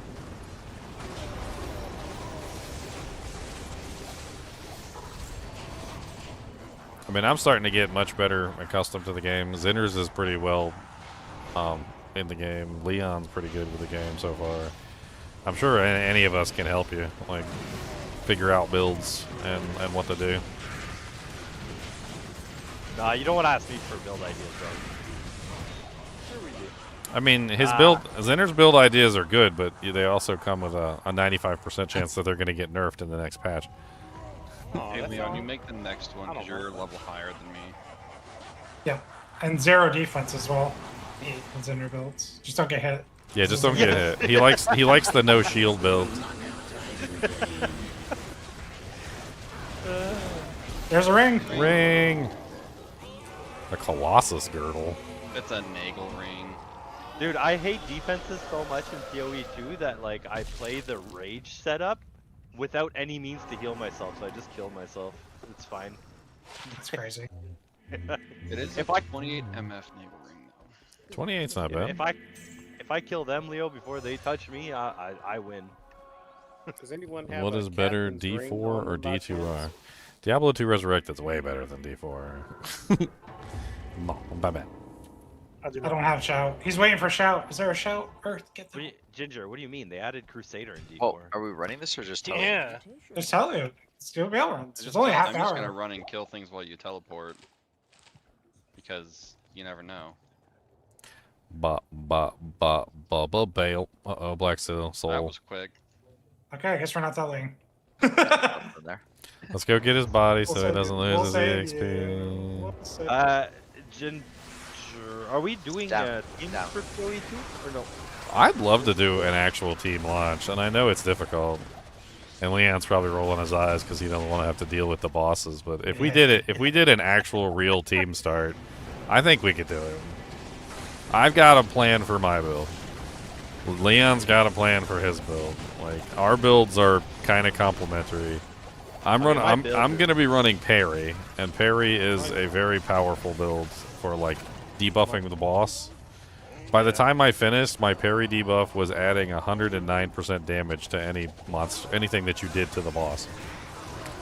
Yeah. I'm probably just my build's already set in stone. It's gonna be the same thing I ran, but it's gonna be martial artist with frostblades. The martial artist does look interesting. These loams are freaking nasty. Oh wow. I just love the fact that like with frostblades and whirling assault now with the martial artist, you can actually shoot out the frostblades projectiles while doing that massive spin AoE. It's gonna be great. Alright, I think you are safe, Sosu. Come get your corpse. Yeah, but you just lost a lot of XP there. Yeah, I'll be fine. We're not. We don't want to. We don't need to walk it. Everybody has a captain.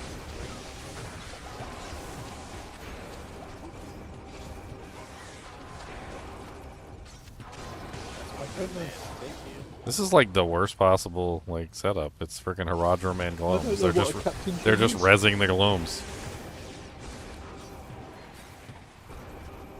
Wish I had lightning res in my life.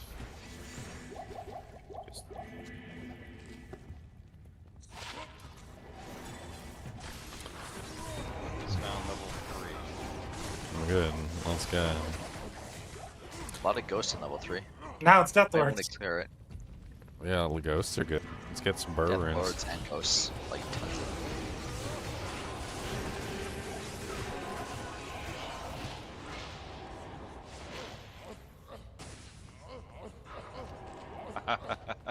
Who's our Javazon? Harpoonist. Oh, thunder. So what's your builds in her? Sorry, I died horribly and painfully. With the martial artist, it's going to be Whirling Assault, like I did last season, but with Frostblades. Because when you use martial artist's Shri, your Frostblade, when you use Whirling Assault, your Frostblades shoot out like AoEs all around you. So it's like an added AoE. Added AoE on top of the map clearing AoE, like the screen clear AoE. So right at the throne stairs is a group of champion and an elite pack of Herodrum that are still down.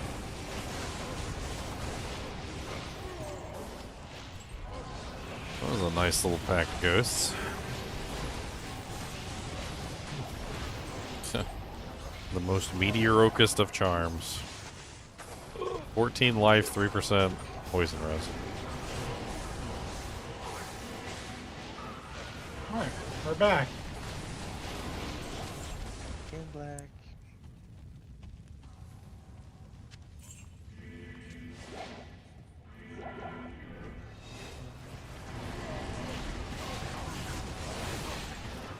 Yes, who's back? Back again. Clearing poison. Ginger's back. Tell some men. Hey, I got HP now. There's a barbarian here. We got hit points.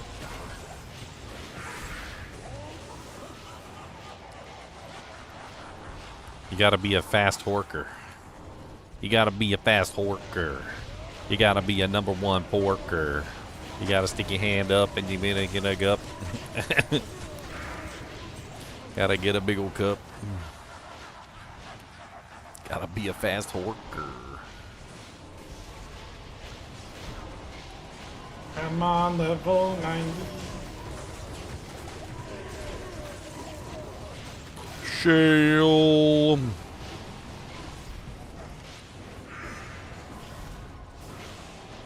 Have I tried Last Epoch? I did. It's boring. It's really boring. If I ever want to go nighty night, I'll boot it up and play for a little bit. My eyes start getting really heavy. You must have had fun your first 5 minutes of playing. I'm gonna be honest, I didn't really have fun until I got to that Kraken boss. And that was the only time I had fun, was fighting the Kraken boss. And I was like, oh man, the game's finally getting good. I was like, this Kraken boss was fun to fight. I was like, is there any more like this? And Leon's like, nope, that's it. You beat the game. I'm like, oh. He's like, yeah, back to what you were doing before. I'm like, okay. That's stupid.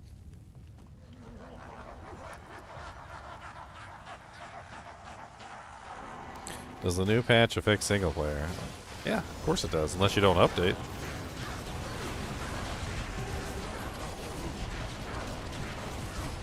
Well, I'm never updating. There were so many people saying that. I'm unplugging my internet. You're my not nerfing internet my right Warlock. Yeah, you're not taking my conviction aura away, you dirty It's rat. like, you guys know you can just download mods, right? If you're like that serious about avoiding like One guy was like, One guy was like, I'm going to give myself my conviction aura back. I'm going into hero editor and I'm going to give it back. Can't take it away from me. Beatles. Experience. Hold on, level 2. Rodrum and Beatums. Well, I'm in throwing, but there's a little spice. Oh. I see. Boneslaw was slain by an assailant. I'm coming to throne. Am I dead? Not immediately. Alright, I'm in. Damn, that was fast. Can you feel me? Oh, those are dolls. A few dolls in there in here. There's some dolly arena. No, don't kill that doll. Do not. Did you at kill least doll. use protection? Alright, he's laughing. He's laughing. My dog is barking at something. What are you barking at, buddy? Probably another ginger person.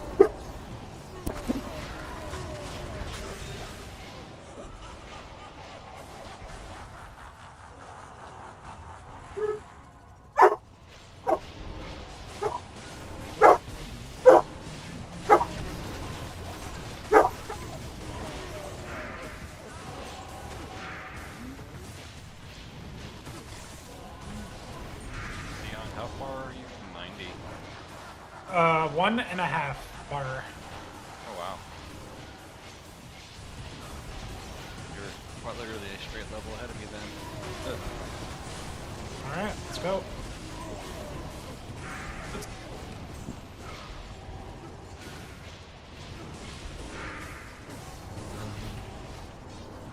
What's the game?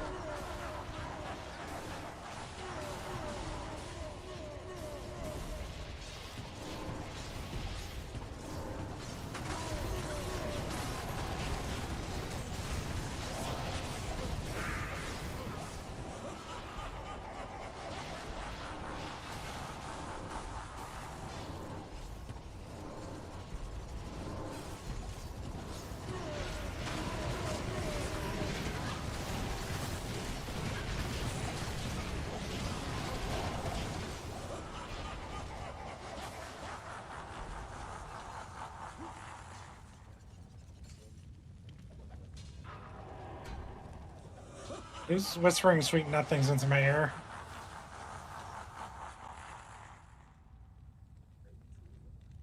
Probably my TV. I have NASCAR in the background because it's the Coke 600. Watcher? Yeah, I saw that was on earlier. There's like a little tiny dog in the yard, in our fence. No. He's like looks like a little miniature poodle or something. Why are you collecting all these doggos? I don't know where they're coming from.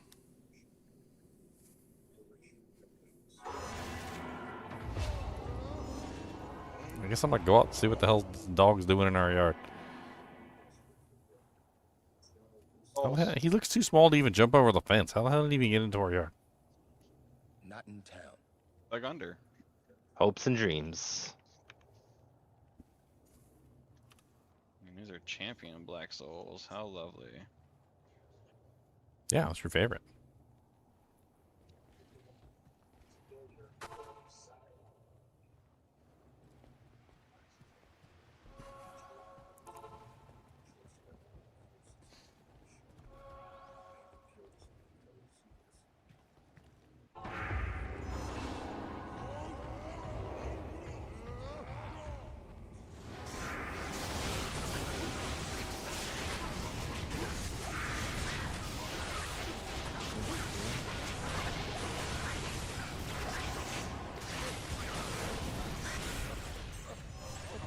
Alright, time to mooch XP.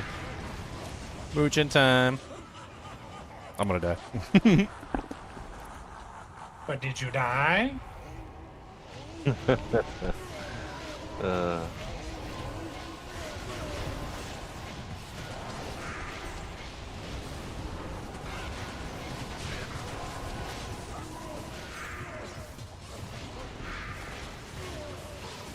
moving. Bum, bum, bum.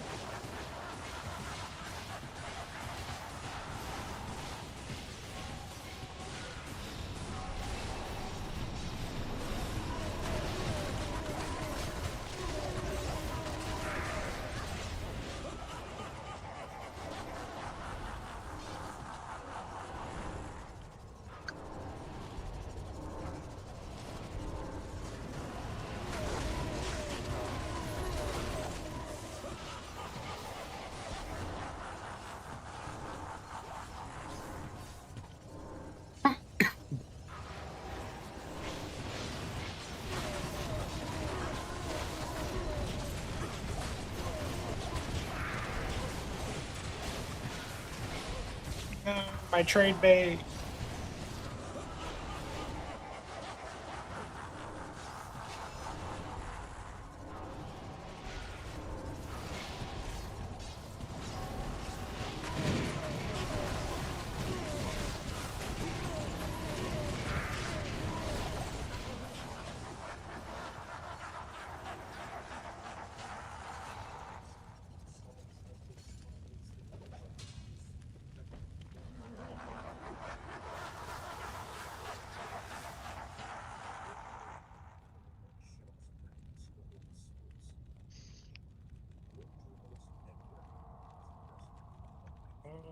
Down.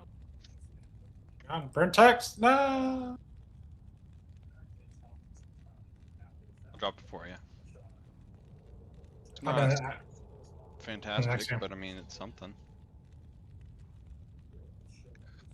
2 to demon skills, blocking stuff, some res, some life. There's a demon player, so you might want that. What is it? It's a book, demon skills book, a rare book. What's the Bane's authority? That's the only That- piece I'm missing. That's a leveling chest armor. I have one for you. It's for leveling. Jesus. Who are those guys? Can you drop it off in the game after y'all get done? I don't In know the rush game? Sure. Why is it always souls? That's why you the man, dog. Thank you. Don't you Sean Connery me. I am. Well, do not finding Forrest or me. I am. With my Scottish accent. Oh boy. Should do a Scottish accent trying to do a Spaniard's accent. That's wow. That's souls. That's a Or clusterfuck. dolls. Yeah, have you guys ever watched the original Highlander? That's Sean Connery. Yes, absolutely. That's my show, bro.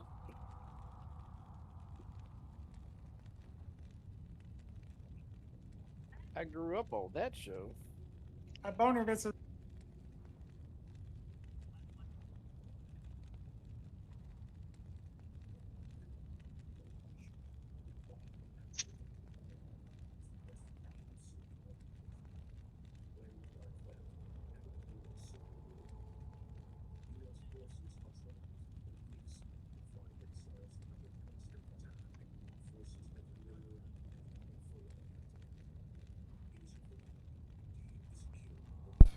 You do the monster ball. You do the Why did ball. you put it all the way back in that corner? That's so awkward.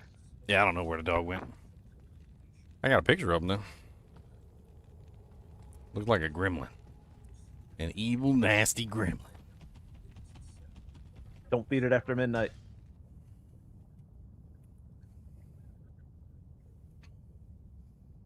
A gremlinoid. Captain Doggo.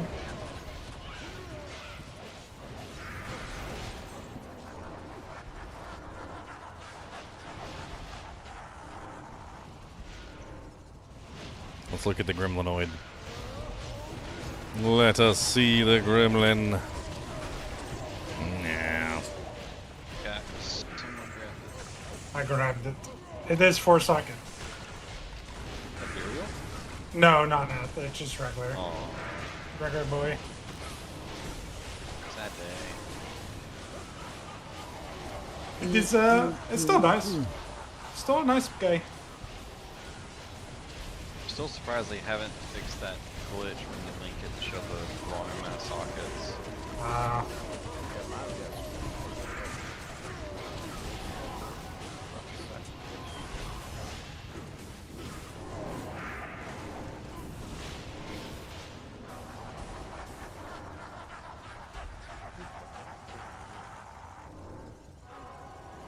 Come on, upload my gremlin dog photo. Alright, I'm off to bed, guys. I'll catch you tomorrow. See you. Go to bed.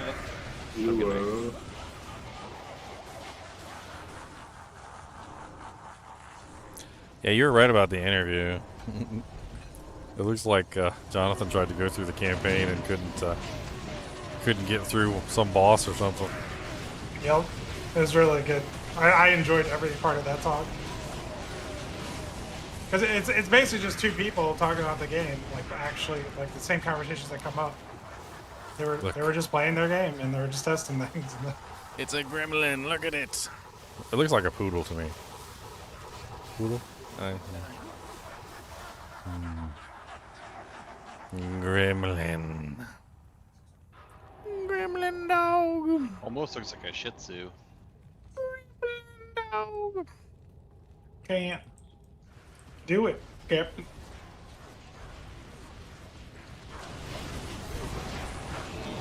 Ghostglade Warhammer. Ghost Those were the set Blade. boots. What set boots? The mirrored boots. Those are the set boots for Horizons. I need They those. dropped them? I didn't even see them. I saw the 2 uniques. I need Yeah, them. the green mirrored boots are. I need them. Alright, Ginger. I don't know who grabbed them though. Oh wow, Great level 7 fight. sigil rancor for the summonies. Summoners. Offer for Royal Shield. Oh look, more souls. More souls.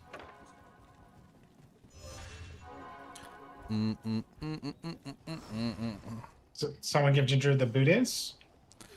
Mirrored booties. Gim. Yeah. I don't have The only one not in chat is Earth. He's like the only one who hasn't responded all day. Earth is never in chat. I desperately need the cannot be frozen, actually. Don't have a Raven Frost. I do. It's a good one too.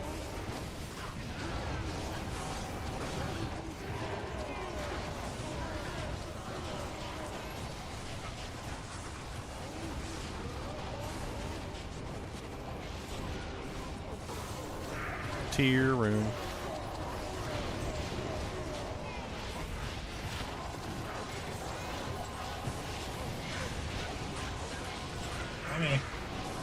Love me, love. Yeah, one of the things I really like Drop about it in the room. PoE 2 is if you put on an elemental damage weapon, it makes Lumber. all your abilities elemental.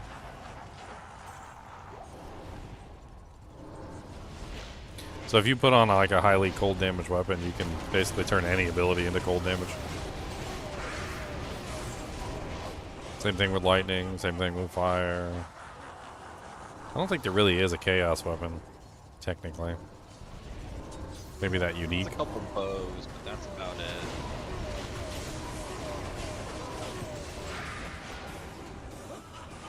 Here we go.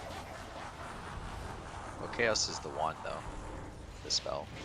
It's the scepter, right? The one that, the Dark Defiler scepter, the one that gives you per minion, chaos damage per minion.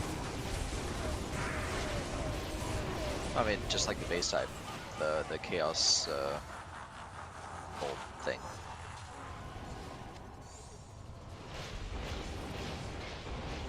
I hope you like some Bojanks.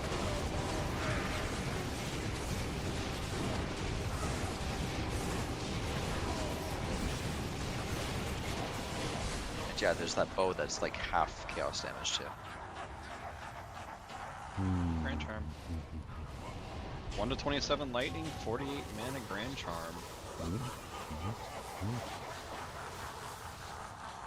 You go, Ginger. 48 mana.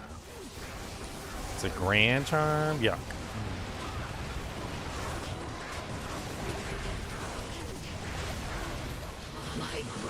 That's 3 small charms. I'm scared. That almost killed me.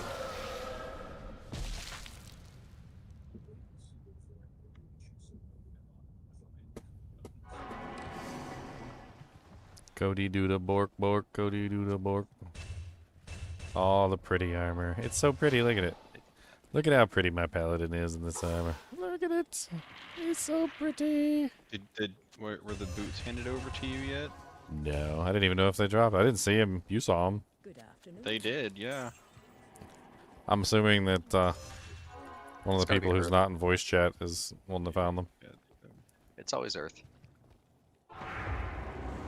Is it fast? He's in melee range. He's from Gilderland. Gilderland, Gilderland. It's quick. quick. He's yellow. He's in the pillow. Gilderland, Gilderland.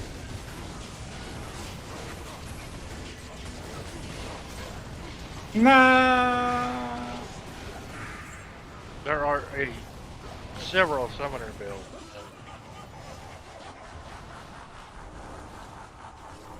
Yeah, there are many summon builds in that game. The only reason I brought up the new one is that that was quite fun, and a lot of people will be playing it. It's going to be fun for them. Well, I would like to avoid expensive stuff on my first playthrough. Yeah, I mean, I wouldn't worry about it too much. one's an Ascendancy, though. So, like, the only expensive item might be, like, the Scepter for other things, but the Ascendancy is the boss part. So, there's just, you'll get that for free, essentially. You just have to play the game. Okay. I mean, you're basically going to have the whole kinship, like, stash to pull from. And then, like, we can help you craft items. There's a pretty robust crafting system in the game. Oh yeah, if it's anything like PoE 1, I know that. It's just, I prefer to avoid being like, yeah, I'm going to run a full ES Novasaur as my first character ever playing D2. That's a great idea. Yeah. You know what I mean? That happens a lot, actually. I prefer to just be like, what's effective and cheap, and will allow me to see everything the game is going to show me, and I don't have to do it fast. I just want to do it. Good job spotting the other dog. That was a good job. You did it good. That was a good Crip, job. if you know Criparian, he makes a lot of minion builds, and Gazzy makes a lot of minion builds. Those two guys make nothing but minion builds, essentially. Yeah, I was looking at Kazzy. I've only done, like, one really good minion build so far. The Wolfums. That was a really fun one, though. I was very impressed with it during the campaign. It just kind of fell off in the end game. That's kind of the way all minion builds go, though, is they're amazing for the campaign. Oh, it's over. Well, not in this game. So it's weird. Like I'm trying to think how to like explain it. You're kind of expected to have a specific level of skill to when you're like in the higher tiers. And one of the things I noticed is you really have to like pump the skill level. It's no different than D2. You have to pump the skill level of the minions to really function in endgame, and it's difficult to pump the skill level of the minions. It's not always easy to get like really high skill level minion skills. Yeah, because you got to get a lot of gear plus the skills for those generally. Yeah. But once you get the minions to a higher skill level, they tend to do okay. That was what I determined, because I spent like the entire season basically just messing with it and trying to figure it out. And my conclusion is it didn't matter what you did, didn't matter how many nodes you took, didn't matter how you built your character. If the minions weren't high enough level, they just weren't going to survive. Yeah. They also like did massive buffs to minions this patch. The patch is coming out. It's like 30% more damage across all the minions. Is everyone So here this is a good season to be a minion character. For sure. Yeah, there's a couple really good season like the one unique item that they've already revealed is probably one of the more fun ones to build around, honestly. That one that gives you like the special wolf summon. Alpha or whatever. Yeah, it's like the alpha wolf item from PoE 2. That one's a little more advanced though. So that will be an interesting item, except it's not going to just slap it on and you do extra damage besides the wolf it gives you. You have to actually capture beasts and plan around what beasts you capture and the auras and everything to make the use out of Pokemon. it. Because you got to set up your Pokemans. You have to play Pokemon essentially, because a regular scepter is going to give you plus the skills and it's going to give you flat damage, where that one doesn't. So that you get no skill range, you get no flat damage, but you get a ton of summons and you get a ton of auras, and you have to actually plan that one out. So I want my Uber teams. I want the Rayquaza, Lugia, Mewtwo combo. You go around and when you see an elite that has an aura combination and the mods that you want, you basically catch them. It's a beast. And you can have like, I think it's like up to like 6 or 7 beasts or something with this new item. You can have one of each type or something. And then you can also have the one that comes from the item. And like by the time you're done, you got like 7 beasts or something. And then it also summons more. Each one can have an aura. So you can have like an haste aura. You can have like a energy shield aura. Extra physical damage. Like, but there's a bunch of crazy auras you can get. There's a temporal bubble that like slows down monsters. It's kind of like Holy Freeze. And anything that enters the bubble gets slowed down. There's a hinder aura. I'm trying to remember all the auras, but like, I mean, you could literally have all 7. Like, you could just have all 7 auras running. Did they bring back nets? Nets? I don't think so. To catch the beast. No. It's basically, it's a spell that you cast on the beast, and you just have to have the spell active on the beast when the beast dies. Yeah, that's how it used to be originally on PvE1. I still have all the nets in my stash. So how much is the Ascendancy gonna play into what I? So I feel like I need to know what I'm trying to do before I do. Well, if you're gonna go the beast route, the new hotness, the new Ascendancy just added for the patch is what the heck is it called? Spirit Walker? It's called like Spirit Walker, and it basically has a note in it that says your tame beast can now tame a boss. That's like the new hotness, right? And then you have like other things in there to help buff. There's some pretty fun Everything you do. bosses. Beast bosses, though. The whole thing about the companions is they're all beasts. You can only have beasties. The developers actually released a video on it. It's like 6 minutes long, straight from the devs, where they showcase the bosses you can capture. Yeah, they showcase like May build. We watched that one already, didn't we? Let me see if I can pull it up. Yeah. Is anyone here still needing a Hell Wardens and willing to actually trade for it? What's your negative res on it? It's a 7/7. What do you want for it? Like Hey, Mal Homebrew. or Ist. I mean, I will give you a mount. I'll do that. All right, deal. What game? Let's see. Videos. I'll come to you. What game are you in? GGM Leo 1.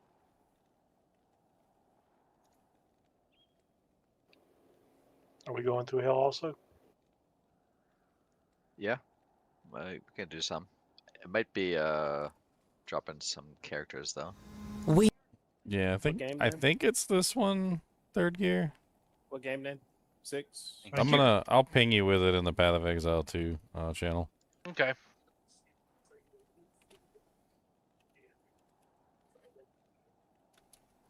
It does look pretty nice this season. I mean, it's a brand new Ascendancy. We don't really know much about it.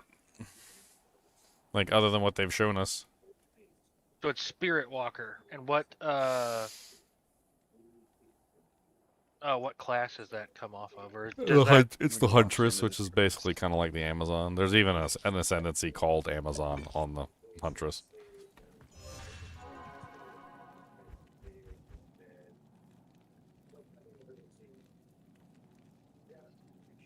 Oh, she doesn't look like William Dafoe. Did you want her to look like William Dafoe? Because we can doll her No. up. We can doll her up.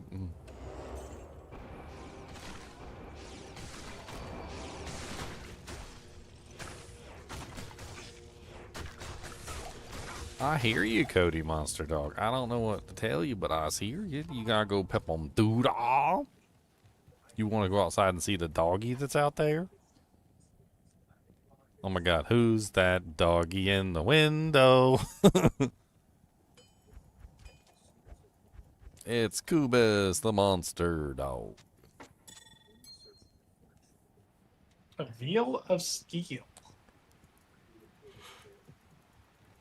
Hold on a second. Joining game GGO06.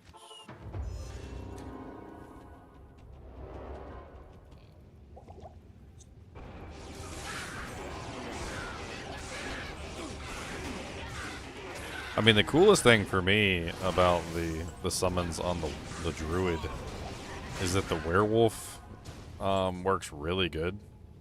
Like, really, really good with the summons. Oh, I just found a pair of horizons.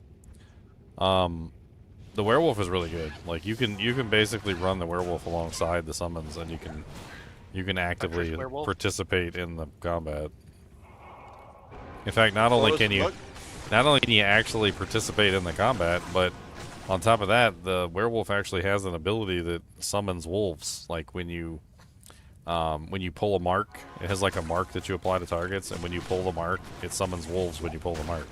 So it encourages you to melee to summon additional wolves.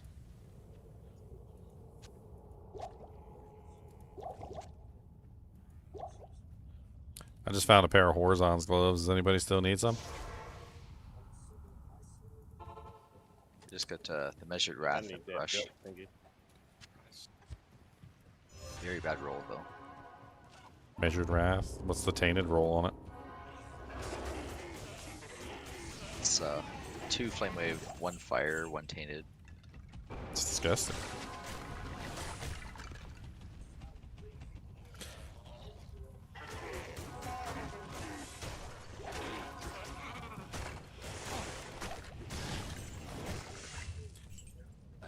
You know, I was thinking one dragon piece might not be the worst thing in the world to go along with this build. I just don't know which one I would even want to use. I don't think Hand of Justice is a good idea, because Hand of Justice takes away Gimmer Shred, which does all the elemental damage, but I mean, having like having one of the dragon pieces wouldn't be the worst thing in the world. Wouldn't that fix your resistances if you just made a shield version? If I had a 45 all res dragon, yeah. Yeah, that would just like help you so much, right?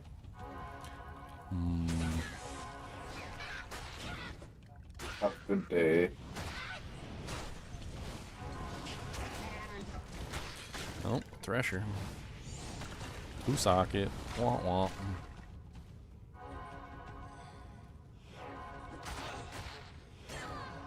Wah wah wah wah wah wah wah wah wah wah wah.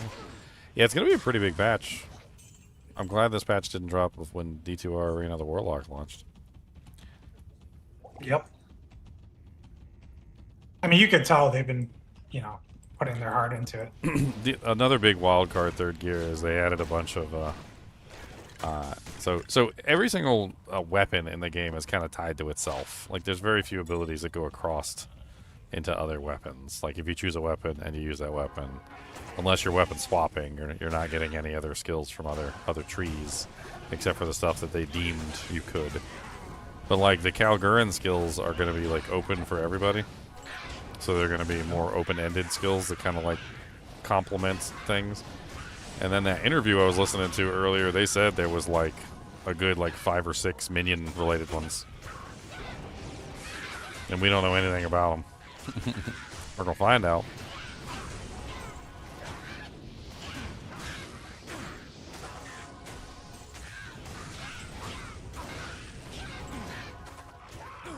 I'll tell you one thing though that make me look kind of makes me really interested. Dude, I wonder if you could do like a Scaleon Frost Bomb. The problem is they put a limit on it, so you would have to increase the limit. That might be a build that I have to play around with at some point. Do like a Frost Bomb build again, and then throw like the Triskelion pattern on the Frost Bomb.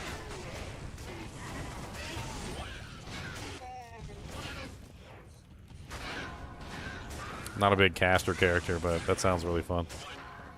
Frostbomb's, I think Frostbomb's biggest weakness is it's not meant to do damage. It's meant to debuff.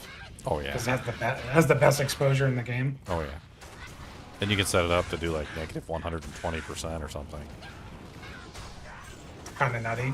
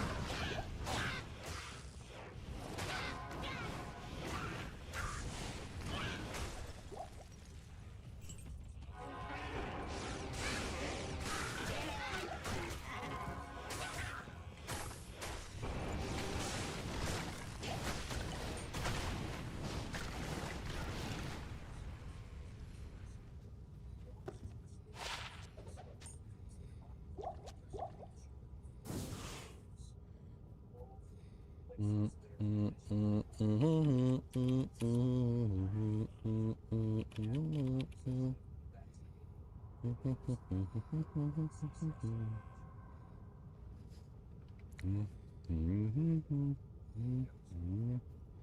D2 is crashing. My D2 is crashing. It'll be crashing. Gonna be crashing. Gonna take you smashing.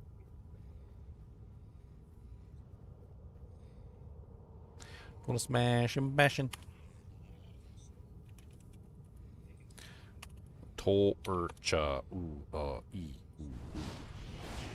Pally done. All right, I'm kind of sold on the Spirit Walker. I'll play that. You watched the dev video? Or You ready to summon some bosses? Oh, I'm ready to steal bosses and smash people with them. Boss. Come on, baby. Boss. Bind Demon, but it takes bosses. Great. Yeah, I was gonna say, are you projecting your Bind Demon likes into PoE 2? I am. My game crashing because it's trying to make me join a non-ladder game. I didn't even know that was possible. Oh yeah, it'll take a second and then it'll error out and like it'll be alright. But yes, it does occur. Failed to join game. It do. He just said it was non-ladder after he already listed it on ladder. What a failure. Sounds like somebody needs to commit seppuku. Anybody in the Mosers? It was a -10 Guardian Light. Make him submit to the seppuku.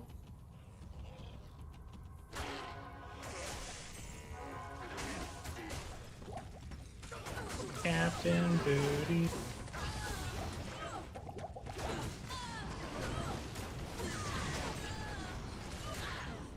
Acid or Gear or Sosu, y'all need the Mosers? No.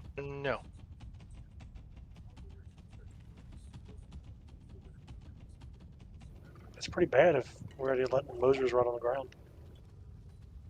Moser's planet. He's a planet. I'll keep it for Sloppy. Moser's dead today.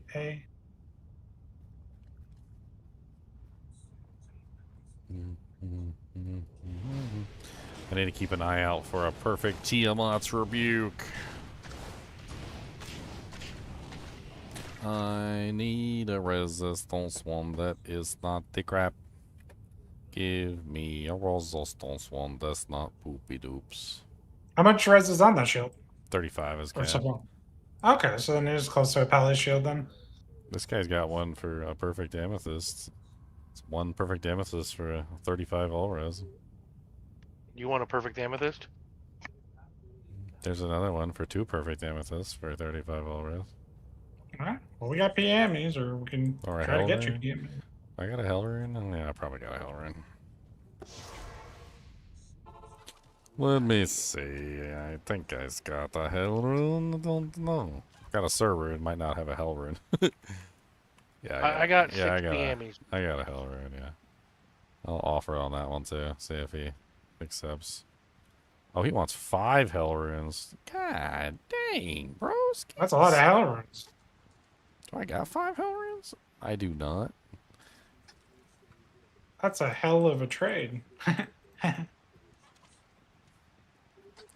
Okay, he wants 5 Hellrunes or 2 perfect amethysts. 2 PMs seems a lot 2 simpler than 2 PMs, yeah, that's a lot better than...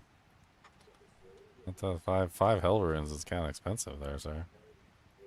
Yeah, I think that's a greater value. Like, way greater value. I haven't looked at the market. Hellrunes and amethysts tend to be around the same value. Will I eventually be using this build for Ubers? I mean, it's a support character mainly, so yeah.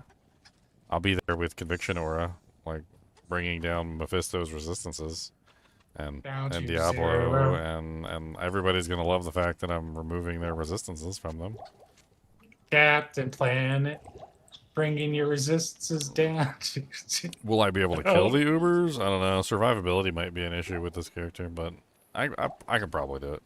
Not in town. Need to get my resistances fixed before I decide. Gonna I need can- an extra dodge charge. Yeah, okay, gonna need, you know.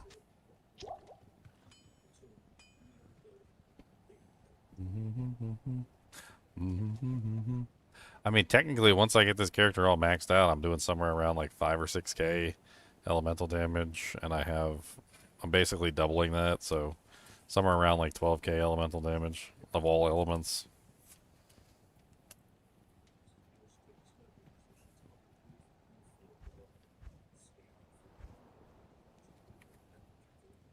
I got a farm for a bad Guardian's Light.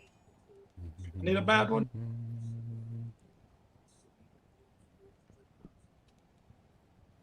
Oh, that one's May 14th. What the hell? And that one's May 21st. That one's probably not even right either. Which means these are both old frickin' shields. Ew, dirty, dirty. You dirty old shield and oldie boldies. How dare you? How dare. How many shards you got, Ginger? Because people seem to be trading for them. Yeah, that's weird, but yeah, I've got a bunch. Well, this one guy wanted either 5 Act 4s or 5 Act 5s, like he's farming Veil or Diablo. I don't know what he's doing with them, but he wanted 5 of one of those 2 sets. And he gave me the new boots, or the set boots for them. Really? Mm-hmm. I was like, that's a great deal. These For the shards drop all the time. boots? Yeah. I was like, I wonder what they're worth. Because that seemed like a better trade than I could hope for. Horizon booties. For the... Horizon's cuties. Let's look up shards. The deep shard. A lemon each. This guy, 4 for an ist. Interesting. So then maybe I overpaid. Really? The shards are worth that much? 4 northern for an ist? 4 deep for an ist? Is this a thing?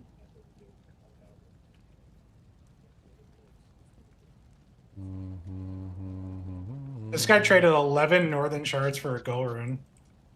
All right, boys, get your shards traded while they're worth something.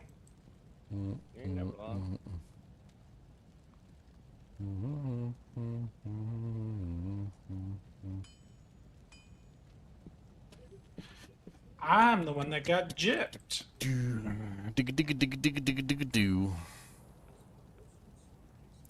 Gonna punch you in your poo. That's how you get dysentery. I mean, if you wash your hands afterward,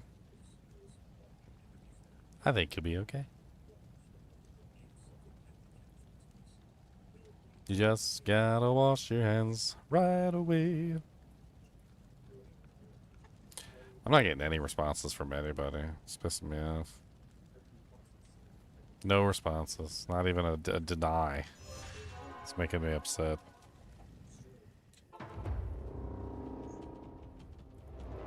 Only there was a synchronous trade. All right. We've got Gazzy on a Spirit Walker Zoomancer, so I'm happy. Nice. Gazzy's got a Spirit Walker Zoomancer? Yep. Since I don't know anything, I'm just gonna copy what he says and assume he's correct. I mean, he's the minion guy, and yeah, I know. Definitely get you through. I watched a couple of his videos when I started trying to play PoE 1.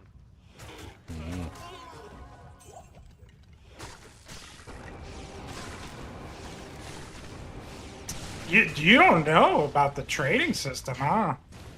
I don't know anything. Dude, the trading system in PoE that 1 and 2 now is so good. Supposedly they slowed the game down from PoE 1, and I thought they were supposed to strip out a whole bunch of like the not useful or fun in-game mechanics that built up over the years.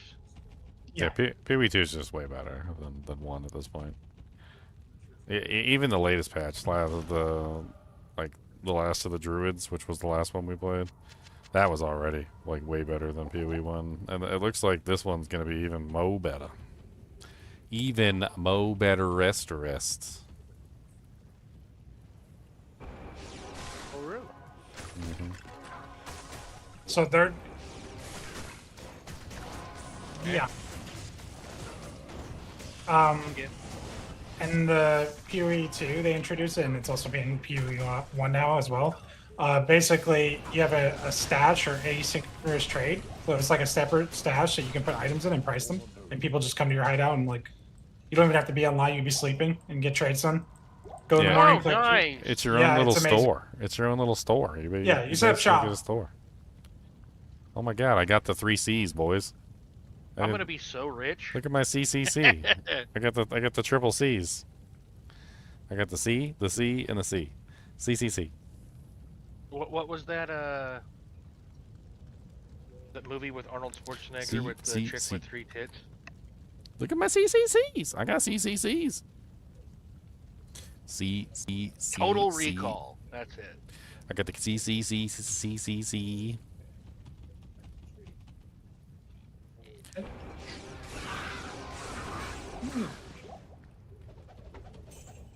I like big C's. Yeah, the trading system is really good. It's actually too good, in my opinion. I never thought that friction, so it's bad. Well, I never thought that trading. I never thought trading could be too good, but like, it's like the availability of items is so good that there's, it's almost like a stock market. Yeah, that's like, the way it's supposed to be. Like it's instead of it being like oh, let me see what my item's worth. Let me see who's willing to pay for it. Now it's like this item is 2.45 exalts. Exactly. Don't overpay. They even added quick searching into the game, like basically price checking. They'll search the in-game trade for you. The trade is in-game now too. You can still go to the website if you prefer, but the in-game trade is nice, and you can literally just Shift Alt click an item. It will bring up the trade in-game and show you the price of that item, as long as there's an equivalent on there, obviously. So only the most trash doesn't have a price. Trash can still be valuable for different things. You can always disenchant items. You can always sell them for golds, because you need gold to trade. So like the one thing for asynchronous trade, it actually makes gold maps viable because you need gold to like trade for good items. Did you guys ever play a whole lot of Warframe? I played a little bit. I actually played some on stream. I got deep into Warframe, and that's where credits were. Is if you wanted to trade with other players, you had to go get credits. And if you wanted particular items, you're looking at, 1 million credits a trade. I mean, some of the trading stuff, especially on the currency exchange, does actually get pretty high. Like, but there's a map. It's called the Castaway map. It's literally making fun of the Tom Hanks movie Castaway with Wilson. And you go there, and everything that drops there is gold. So people actually buy the gold maps. Like, you can actually sell them, and you can like fill up on like a 6-man team for gold maps, and you go in there and just like wipe the gold maps, and everybody gets like 1 million gold. But yeah, you need the gold to do the trades, and you'll run out of gold really quickly if all you do is trade. Especially if like there's like the market people that they just flip things, and yeah, it costs a lot if you're gonna trade all like nonstop. Well, Normal I'm players don't run into this issue. not necessarily going to trade nonstop. My plan is generally I like a market that is liquid and accessible. Yeah, it's perfectly accessible, and there's an easy way to get the gold that you need to trade. I don't like fucker. Okay, never mind. I don't like D2's trade is a little. It's a little cumbersome at times. Ad hoc. Yeah. I mean, there is no trade system, basically. I mean, we're just using websites and stuff. Exactly. And yeah, I have to use a third-party website to... Endgame is always better than any third-party tool or website. Like, all right, well, I died again.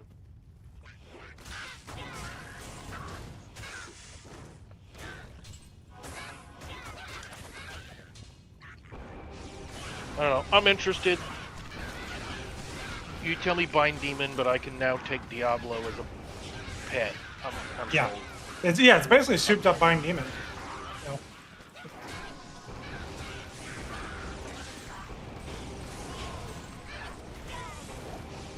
Hey Ginger, is that Warcry like still in PoE too? Or did they nerf Warcry? Yeah, there's Warcry builds. Yeah. it?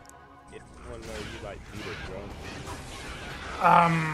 You can do resonating shield if that's what you're talking about. Yeah, I actually use it. Yeah, I use resonating shield. It's really good. But there's actual Warcry builds too. There's an Ascendancy. Ginger played it one time. They played it mainly for the block. He didn't play the Warcry part of it. I forget what it's called. It's under the warrior. Warbringer But basically, or they have something? instant. Yeah, Warbringer. They basically have instant war cries, and you can do like corrupting cries and like Warcry bleeding and explosions. Like you can actually just like do Singer Barb. Singer Barb exists in that game. Or the resonating thing, that one caught my heart. It was so nice. Pretty good build. I would put that more along the lines of a shield build, though, not a cry build. That was just like to get having the same reference.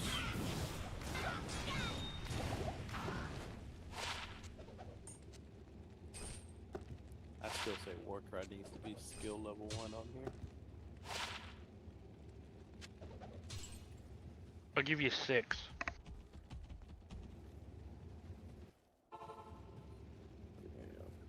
That way you got to at least play a barbarian as a barbarian for 6 levels. Yeah, I could see that. You have to Barbarian at least as a barbarian. beat things with a stick for Yeah. a little bit. Yeah, how are you a barbarian if you don't beat things to death with a stick? Well, Ginger punches things for 6 hours straight. I did. I earned my barbarian Look, stripes. I still think there's a dueling meta that would be interesting, which is boxing. No weapons allowed. Bash. Yeah, so you can use any skill, and you can vary it by level, but no weapons, no shield. Okay, bare fists. Should I switch over to death? Should I be a death kind of guy? I think it would be very interesting to see what people come up with. Why can't I equip this bow? Do I not have the strength?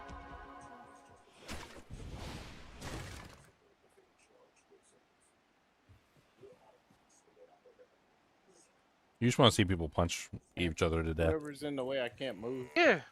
Well, think about it. You know all those like lightning damage charms and fire damage charms and stuff? They become so much more useful.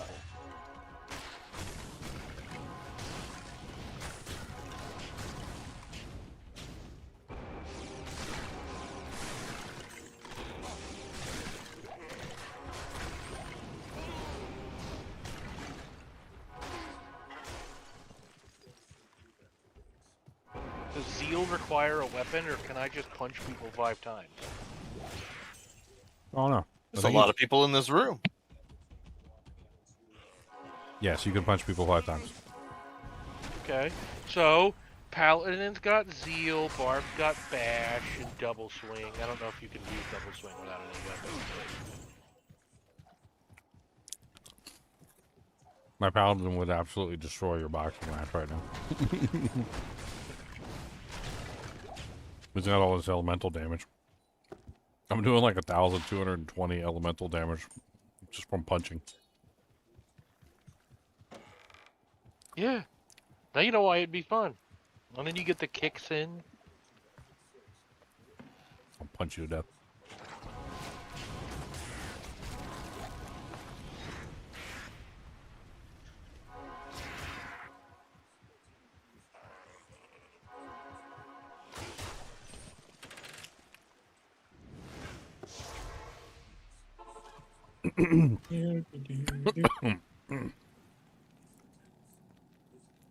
It's gonna bring your resistances down to 0.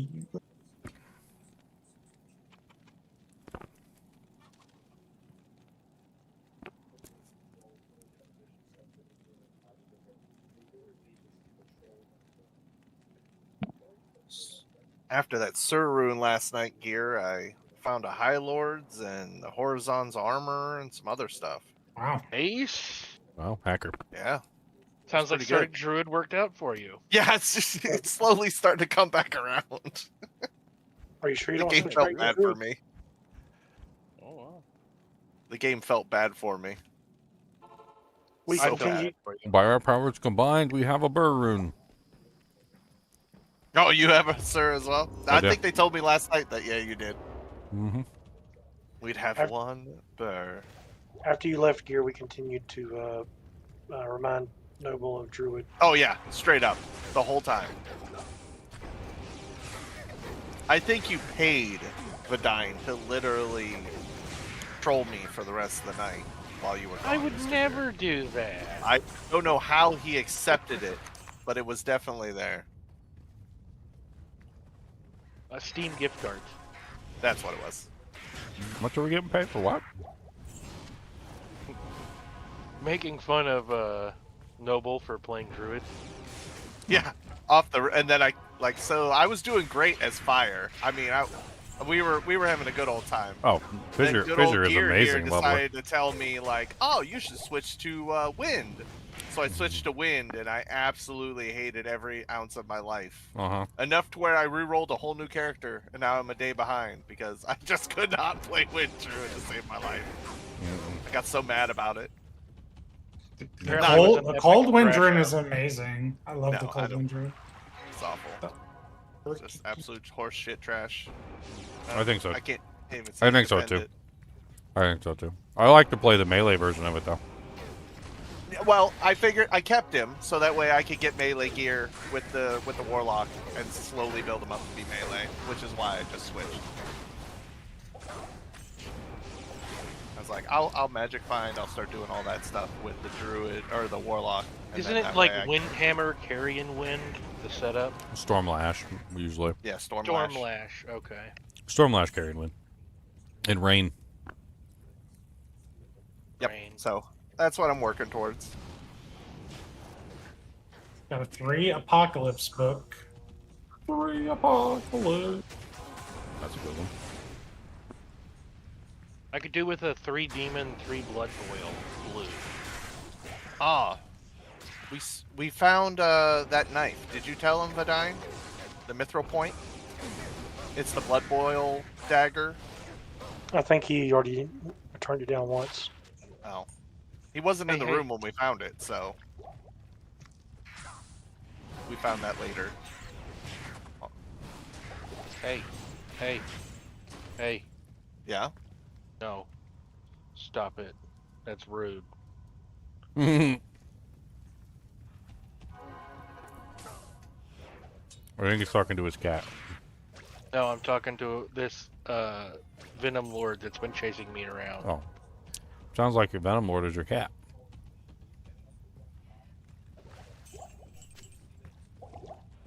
Yes.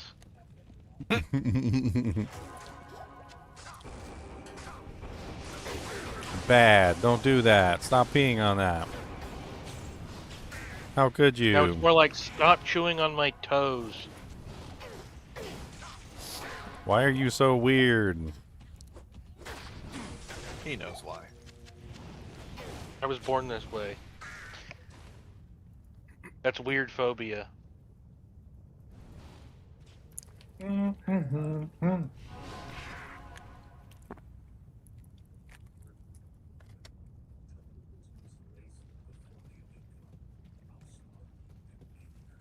Sure.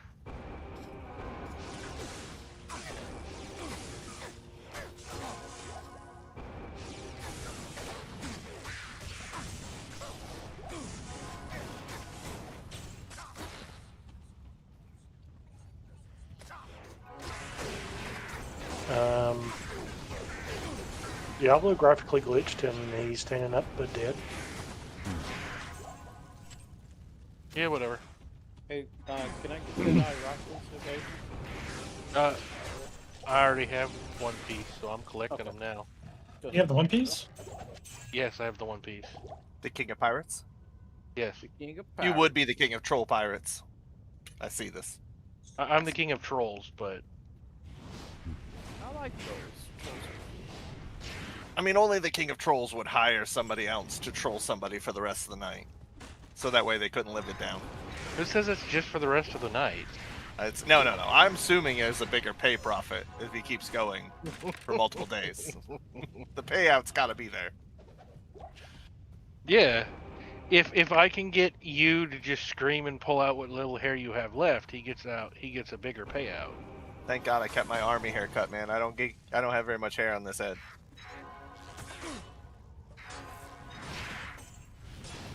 Neither do I, but that's because I'm bald.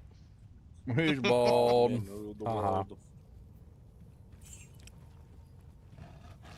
I'm bald in a high testosterone way. Do bald men wear hats at night to sleep and keep I do. warm? Oh, at night. Like a beanie? No, but Sleep as, beanie on? as Yeah, a bald, beanie. Like sleep with your as beanie. a bald man, you really appreciate the hat when it rains. Somebody got their quill wrap. Otherwise, it's just like cold pee on your skull. Cold pee. Wait, where? What was before that sentence? As a bald man, you really appreciate a hat when it rains. Oh, when it rains. Okay. I am overburdened. Well, I mean, even with a person with hair, you still appreciate a hat when it rains. Yeah, but it's a little different. It's not like cold water to dome contact. Depends on how thin your hair is. Look, man, you don't know what it's like. You don't know what I'm into. How dare you? Cold pee? Maybe really cold showers. You don't know. You don't know what it's like to have no hair. Look, all the hair on my head migrated to my back. I know. I know you. You're married to my sister. No hair on his head. Completely hairy everywhere else. Yeah, you should ask him if you ever need to know the wind direction. Just have him take his shirt off and ask him what way the wind's blowing. He knows. Okay. Just look at him. All right. Yep, it's going that way. All right. Yep. I see. I see. Two Human tainted weather and one vane. bind demon is so ridiculously fun in cows. Running Why double not? tank? Why not the triple tank? You need a tank? No. I have my Udar. He's got fanaticism. Your BBU. Yep. He just rolls in, and the tainted keep him basically protected. It's hilarious. I don't have to do anything. I just stand there, collect gold, pick stuff up, kick a Okay. rock. Welcome to the Necromancer life. I mean, Duck approved. It's why I like to play something. Yeah, where is Duck anyway? Pinging Duck. I want to go kick rocks and pick my nose, and I want to be able to eat pizza and watch YouTube while I'm playing the game. Well, you chose Blood Boil. You actually have to click a button. I do. You chose the button life. That's terrible. Why would you I do that did. to yourself? It was a mistake. I know. But I'm not going to respec it.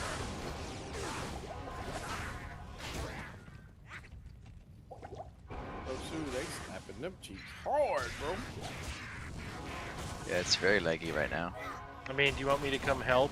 I'm level 8. I'm sure I can do something useful. Yeah, if No, you're a it's fair. paladin, I would accept, but if you're not, then no thanks. Did you just go full racism or classism? Is that what we just did here? Like, are we allowed to do that? Because if so, you're never allowed to run a druid in any of my games ever again. No, Oh, I gotta run the druid. You know I have to. No. Druid, Nope. please. No, yeah. I we gotta make a we druid learned the other tonight night that just druid because. is a slur. It's, Yes. yeah. How Y'all- is druid a slur? Y'all joke, but back in D2 LOD before D2R, if you were not playing a like paladin or a sorceress, they would literally just yell at you until you left. Yeah, that is very true. That's very druid. Until you player logged of in them. with a necromancer and just completely crashed the games. That too. That's the appropriate response, though. That is the appropriate Very response. appropriate response. I would say so. The pot is on the ground.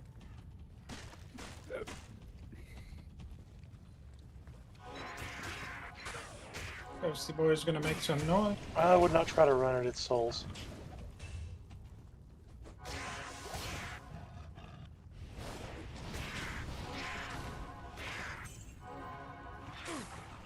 All right, so can I actually become a matriarch at level 1 or level 8? What? What is that? Yes, you can beat the game at Actually level get credit for beating hell. Yeah. Yeah. Okay. Uh-oh. You can't pass the, You got a bumper. you can't pass the ancients. But you can do it with a bumper, right? The nightmare, yeah. Not hell? I can't If you remember. have a level 40 bumper, then yeah. He's You can go all the way. You can bump normal, you can bump nightmare. As far as I know, you can't bump hell, because that's why nobody does Bale runs. They do chaos runs when they're power leveling. Yeah, bump leveling up just going straight to chaos. You can bump to make TZs, but you still can't do bail. Yeah. we can't do Yeah, bail. we learned that the hard way the other night. But they bumped me past. But then they were like, oh, you know, Bale's TZ'd. And I'm like, I can't join you because we glitched me past the agents. Yes. I was like, oh. Glitchy McGlitchersons. So I'm better off just bailing now and However, come back you later. totally can solo Hell Ancients with just your Udar. He will smack them around by himself. I know. No Toby questions does a asked. good job. He does an amazing job. He is walloping Cow King right now. Oh, Cow King's dead. Antagonist Warlock. Hey, antagonist, which build are you using? I'm pure demon. I guess I don't need to be here then. You're I'm going to fine, go take my demon dog lady. out. You guys have a good one. I'm going to go look up some PoE stuff. I'm going to mute myself. I'll be back eventually. Back one. I got some videos on PoE, third gear. I got some going over the passive tree, stuff like that. Okay. Check them out. Yeah, I guess not for now, but I mean, could run them through any zone and really quick and get 60. Well, you guys can't get anything. Like, you just have to level anyways. Just in Yeah, chaos get your runs. levels, turds. Because there's no point. If you need help with Hell Chaos, I'll definitely jump in. I mean, that's... No, I have them up to agents, but they haven't leveled. Yeah, that's what I'm saying. Yeah, Well, level 1 and We level could, we could 20. do Hell Chaos if you want, and we can level them up a whole bunch. Yeah, just cast the whole way. You know Yeah. you have to play. Well, I'm fire, so it's very inefficient for Oh, me. so- well, I could kill all the stuff other than... Oh no, actually, I don't think I have a problem with even that anymore. I don't think I'm limited on damage type now. Unless it's physical and fire immune, and even then I can get the goat men to kill it. Because they have Berserk. The goaty Berserk goats. is- The goaties. They're pretty good.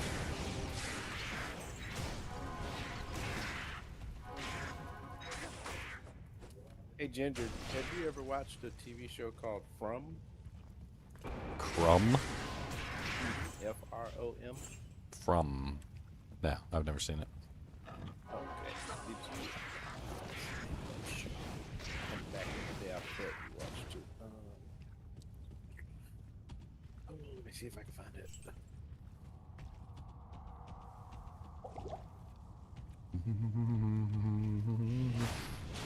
I gotta go to work tomorrow. Lost? You remember that show? Oh god, with the island? Yes. Oh. Yes. It was From like is Crash. basically the evolution of Lost. Lost was good up until a certain point, and then it was like, what? Yes. Then it turned, yeah. What? Season 3 or something. What? I remember I was watching, I was like, what? What did Jesus do? And like, the devil came down, and apparently Archangel Michael, what did what? With what? See you in another life, brother. Which game we going to now since he made 60? Well, you can do ancients, but Yeah. you still have to do chaos. But yeah, I'm done for tonight. I gotta head out.